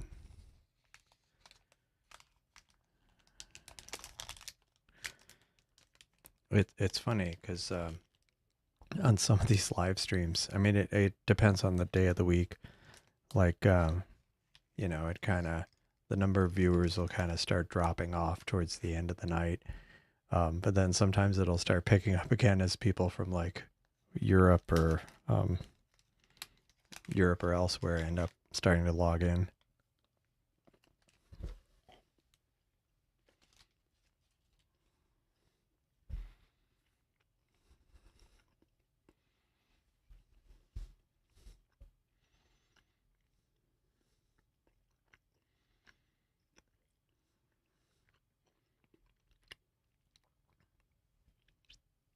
Yeah, so about 10 minutes or so, I'll stop this.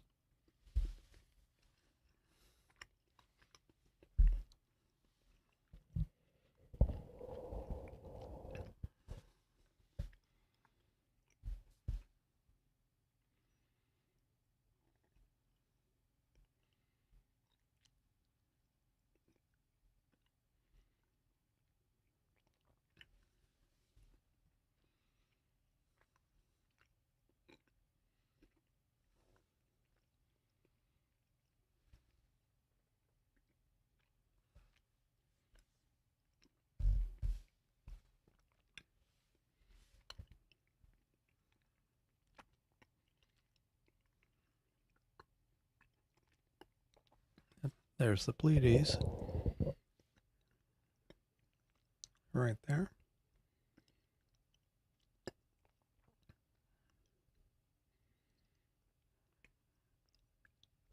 There is some level of ambient light, and I haven't quite pinned it down because the telescopes definitely seem darker later at night. And this isn't even, not even when the moon is there, or even when the moon isn't there. So there must be some neighboring house that has some light on that produces some level of ambient light that I'm not noticing.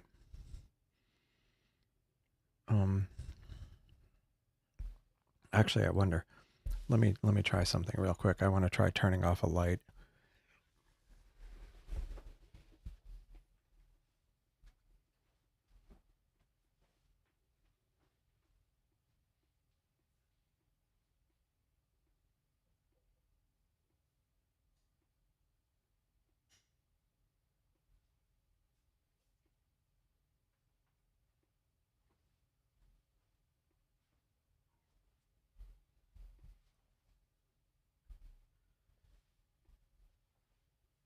I was wondering if that would make it any darker, but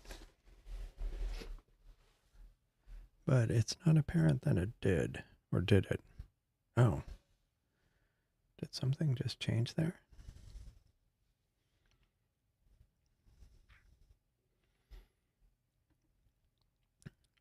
Let's look at images.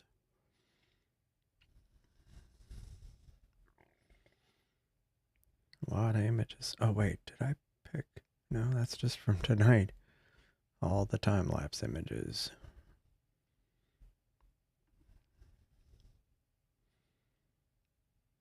So if I go... Yeah, I don't know if that made a difference or not. Oh well. Back to the live view. And not a lot of stars as usual. Okay, a few more minutes and I'll go for the comet. This one's kind of getting close to moving on to the next panel.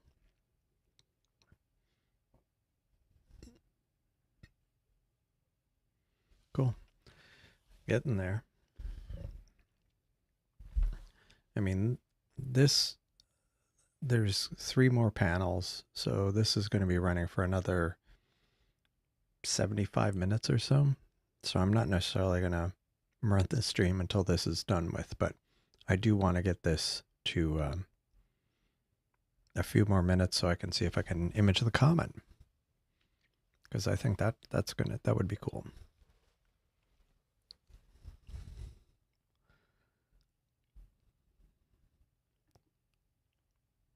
Okay.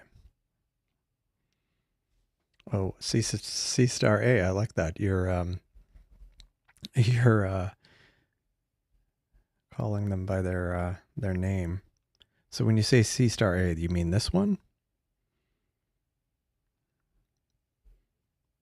Or this one? The one on the right or the left?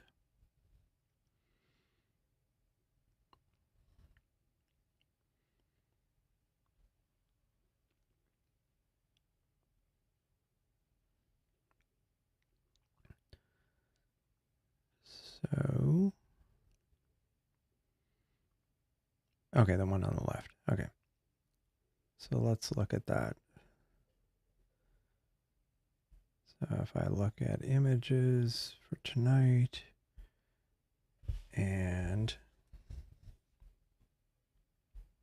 okay, so I'll pick one from a few minutes ago.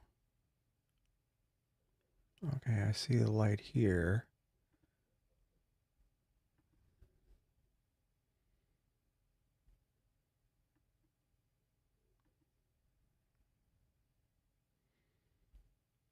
Can I play it?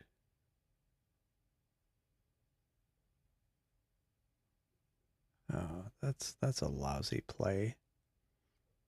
It's not very seamless.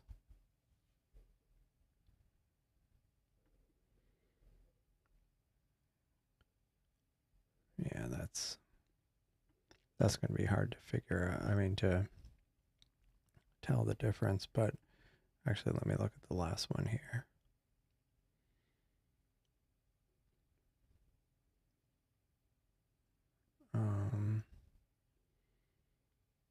It's thinking about it.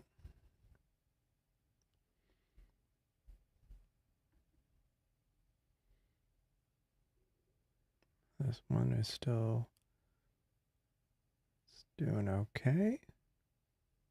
I'll be stopping this one shortly. And this one is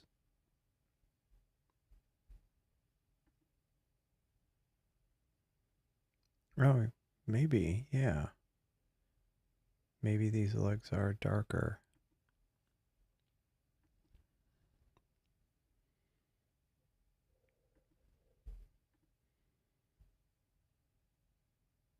Yeah. Yeah. It is darker. So that did help some of the ambient light a little bit. It was a light in this house, but clearly not the biggest source of light, because I mean, if I look at the well, that was an outside light. But like if I look at it, like this is so much brighter, and this was at like, well, some of this was the moon. Actually, that wasn't the moon, because I don't think the moon, I think the moon was still blocked by a building. Yeah. Anyway, I think it'll yeah, I think you're right that it'll be more apparent once the video is generated. But yeah, this is dark.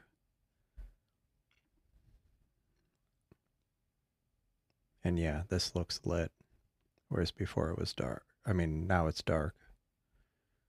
So there was a little bit of ambient light from this, the room, one room over. But there's still a whole lot of other light. And of course, it doesn't help with the sky. So let us see. Okay, this is now on to the second to last, or third, yeah, third to last. This is getting down to, like I was saying, I want to get this one to half an hour of time on target, and then I'll stop it and move and try the comet. Well, a comet, not the comet, not the comet. This is not the this is not the comet you were This is not the comet you were looking for. Or the droids. Yeah, so there's that. I still need to figure out the Raspberry Pi build. I probably am not going to do that on stream until I get a better handle on what's wrong with it.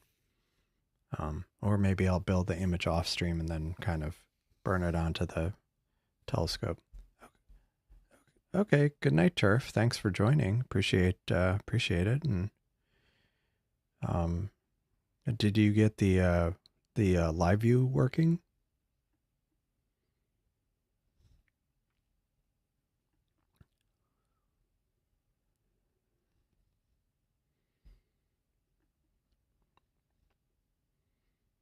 And yeah, not this. Yep.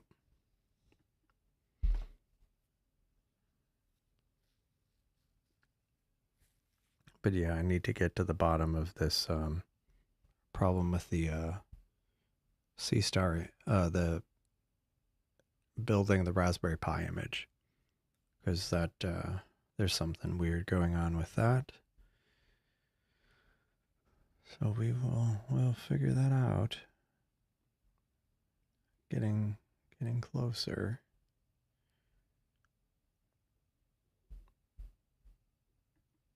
Oh, okay. That's strange. Well, yeah. That's very strange. Yeah, I mean we can revisit it later.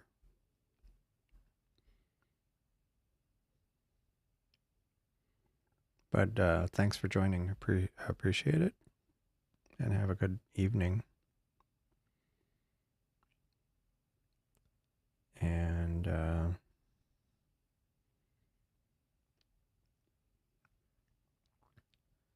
so yeah.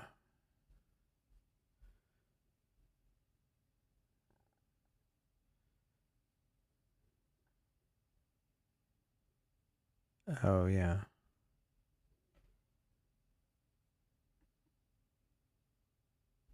Yeah. I have two chats open, and the one that I can respond to is like behind. Yeah, I like Seiko said, Turf. If you have if the number sign is in front of the experimental, you have to remove that because that's a comment, and it means it's disabled.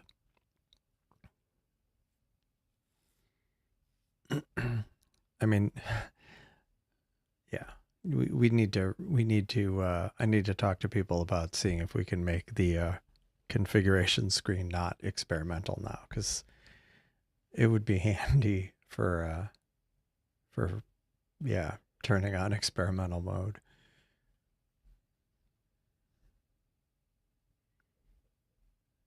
Okay, we're coming right up on, and it's got a pretty good reject ratio, drop frame ratio, quite decent. And yeah, you can the fly is doing well, and you can start seeing detail in the spider. So, but I'm gonna go into schedule, and I'm gonna stop the schedule, and then I will clear the schedule, and I will try using this handy dandy feature of going right to this. Wait. See, that time is, this might be ambitious, but we'll try it. Oh, hallelujah. Just in time to go to bed. Yeah, yeah. You're thanks, Seiko, for pointing that out. Um, but yeah, it's the, yeah, so I will, let's try to bring this, let's grab this coordinate, and I don't think the slash would be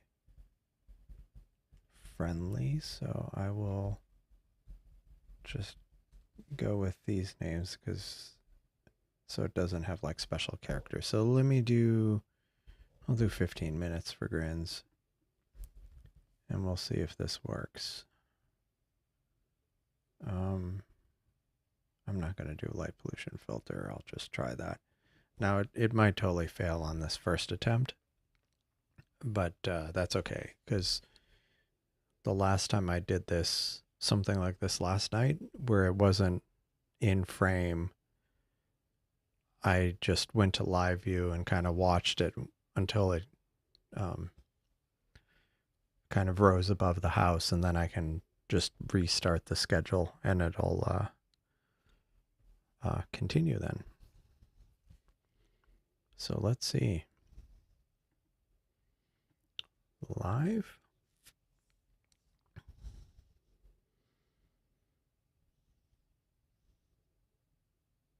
Oh.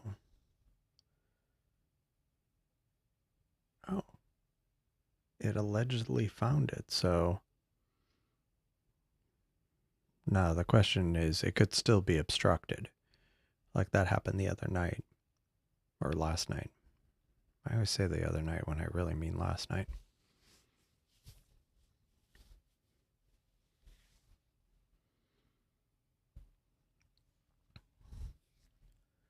Okay. Okay. It doesn't look obstructed at all.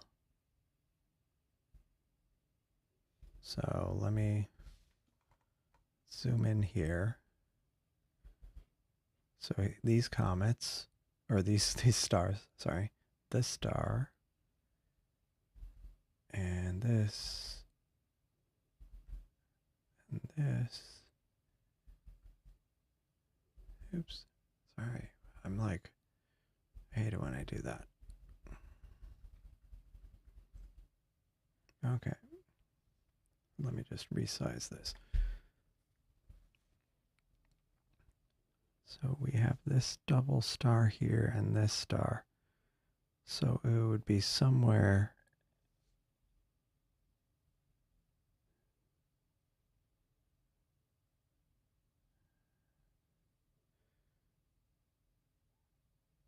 I'm just trying to figure out where that star is, or where the comet is. Let me zoom in. Enhance.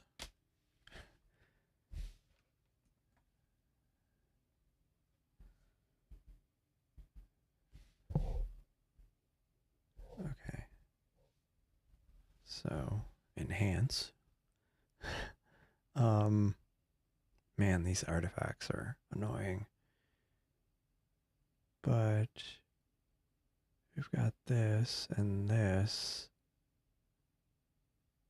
But what is this star? Or is it?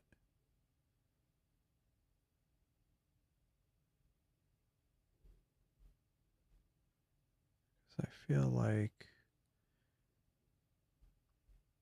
if I kind of go here and here and here, I feel like that should be maybe there. Maybe that's the comet.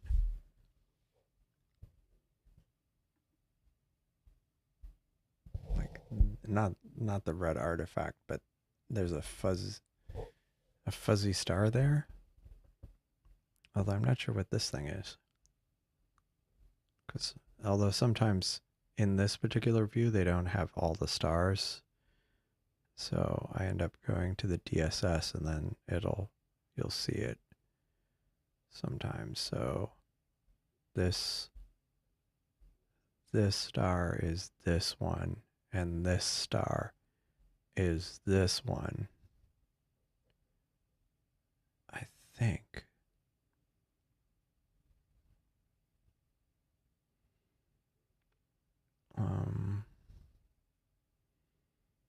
Yeah, and so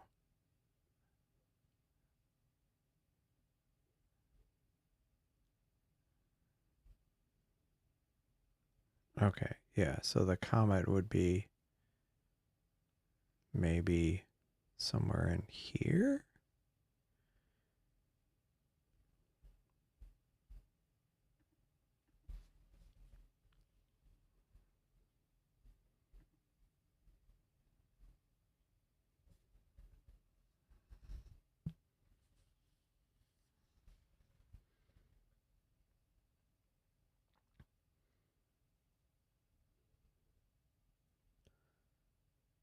Oh wait, no, is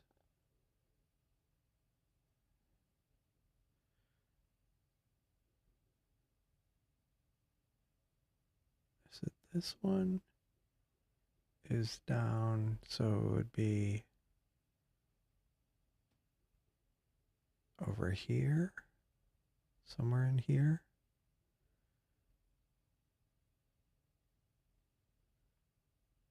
It says it would be 10th magnitude, so let's see what some of these stars are. That's 12th magnitude, so that would be brighter than this one. The comet would be brighter than those. So that should be visible already then, if it is indeed 12, if it is indeed 10th magnitude.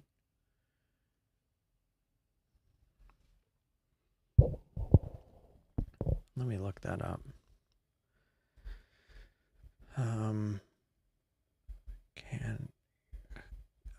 Sorry, Canon, not Canon. Why did I say Canon? Comet. Actually, I have a search here. And where was it? Is it Cobbs? Cobbs.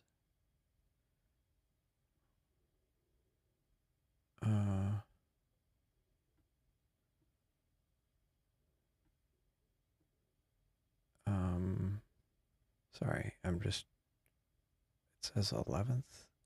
No, that's absolute magnitude.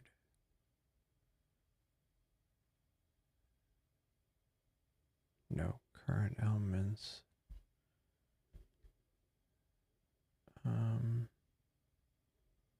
Hmm.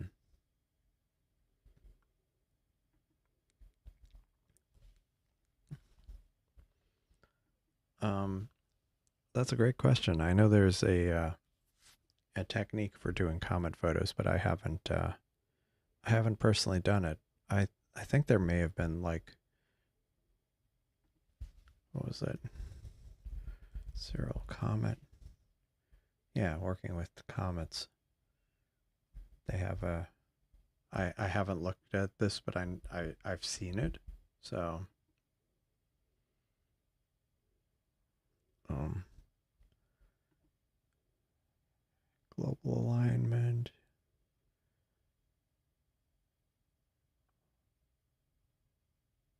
Okay. Yeah. So that would be kind of worth checking out. Obviously I need to check it out too, with the other comets coming along.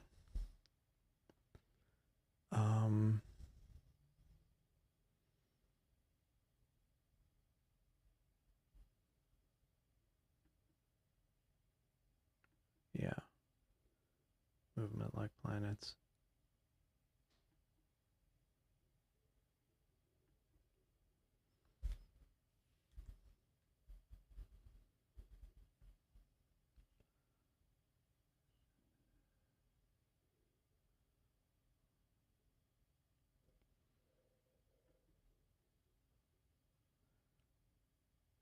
Let's see. What was it? Oh.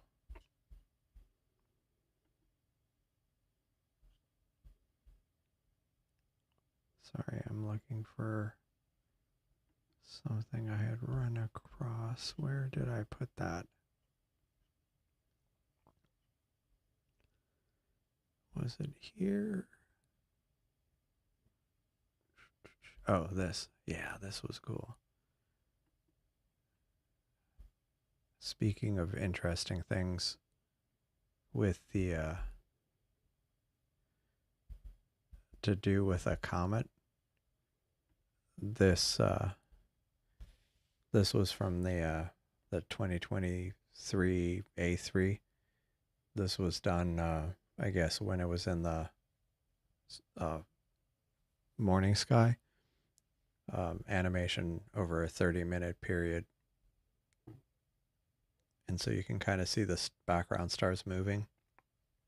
I mean, not with a Seestar, but still kind of a cool idea to, or yeah, cool idea to do with a comet photo, or with a comet, imaging it like that.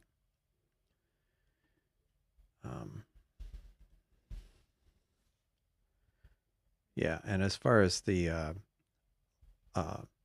like I presume when you said light and dark frames for the scope, the flats, I guess. I personally haven't done flats. I've heard of people doing flats, but I personally haven't. And you can manually trigger a dark, but usually the Seestar does it internally.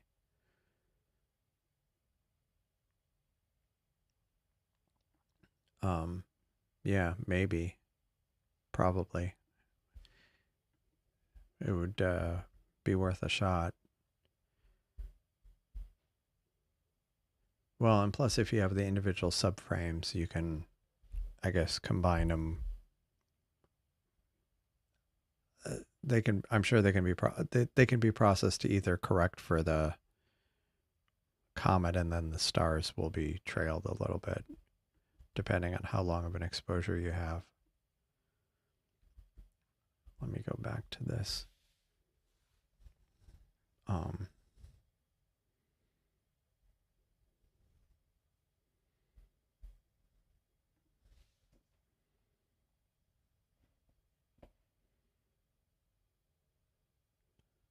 So I feel like it should be somewhere. I feel like it should be more obvious what I'm. I mean, I didn't put a light pollution filter on, so maybe. Um,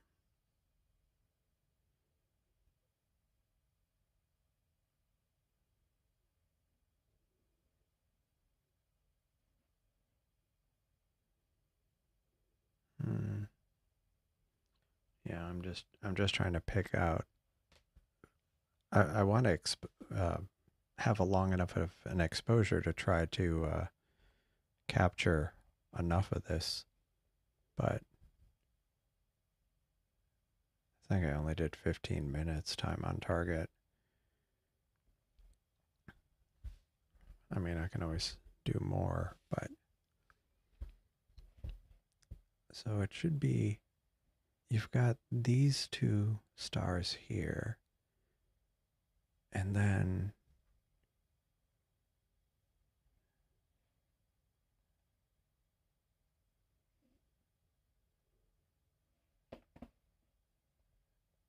red dot to center.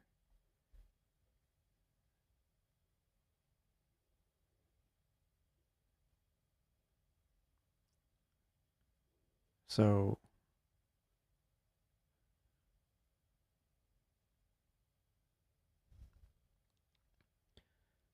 let's see. So that is this pattern here, and the comet is kind of, so is this it? Or no?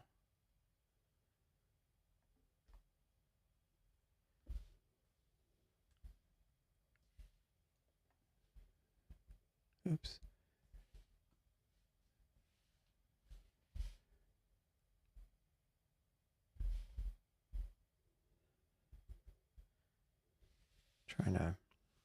trying to figure out where this comet is.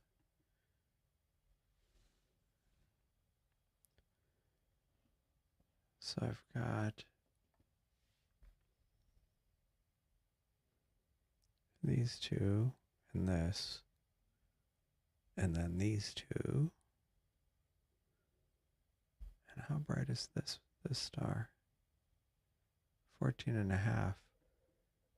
But this should only be like 11th magnitude. And there's these line of stars here. Is it somewhere?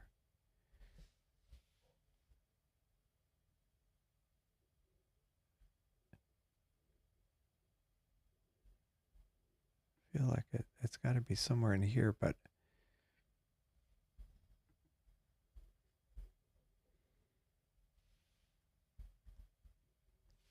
or is it this? Is it that?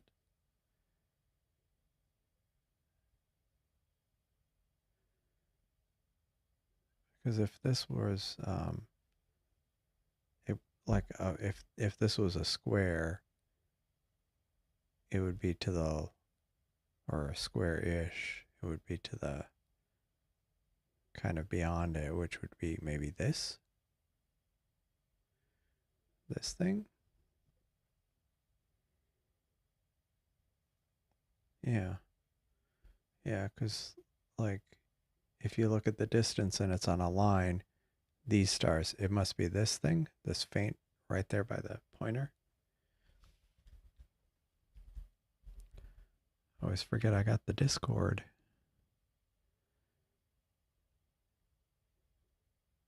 And where was this photo from?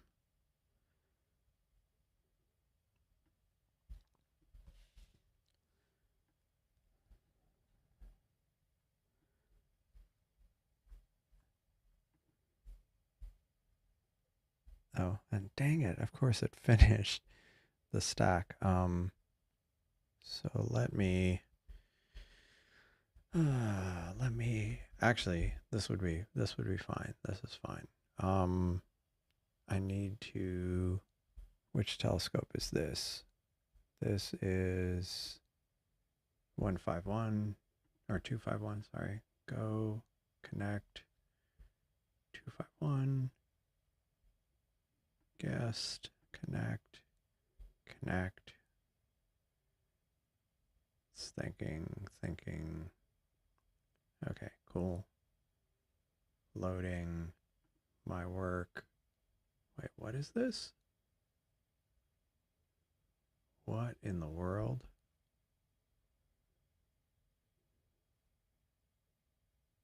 That's funky. Sorry.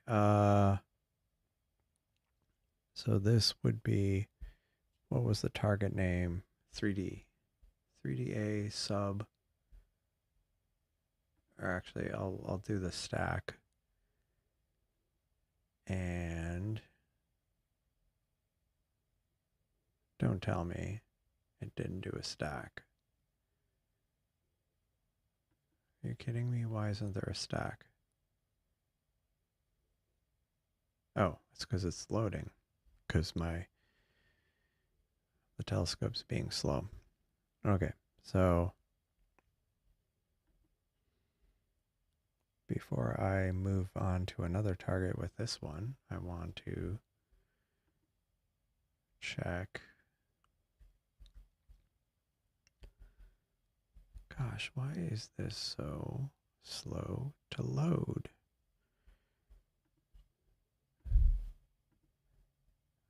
Function, I'll just go to stats to shut off the live view.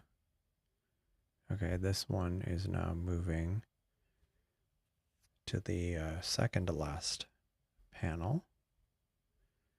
Cool. And okay, finally. So I've got a frame. I'm gonna copy it.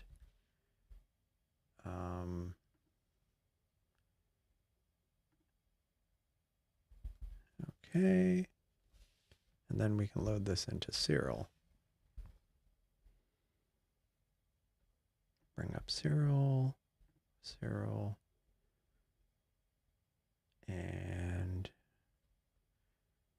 okay. Actually, so change the directory to astrophotos. Okay. All right. So I've got Cyril here. Open the file. Here's the image, the stacked image, not processed. Let's go to auto stretch. Maybe I'll go histogram stretch because like that's so obnoxious, but it helps bring out like really faint things. So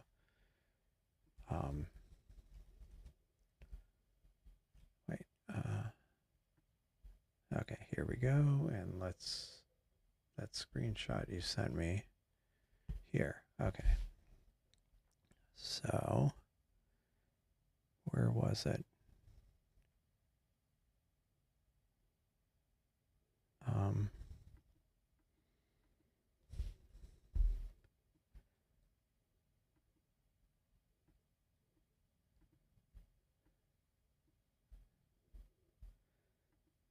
Okay, so here's the two, and here's these two, right? And then there's this star. Is it here? Is it this kind of thing right here? Because you see this and this. Yeah, so somewhere right in here.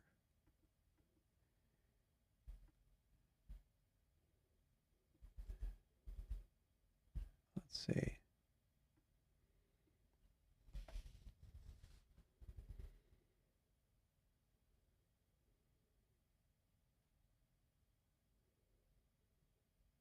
I'm getting my bearings here.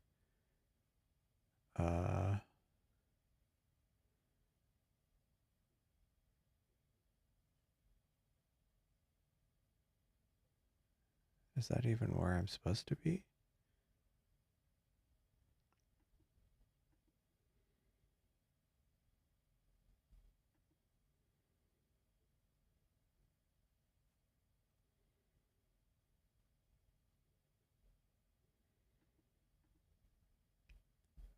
Okay, so this is similar. So here's this and this. Yeah, I'm stacking onto that. And I mean, if the comet's relatively far out, it's going to be just kind of like a slightly fuzzy star. It is not necessarily going to have a tail at this point. I mean, I don't know when it's going close to the sun, but at least this one. Okay. Oh, okay, no, sorry, it's this. I need to move this over because that's misleading. Okay, so this star, are these stars, are these the two? Or am I flipped? No, yeah, no, I think that's right. Somewhere in here? Maybe?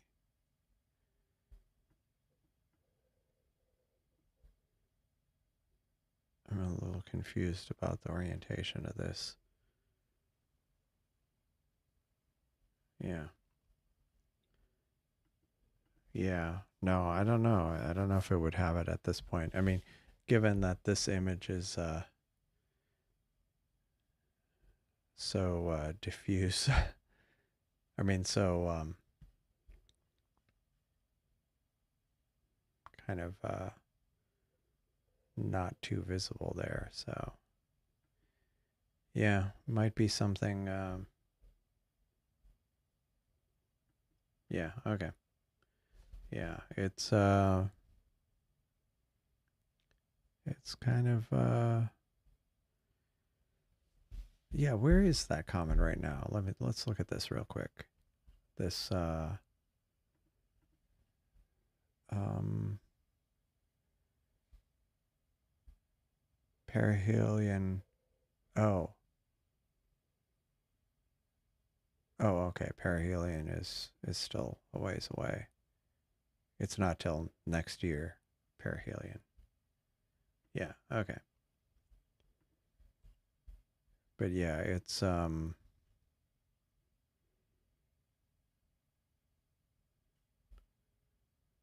comet of the week.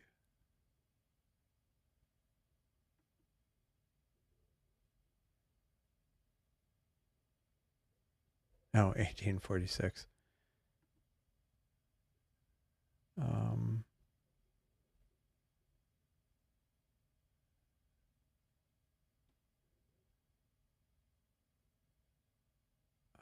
where is it right now? Like what's its distance from the sun?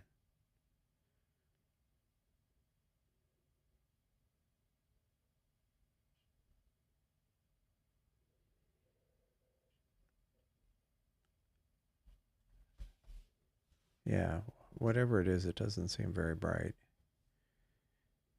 Um so something to keep an eye out on, but at least right now it's seems to be kind of faint.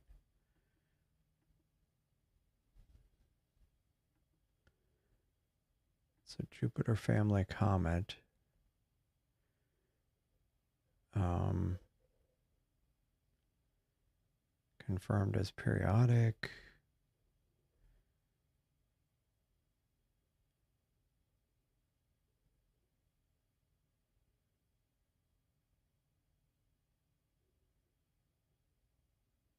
What?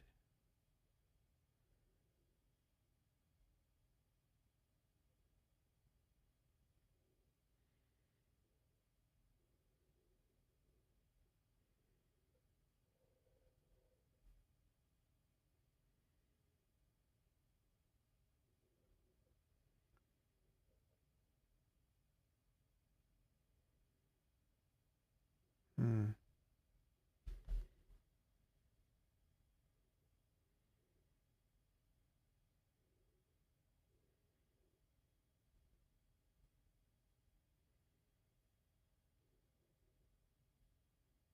Hmm.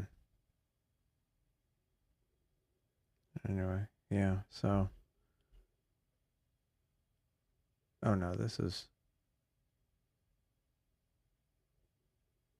Oh, it's 3D. Okay, I got it.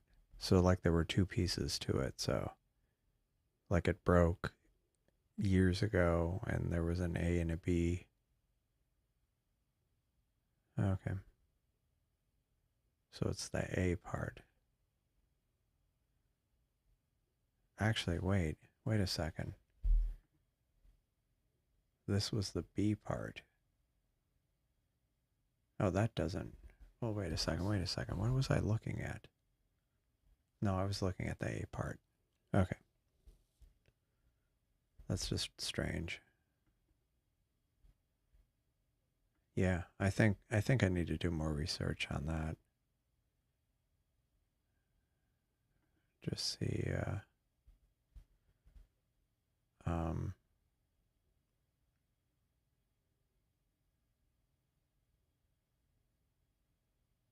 Hmm. Anyway, so what else? I was actually thinking of, since this has the mosaic on the left has a bit longer to go.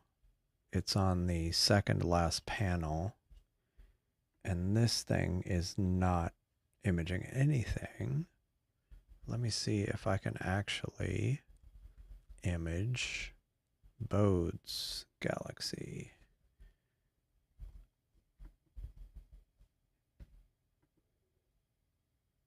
And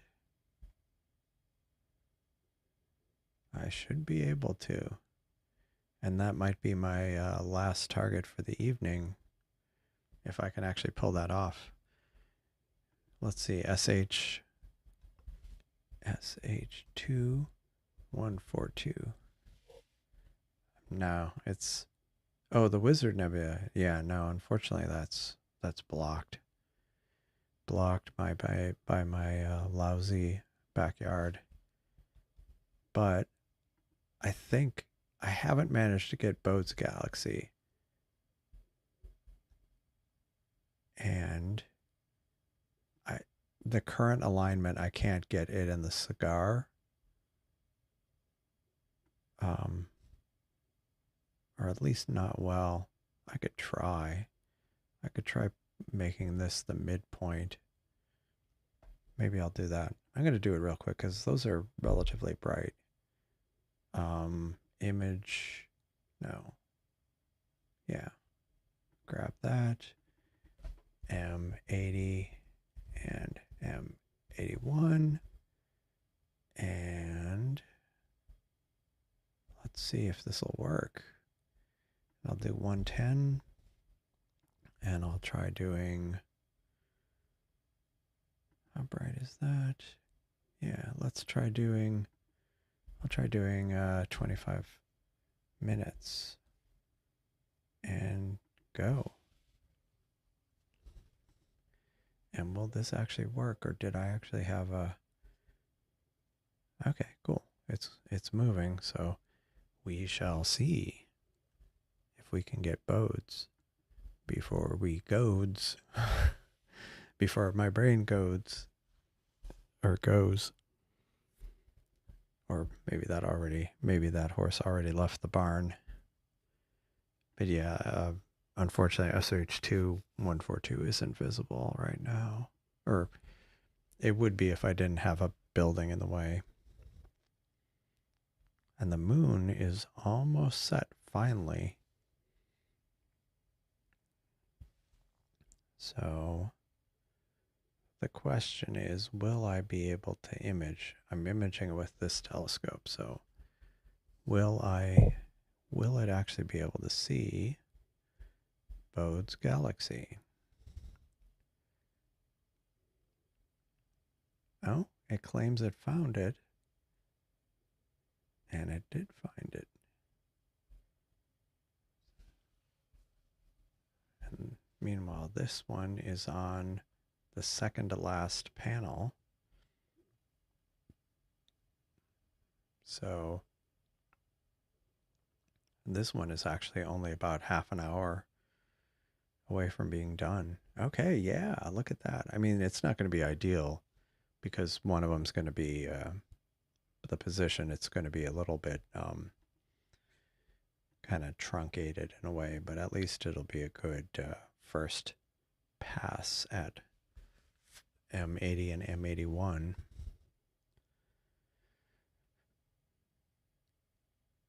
And actually, let me go to schedule, and go M80 and M81 and export that. Okay. All right. And then let me go back to live view. And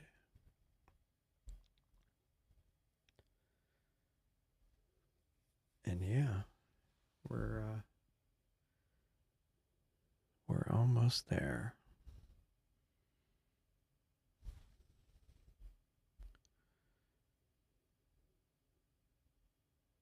Yeah, so yeah, 40 minutes when this for this to be done. And wow, 5 successful frames and then 5 drops. That's kind of a drag.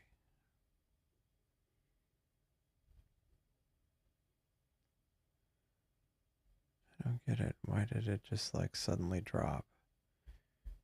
Let me go to the commands page because it'll actually tell you why it dropped. Too few stars in stack. What?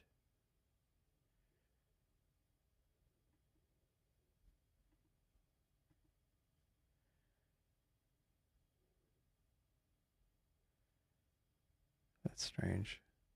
I wonder if it's just that low transparency and low visibility,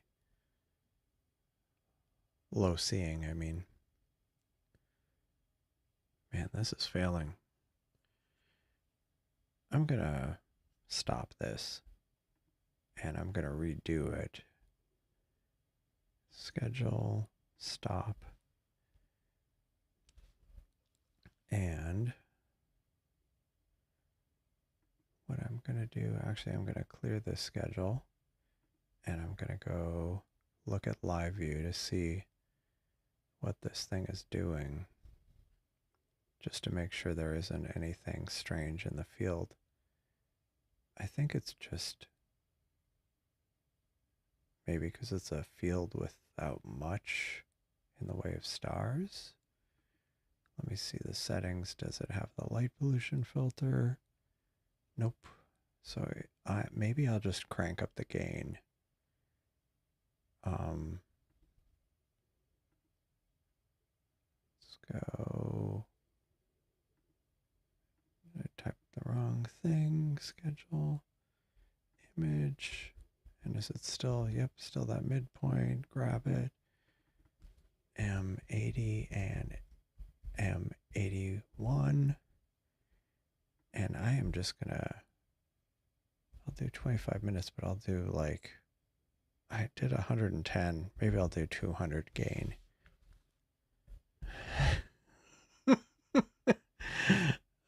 Yes, I am. And you're still awake? Yeah, I'm getting towards the end here. It's on the second to last panel. I mean, the mosaic was going to run till almost 3 a.m., so I figured I mean, since I had to keep it, since the panel would keep running, I figured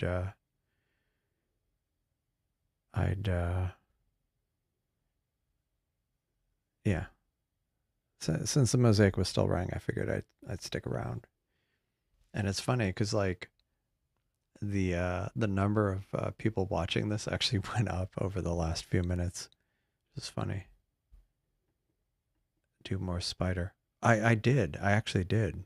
I did it for like half an hour or so, but then there was this comet that we were looking at. It wasn't like the main, like the one that's upcoming, but it was this this other comet, this 3DA Biela we were looking at.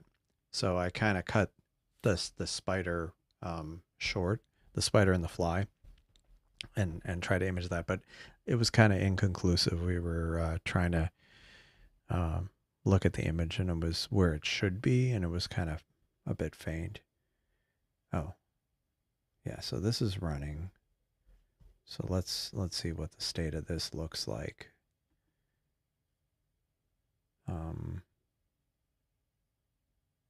Too few stars in the stack.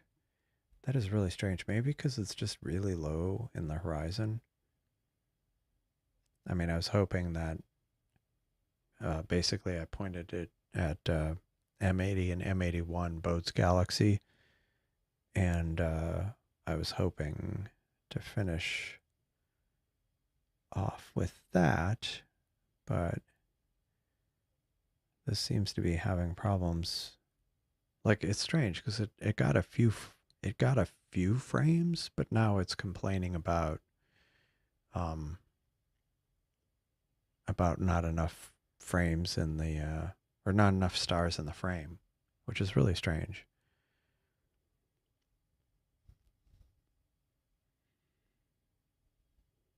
It says it's plate solving now, or no, that's scope go to. Is it reconsidering that target? It's very strange. It's just like completely failing. And I cranked up the gain to 200 and the light pollution filter is not on. So I guess there's just not many, maybe because it's low and there's not enough stars in this field that are bright enough. maybe it just needs to be a bit higher.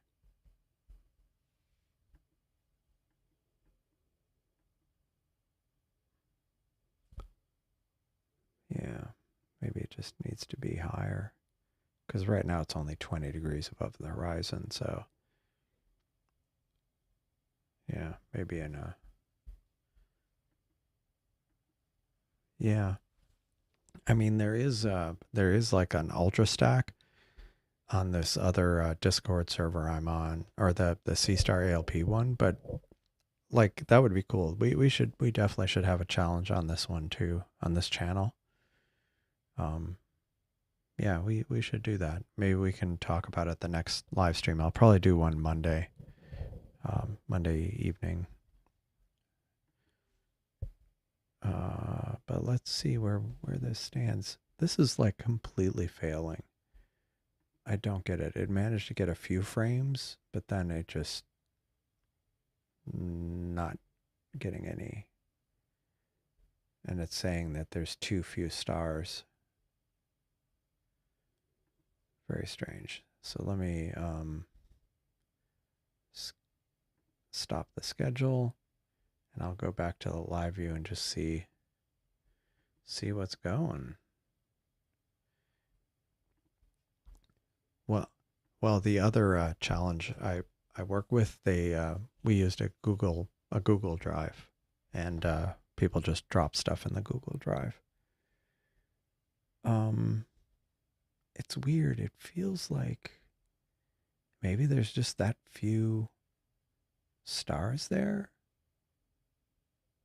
but in that field, maybe... Very strange.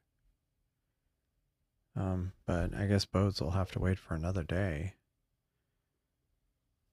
What else could I do while I'm kind of waiting?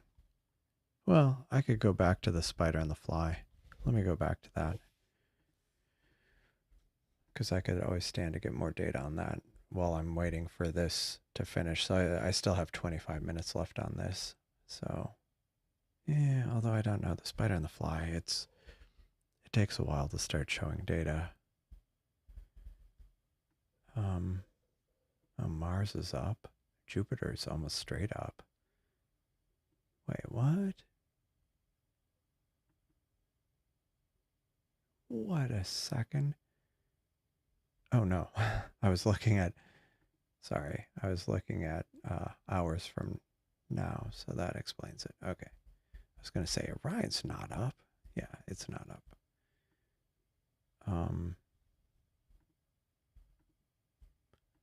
Let's see.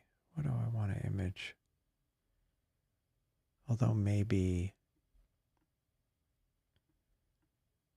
I don't image anymore on that telescope, since I am kind of, it is kind of towards Hindy's variable nebula.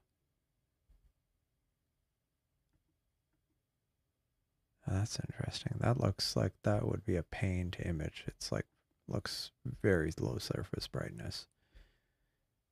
Okay, let's see. Is there anything down here? Nothing. Nothing? Oh, wait. What did I just do? Oh, okay. Yeah, it doesn't look like there's a whole lot. Oh, there's the Hyades. Jupiter's up. Yeah.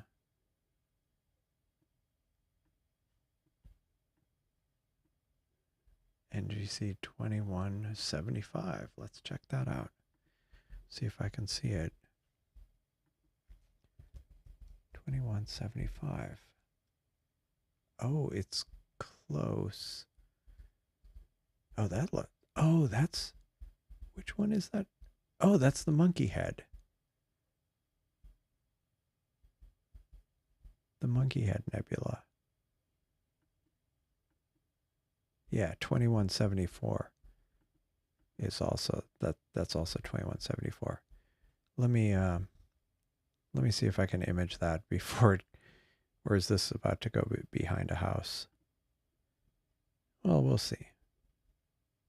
we'll see. We'll see how realistic this line is. So, um, actually, maybe what I'll do before I image it, I'll just do a go to um, NGC 2174 search go to,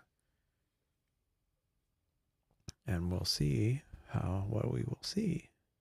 Wait, is this finally? This is going to the last panel of the live view. All right. Yeah, IC443. If that's the one.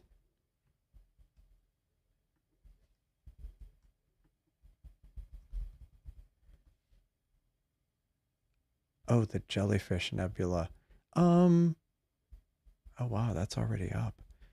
I did that like in the spring or yeah, I did that in the spring or winter, but it was in the it was like right after sunset.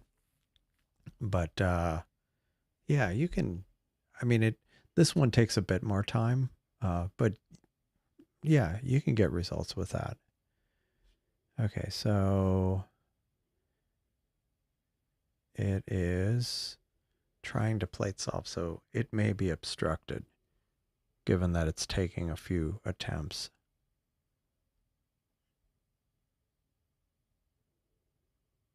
Oh, that's weird. Why is it doing a 3-point polar alignment?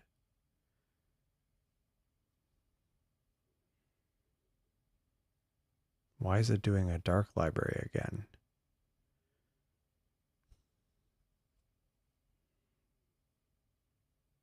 Does it do that periodically? That is confusing. I don't get that. Why is it doing this on the last panel? Does it do it? Okay, no, this is it should be able, it's not obstructed yet, so let me go ahead and image it. I'm just going to image it this way. Wait. Yeah, target name.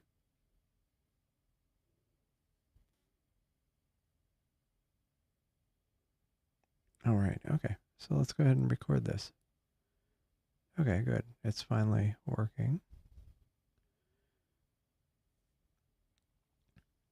It's starting to stack. Hopefully it'll have better luck than the last target, and we'll see how long this lasts before it ends up getting obstructed by a building, or maybe it won't, because that outline isn't 100% accurate. Oh wait, I didn't want to do that.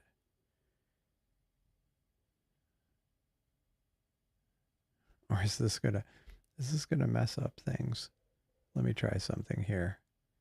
I haven't tried this where basically I'm gonna change the filter wheel while it's imaging. So let's see if this works. Because it's not using the light pollution filter, so I'm gonna tell it to use the light pollution filter. It claims it was successful. That could be weird. Like if I basically turn on the light pollution filter while it's in the middle of stacking.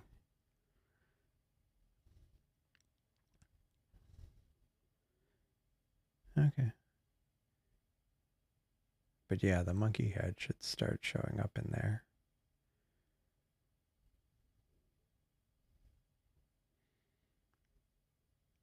Okay, so got about 25 minutes on this, and this is the last panel of the 12 panel Heart Nebula mosaic. And I think I will definitely call it a night at that point if I don't do it sooner. But yeah, I still need to get to the bottom of the I I need to get to the bottom of the issues with the Raspberry Pi image. So that's another task to do. And if you're joining now and haven't liked the video, please like and subscribe. And yeah, so I'm going to I'll work on the Raspberry Pi image for the Seestar Alp software. I need to, yeah, I'm going to investigate that. And then other than that, yeah, I think I'll be doing another live stream Monday evening. Keep an eye out for the comet. This comet 2023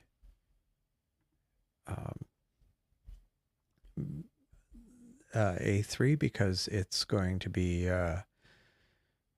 getting very nice over the next few nights. It's already starting to be visible, and it will just get better. So watch for that. And there will be another comet in 2 weeks, probably, that will also potentially be visible. So kind of an interesting month with 2 comets. Yeah, you can start seeing the monkey head. Just barely. It's very faint, but I mean, it's only got 3 minutes and change. I'll let that go for a few more minutes, and then I'll probably wrap up the stream.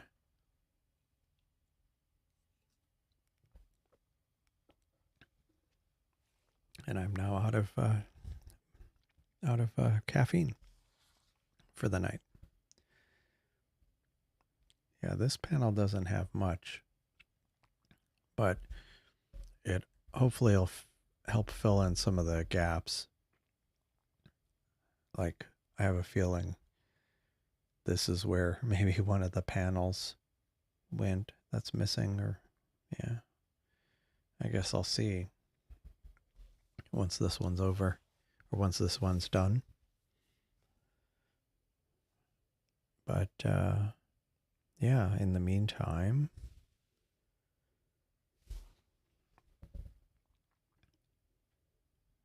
it's which one is, what's this target here? Or what's this star here? It's kind of off to the east, northeast. Maybe it's Capella? Maybe, I don't know. Maybe it's that one? I don't know. Anyway, moon is almost finally set, so that's nice.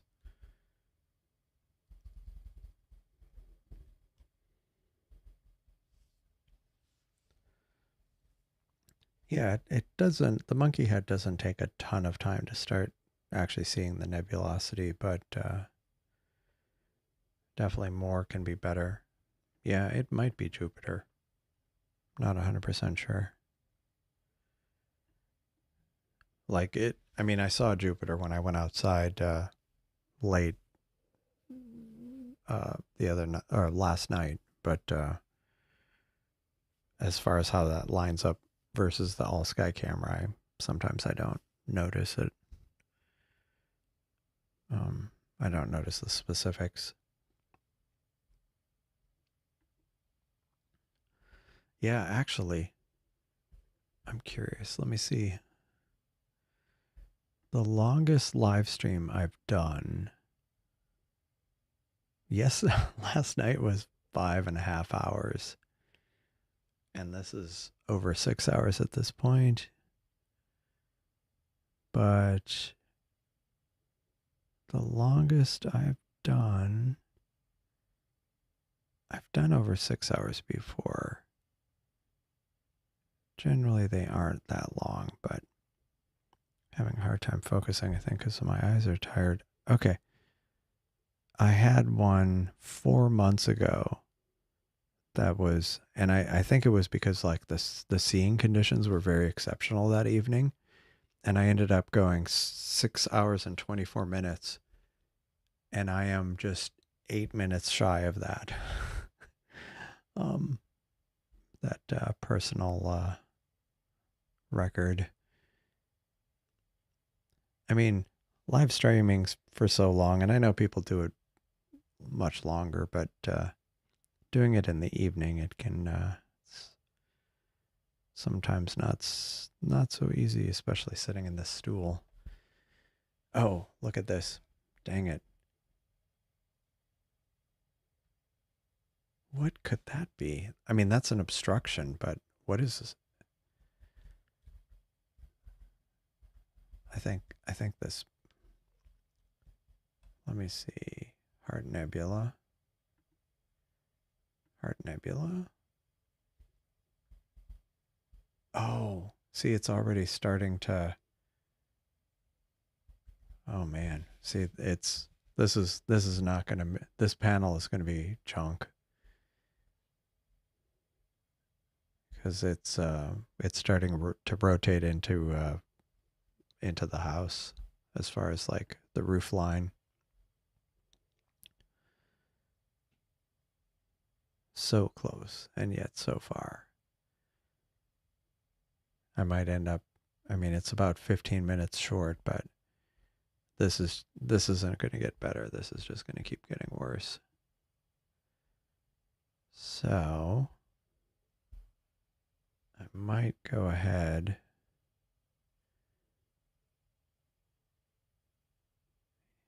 Oh, and then this one is also starting to collide with the roof. Oh man, is this a sign that I'm not going to break my record tonight for a live stream?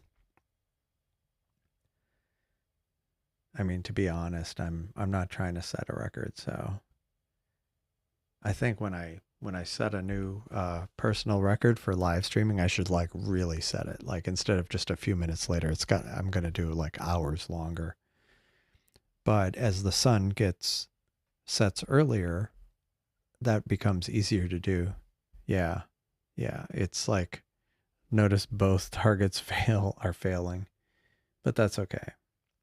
Um, I kind of knew this one would. I wasn't expecting this one too, because at least in Stellarium, it looked like it still had a bit of time, but this roof line isn't. That's why I always say like I can't go completely off that roof line because well, I measured it from a very specific spot in the backyard and I tried. Yeah, that might also be part of the problem. When I did it, I had it the telescopes might be slightly different in position, and I might have held the camera to calibrate it at a position where the telescope would be if it was on like the pier extension, but it's not on the pier extension anymore. I took it off. So it's sitting about not quite a foot lower, and that might be enough. And it being slightly different position to throw it off by like a little bit. Where now, yeah, this is garbage. So, but that's fine. I mean, I got 6 hours of imaging for the most part across, and then times two telescopes. So I got 12 hours of imaging tonight, more or less. So can't really complain.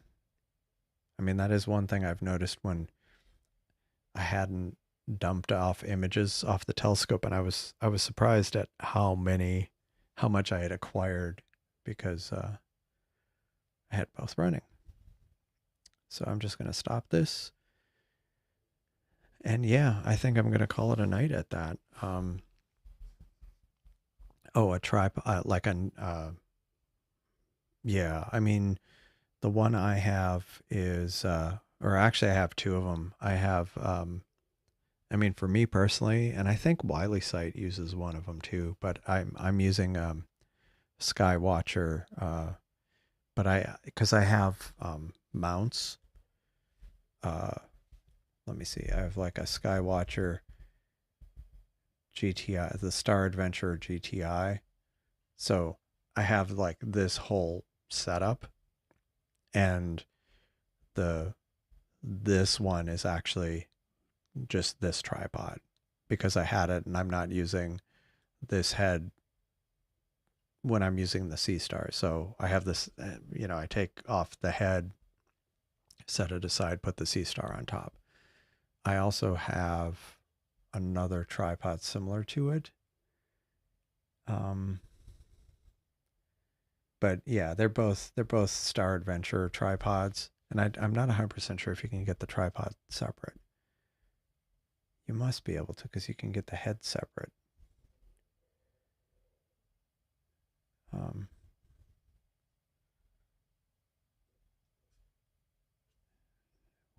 is it mounts?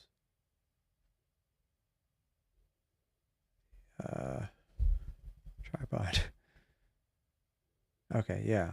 This is like 95, which is this one is this tripod. But again, I got it as part of another mount. And I've been reasonably happy with it. This one is definitely easier to carry around. It's not. I mean, it's fairly light to pick up, and it also kind of it seems pretty stable, and it keeps it at a bit higher of a like I feel like I'm less likely if somebody's around, they're less likely to actually accidentally stumble over it or trip over it than the Seestar, the default tripod, which keeps the Seestar so close to the ground. Oh yeah, nice. Naked eye right now. That's cool. I might I mean I can see the Pleiades right now. Oh, and this is yeah. I can see some stuff on the camera. But yeah, no problem. And have a good evening. And thanks everybody who's still around, who's watching. And I will be doing another live stream on Monday evening, and I'll probably do one Wednesday, but then I'll have a few days of cloud, so I'll have a little bit of a pause on it. But in the meantime, thanks for joining, and have a good evening and clear skies. Thanks.